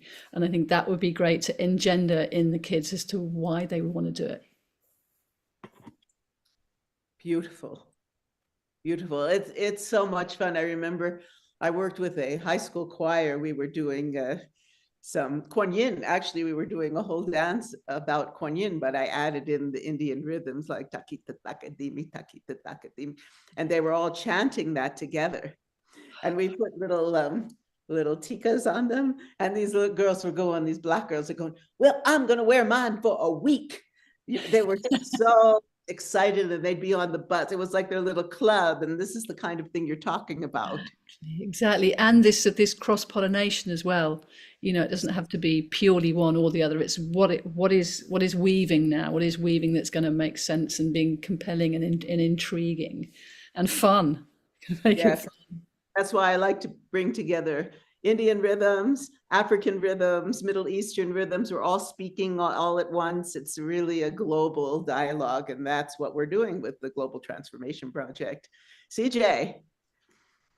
Hi. I am an absolute supporter of Global Transformation Project. Years ago, I did a study that showed that my students do better in their tests if they meditate and do Qigong just before a test. The issue, though, is we're all preaching to the choir. There's not a person in this room that doesn't already believe it. We need to find a way to explain it to everybody else, to prove it to everybody else. That's where we need hard science and numbers. And that's one of the issues that I'm focusing on, and to make absolutely sure that happens. Wonderful, wonderful, wonderful. And Amalia Wai-Ching, first I want to, Amalia is out there with the World Council for Health doing extraordinary work. And I have a little poster here. She's asked me to share with you so you can see. Where are we? No, well, maybe in the meantime, I can just say to Angela, yeah, that I worked with so many children. I'm so excited that we are going into this with working with the children orphanages, and we have a lot of giggles and funs when we do Qigong and movement and integrate it with yoga, because they're all like trying to balance and falling off over themselves. And it was just so much fun. And I've taught in several yoga festivals. So a lot of the yoga teachers say they found that was missing in yoga was the chi aspect. And I said, you shouldn't be, because the prana is there. So there's a beautiful integration. And it's just how it has been taught, right? In the field of yoga too, which we've discussed, you know. And so this is really key, is to get back to the energetic aspect. So as this comes up, so I'll be teaching at in Wiltshire, the Better Way detox fair of the World Council for Health. CJ wanted to know more about our work, and we are bringing all this wonderful aspects of health, including detoxification for those who have been adversely injured by inoculations. And we are also doing nutrition, well-being, and a very strong supporter of Energy Medicine Better Way Conference and the World Council for Health. And World Council for Health is also a member of Healing Our Earth, and we are coalition partners. And of course, I've invited you, Bill and Angela, to come and join us as well.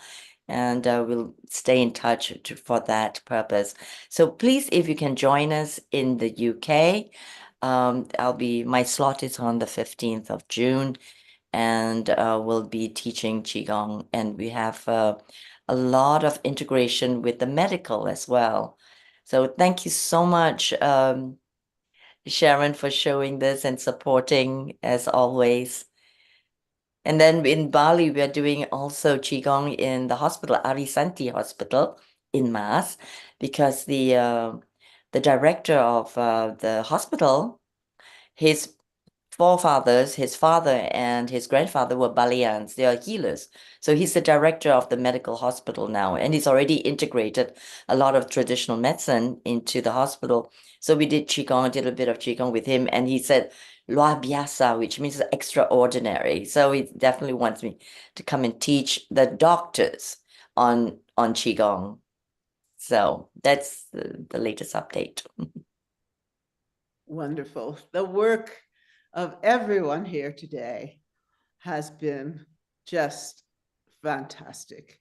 And we love you, Bill. We love you, Angie. Your passion, your commitment, your knowledge is just incredible. And I'm very, very grateful, from Healing Our Earth to Keith, who really put his amazing mind to this and really created a beautiful day today. Thank you so much, Keith. So Sharon, it is right time for us to go to Bill and Angela as well, because they haven't had a chance to actually really have their own slot. So they would like to thank everybody, including our dynamic 60 plus VAT Kit Sharp. And he's doing very strong. So Bill and Angela, the stage is yours for next few minutes. Whoever you like to thank and appreciate, all over to you. Well, I want to thank everybody. This has been so profound to just be with all these visionaries. It's been so inspiring for me. And Stephen, I just wanted to let you know that me and Angie have had a chance, especially me, has had a chance today to practice the listening. And one thing I wanted to mention real quick, because Doctor, you were talking about the need to educate educators that one of the people that you're working with is talking about. Just a couple of months ago, in the last couple of months, I had an experience. I teach for the University of Kansas Health System. And I had a student, and she was on hypertension meds, I discovered later, because she fell down in class because her blood pressure was too low. And I realized what was going on, and because I'd seen it happen many times before over the 30 years of teaching in hospitals. And what happened was her blood pressure was being normalized by the meditation and Tai Chi that we were doing in the class.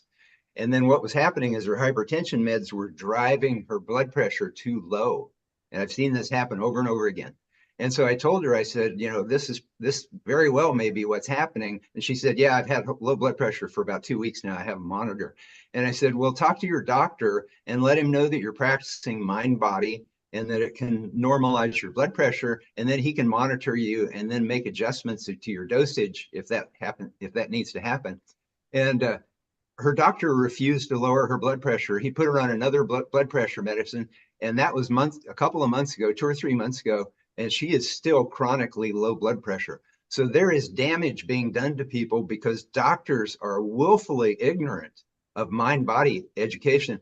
Now, so that's a huge issue that needs to be dealt with. But I don't want to distract from Global Transformation Project, because if we get this into schools, we're not going to be having patients in these hospital classes. I'll be the only one there. I'll be the only one there at the hospital classes if we get this stuff into public education. So, yeah, thank you. Thank you, everybody.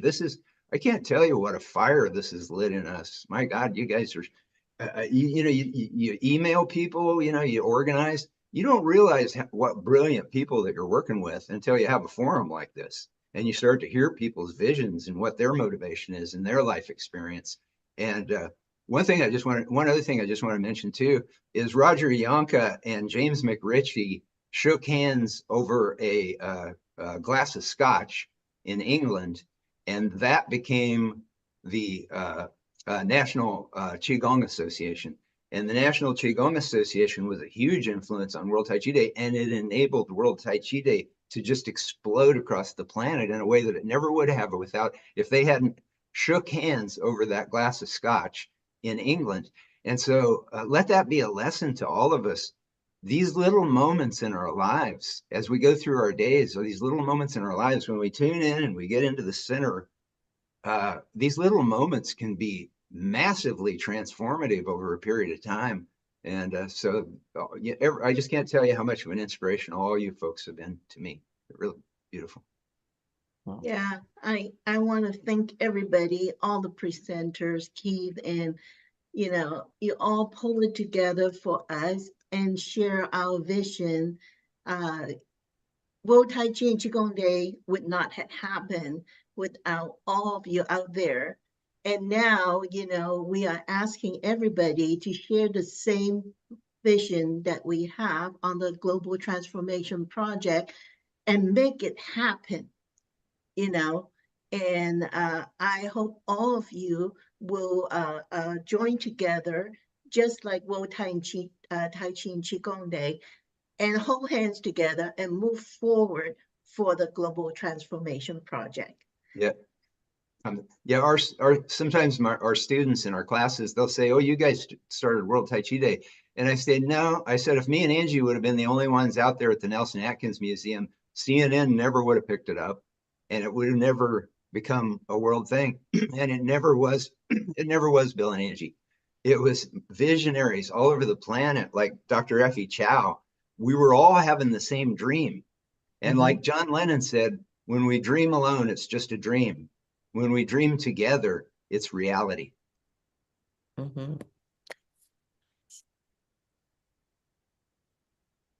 Beautiful. So Keith, so much Yes. gratitude for your immense work today, really, your dedication and devotion. I'm very, very grateful. That's appreciated. Right. Am I a Tai Chi specialist? No. Am I a Qigong specialist? No. What am I? Some people will say it's something else. But facilitator seems to be a reasonable word. I deal with a lot of academics, and they tend to discuss things.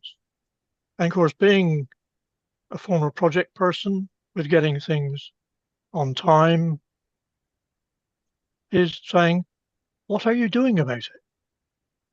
And so many say, oh, I just want to discuss it. No, we're not just discussing, we're achieving. We're going to do it. You are going to do it. Our children are going to do it. I don't have any grandchildren. I have a granddog. Can a granddog do it? I really want to thank you all today, all right, as a practical, no-nonsense person. My wife has only commented once from downstairs, which has said, you said the funniest thing today. You don't talk much. All right. Thank you, everybody. Thank you again. And let's move ahead together with an agreed program. Everybody that's taken part, I'm really, really grateful for your input and your dedication. And those from Healing Our Earth who have been listening to all our activities, Mita, Lata, and everybody else. And so I'd like to thank Bill and Angela, especially for this wonderful achievement of yours, 25 years. But equally, I would love to thank Healing Our Earth for providing the platform and the work behind the scenes that has been going on with Nishit, Amrita, and others. And I shall be dealing with them as part of the Tai Chi and Qigong alliance with Healing Our Earth and endeavoring to produce the benefits that Bill and Angela in the Global Transformation Project foresee. Thank you very, very much indeed to everybody. I've finished.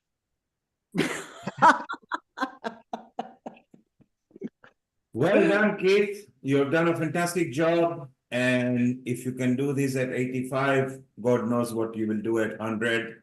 May Earth bless you with a long life, easy life, happy life, but most importantly, the humble you who works tirelessly for the benefit of community at large. So keep on rocking, buddy. We are very proud of you. Stay around. We are still not finished. I know you've got a onward evening appointment. Just stay around for a few moments.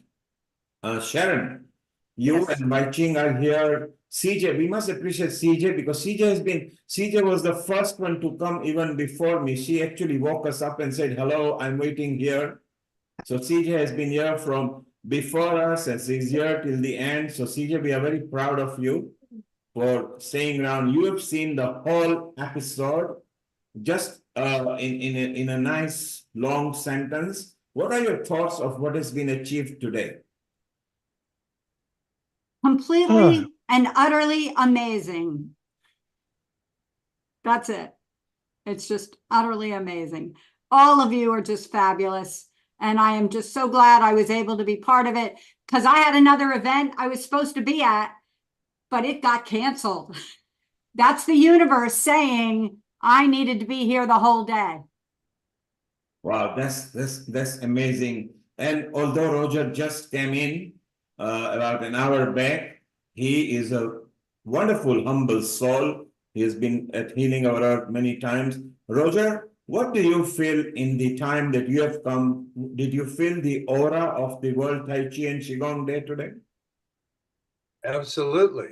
And for fun, I'll just say that yesterday on the day, I made a comment online that said, today is World Tai Chi and Qigong Day, but for me, every day is Qigong and Tai Chi Day.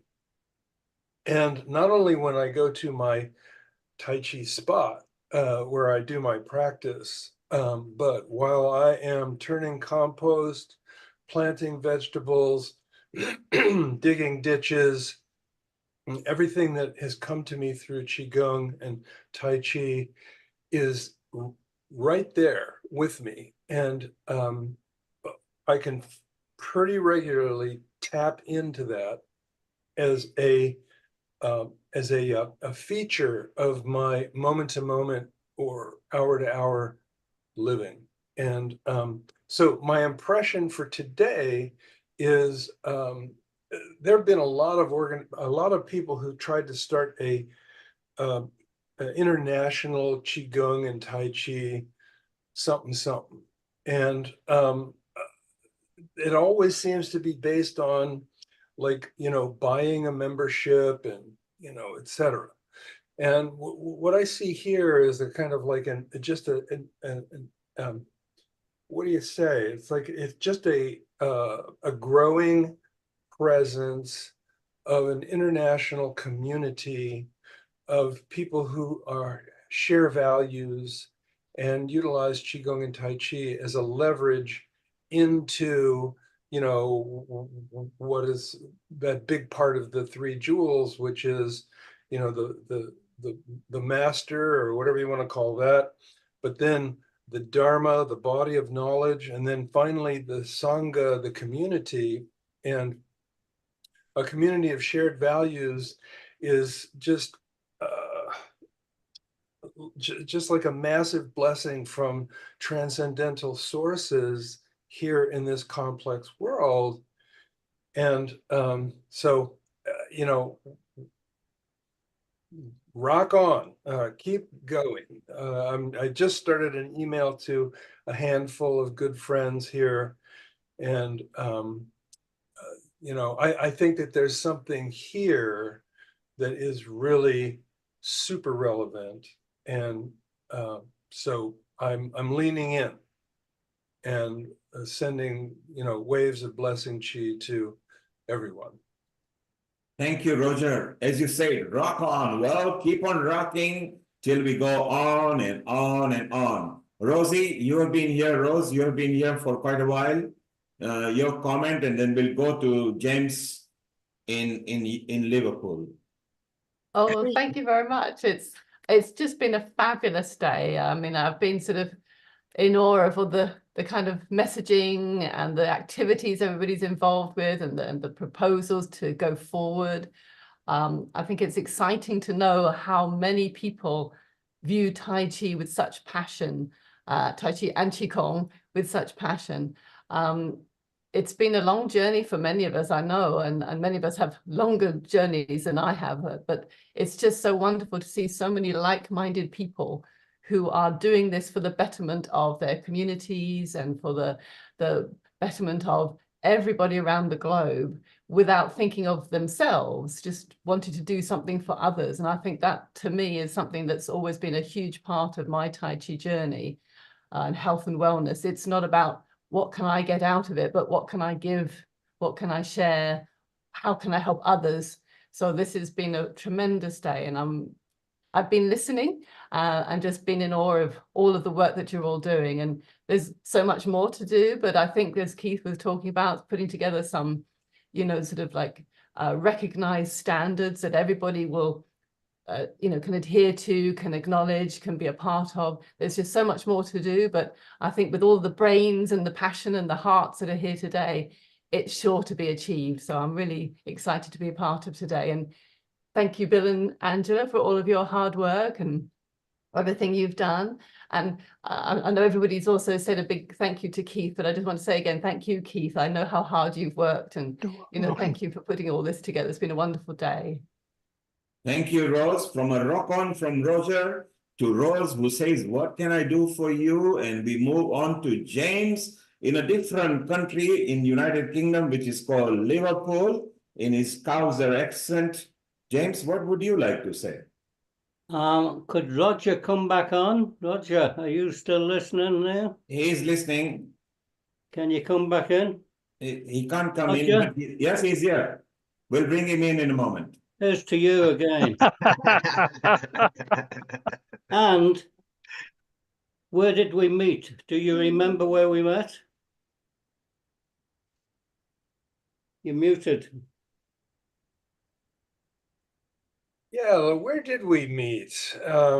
We met, my friend, in a conference in Berkeley, California, put on by Effie Chow. That was it. That started this, we started that, they started this, and it's all rocking and rolling. And here's to everybody, all the best and cheers. Well, from rock on to what can I do to cheers from Liverpool, let's go to Stephen. Stephen, you were here earlier. You enjoyed, I love the Gayatri mantra that you did, which was amazing. And a lot of people at Healing Our Earth love that because that is our signature one. And what would you like to say, Stephen, on that? I'm feeling like I wish I was a drinker. All I have is tea, but it's important to have an empty cup. We know that, but it's also important to fill the cups of others. I feel like everybody's done that today. As Clara is in the middle of my screen right now, I'm going to just assume all credit goes to her. It appears that you all radiate outward from her love. So thank you. Violet, I adore you. Anyway, I'll just cry if I talk. Thank you all. Bye, Sharon. Thank you, Keith. Pleasure to meet you. Superb, Stephen. What a wonderful episode we've had. You're all members of Healing Our Earth now. At Healing Our Earth, there are no exams, no judgment. It's a house with no doors, no windows, no keys. You love it, come. If you feel bad or something, don't worry, come back again. Okay, so now we go to Clara. Clara, how do you feel, Clara in UK? Oh, this is so exciting. I can really understand why Bill is feeling the fire. Bill and Angie, I bet you're going to be going, whoa, because the energy of everyone here, we're all working with, vital life force energy. When we can combine and focus with a very clear intention, yeah, rocket around the world. It's going to happen. It is already happening. And so let's just follow one step after another, one breath after another, and just know that we've created a really strong team here. So thank you, Keith, for seeing the vision and calling everyone together. Thanks to everyone for being here. I'd like to thank all of you individually, but I haven't got time. But it's been brilliant to be part of. Thank you so much for inviting me. And I look forward to what we can all get up to next together. Yes. Thank you. Clara says, keep on breathing. Well, if you stop breathing, you know where you are going. So keep on breathing, keep on rocking. Bill will come to you a bit later. Let's go to Lata, who is a backup team of Healing Our Earth. Lata, your comment, and we move on to others. Yeah, thank you very much for this wonderful show you've put on, Keith and Neil and everyone else. Yeah, it was rocking and rolling. But yeah, we're all living evidence and examples of how it's healing us. And we're all joining forces. I mean, it was a lovely program where we can feel the energy between us, can't we? Really building up, and what Dr. Effie has left behind, and others that have left. Yeah, I'm so excited for you, Bill and Angela. It's really wonderful. Finally, you're getting your voices heard loud and clear. It's lovely. Yeah, I'm really pleased for you and excited for your, what's ahead. And we're all with you. There you are, Bill. A lot of people are with you. Bill, you got your hand up, so maybe you can have your comment now before we come back to you a bit later. Go ahead, Bill, over to you. Yeah, I just wanted to mention something about because of James McRitchie and Roger Yanka forming the National Qigong Association, I was able to come to their annual conference and give a pitch for this idea of a World Tai Chi Day. And it was an incredible gift because of that, but also because I met Master Li Junfeng, who was in Sharon's documentary. And I'd never met him before or heard of him, but I fell in love with him when I heard him talk. And he gave his talk right before I gave my talk. And then it was lunchtime. We were all walking out of the plenary session. And he walked up to me, and it struck me like a diamond in my brain, because to have a stranger walk up to you who you'd never met before and be so centered in himself, to be able to say what he said to me, it just stuck like a diamond arrow. And he said, he was talking about my pitch for this idea of World Tai Chi Day. And he came up to me and he said, "Why are you doing this?" And he said, "If you're not doing it for love, don't do it at all." And so I really hope that everybody will get the new second edition of the Gospel of Science today for free on Amazon Kindle all day today, because when you read through that book, what you'll realize at the end of the book is that it's 700 pages of science on mind, body, yes, but what the underlying theme of all that science is that it's love. It's love. The science shows that love is the most powerful force in the universe. And these ancient mind-body practices that came, largely out of India and China, but really Aboriginal cultures as well, in many ways, what they are is they're systems to help us let go of all the tangles and the crap of daily life, so that we can remember what we are, which is vessels of love. And that's what the science shows. And we're the first generation in history that has had the science that actually proves this scientifically. Thank you. Thank you. Thank you. We'll stay around. We still want you. And James, you and Roger, see, everybody is thinking of you. So you can raise your glasses again, because never get the glasses empty. Keep on rocking and drinking, because we love you guys. There you are. Look, even Stephen is joining with his signature drink. He loves it over there. Now, since I have noticed that all you guys are very serious, and since Keith has done fantastic work and he's here in United Kingdom, Keith, I promised you, whilst throughout the couple of years you've been talking to me, that if the World Tai Chi really wants to step up the game, they should actually hold a convention and real summit here in London. So August 2026, if you guys are serious and get me just 500 serious people, then maybe I can show you how you can become world media, how the House of Lords and MPs could come and support you. London still, governmentally, London still carries the weight in the world.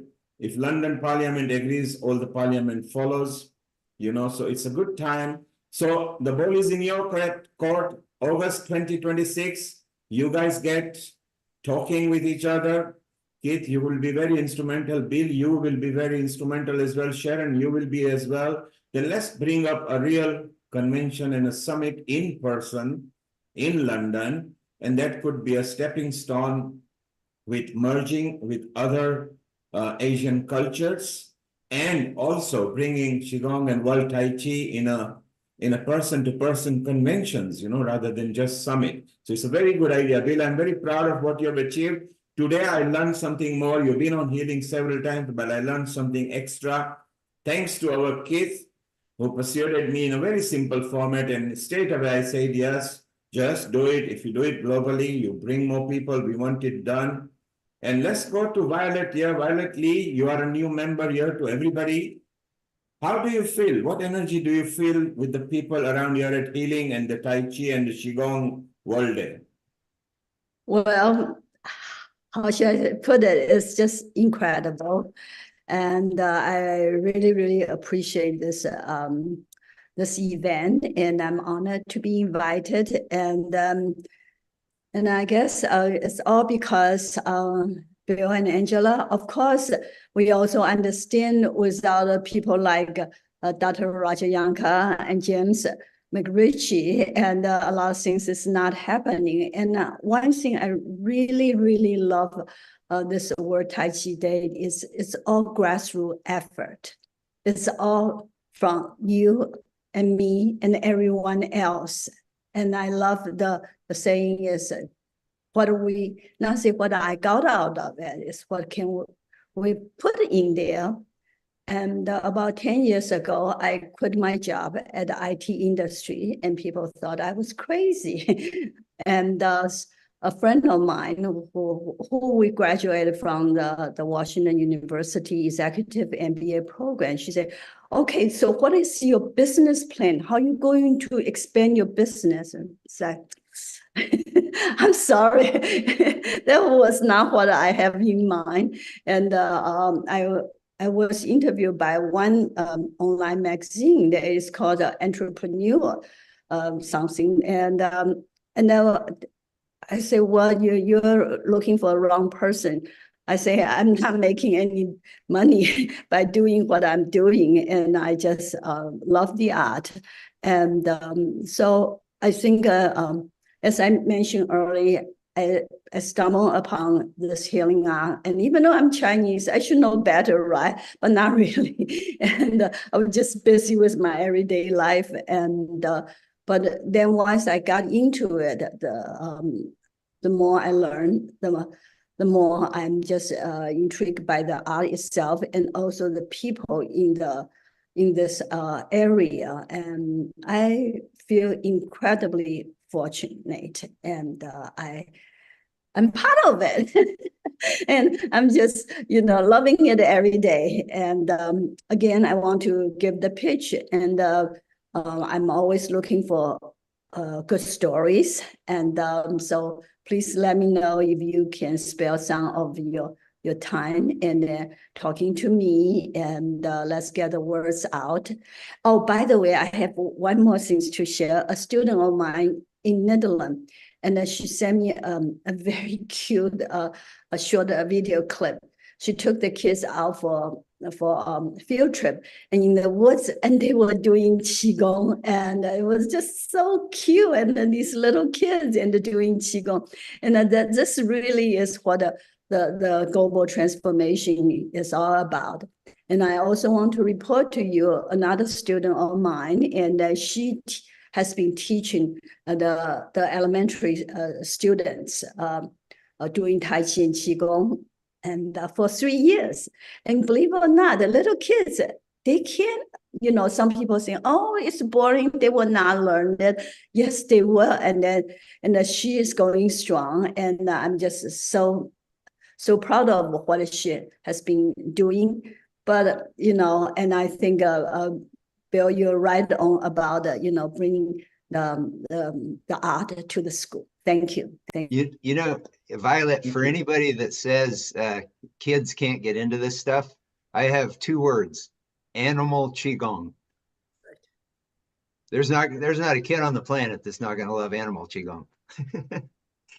Thank you. Thank you, Violet. I'm sure you enjoyed yourself, and you are in a group email. You can communicate with people. Well, now it finally leaves our Keith and William, and then Sharon and Wai Ching. You can officially close with a couple of nice moments of Qigong or Tai Chi humming or something. And then Sharon, you can finish with a nice quote that you've got and officially close over here. So Keith, as a penultimate speaker, how do you feel throughout this planning? And today you have achieved, and everybody you promised had an opportunity either through video and or live, and we had extra hour, and we've gone well over an hour now, but hey, we are all enjoying. What do you feel? What do I feel? I'm amazed. I have just sent you a 1-word email. WOW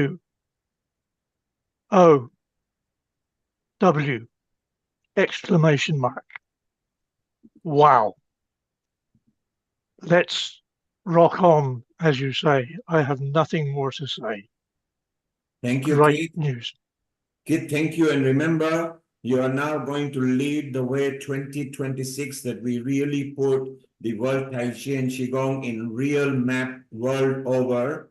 One of the dreams Bill wanted was to be represented in parliaments and everything. Well, it just cannot just work like that. We still have to work hard. But if we can do a convention maybe 4 or 5 day, including summit and a conference.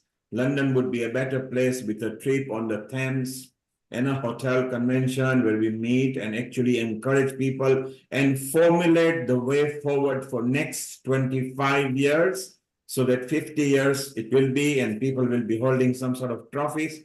It'll be a good idea. We'll talk about it later, maybe not this year, but next year to start for the following year. It would be very good. Bill, you and Angela, you've been here since the start, and you've seen so many people having so much affinity, memories with you, how you started, 25 years. So last millennia, as Roger said, and we are in this millennia, and maybe following millennia, people might still remember you as somebody who kick-started something. Your comments before we move to Sharon and Wai Ching.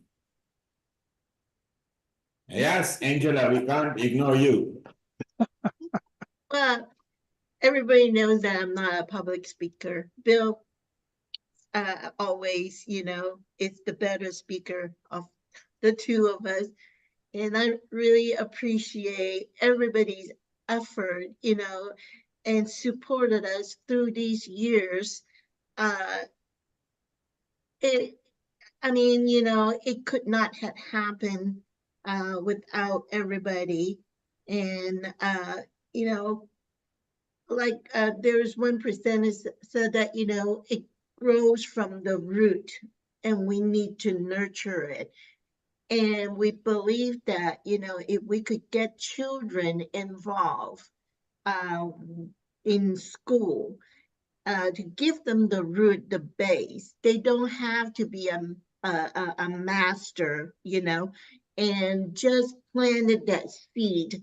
And as they grow, that seed will start to grow and help them further in life, get their mind and their health together and grow together. And that's very important. Every one of us, in the current Tai Chi community, we all started late in life. Most of us started late in life, and we all wish that we would have been exposed to it earlier, and it will help us develop into a better character. I don't think there would be so much conflict in the world, in our society, if we would have been establishing and cultivating all these benefits through mind, yoga, and Tai Chi and Qigong. And I just hope that this will grow faster than the World Tai Chi and Qigong Day, to bring out, the beauty of the world.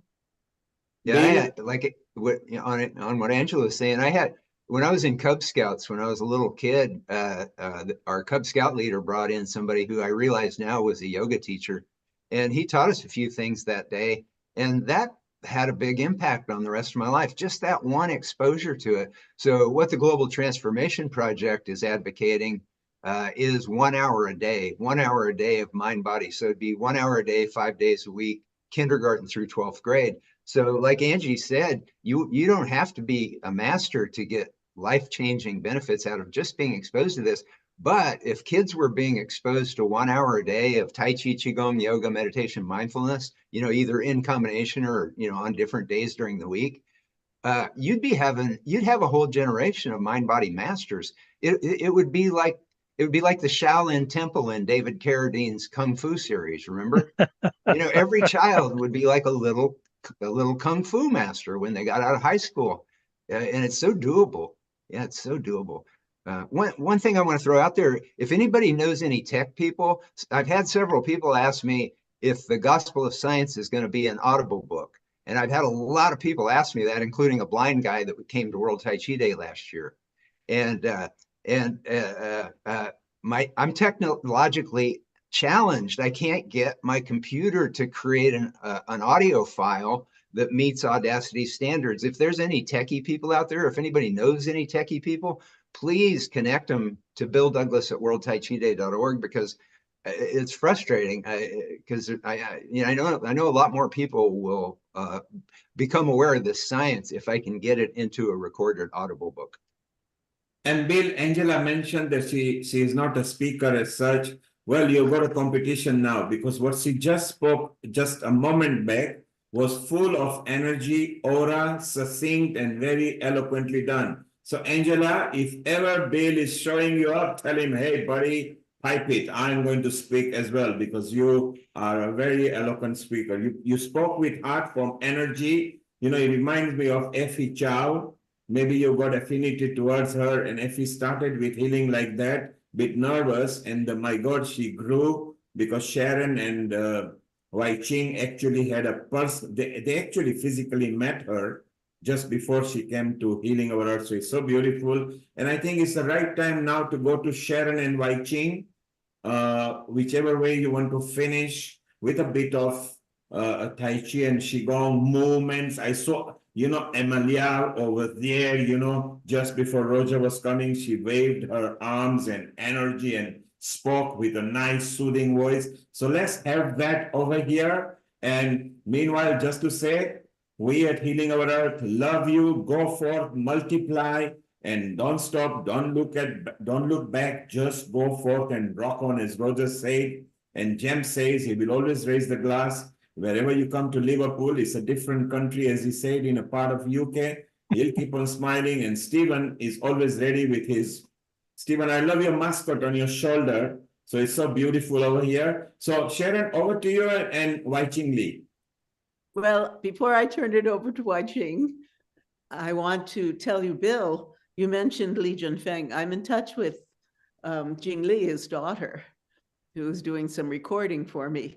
And his work is now being promoted throughout China. And hers too, she now has what she calls a Tai Chi relaxation. And she's spending a lot more time in China now. And they're loving their work. So that, and their work, you know, is all about unconditional love. I'm so glad to hear their work is spreading in China, because I know a lot of Chinese Tai Chi has been very physical oriented.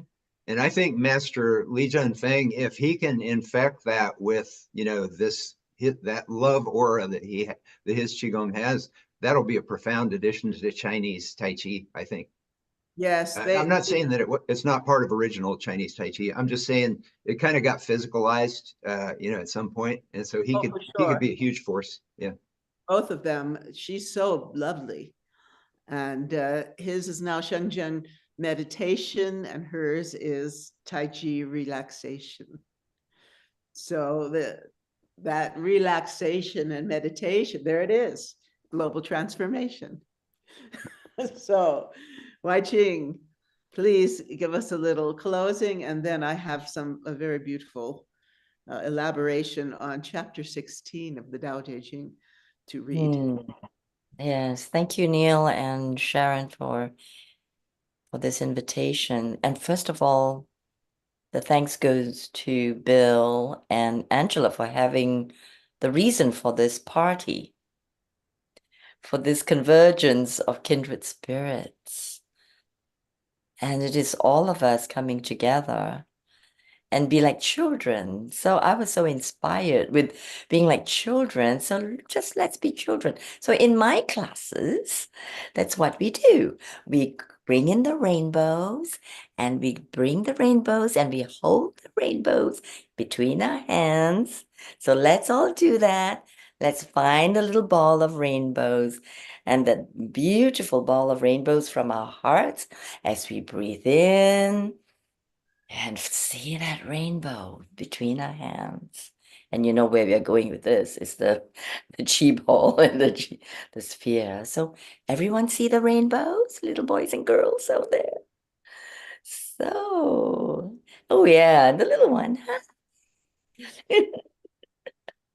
So let's take it in and breathe that into our hearts. Breathing in love, and breathing out love. And sending out all the love to our moms and dads and brothers and sisters, and all our friends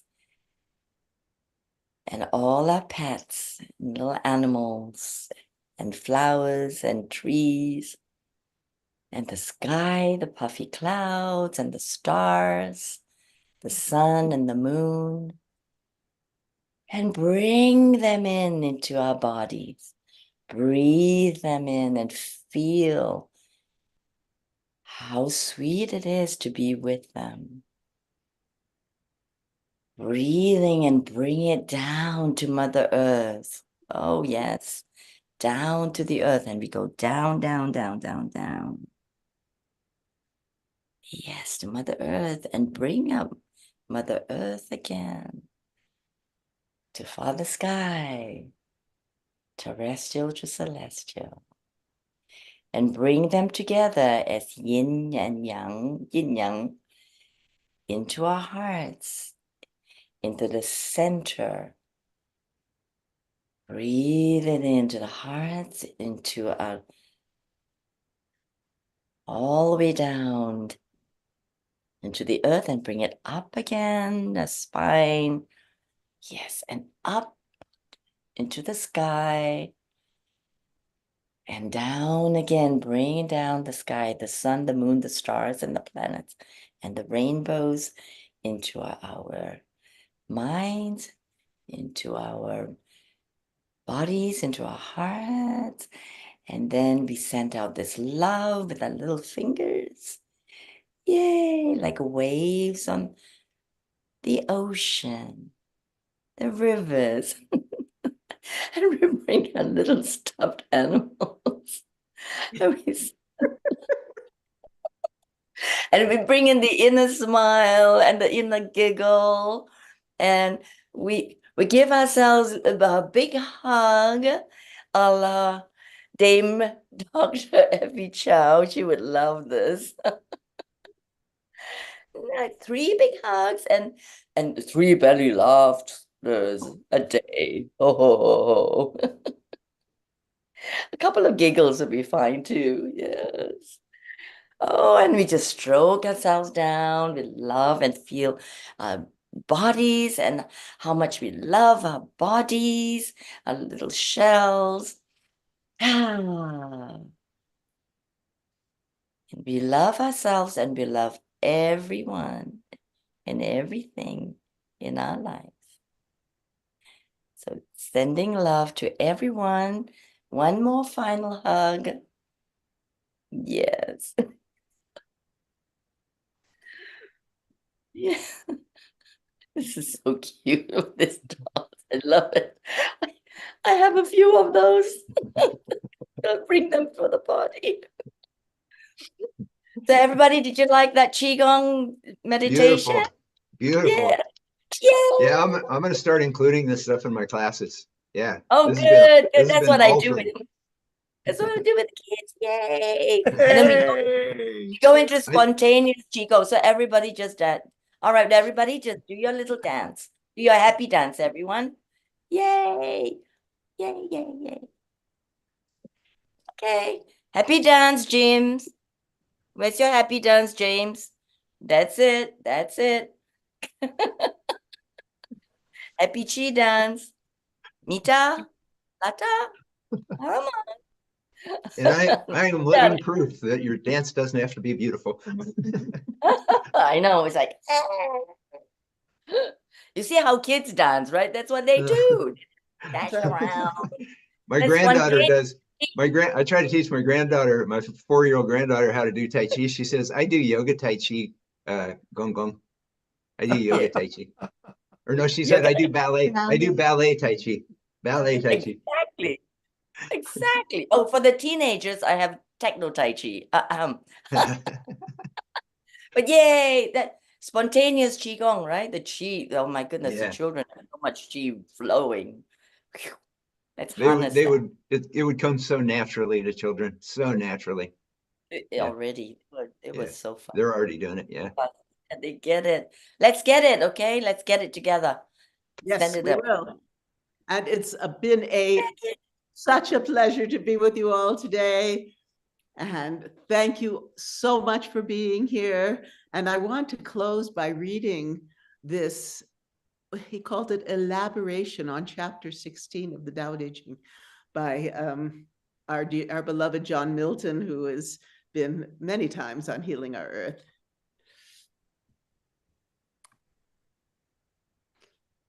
Empty yourself of all experienced forms, inner and outer. Allow the contracted, distracted, restless mind to rest at peace in stillness, silence, and space. Limitless forms of inner and outer nature arise, manifest, and dissolve like images in a clear mirror. While one's true source nature witnesses the ceaseless flow of these changing forms, these experiences arise, flourish, flower, then return to source. Follow all limitless expressions back into unbounded, clear source awareness. Returning to source opens stillness, silence, and space. True nature, source, this is the way of nature. The way of nature is unchanging. Without certainty in the way, the foundation is obscured. Realizing confidence in the way, primordial source awareness opens. This pristine, clear openness reveals the heart of compassion. A compassionate heart and flowing one with true nature support true leadership. Cultivating true leadership, one realizes the sacred way. Embodying the sacred way, one flows with the Tao. The Tao is boundless, unchanging source. Although life's experiences and one's form pass away, the Tao is unchanging. It's been a joy to be with you all today.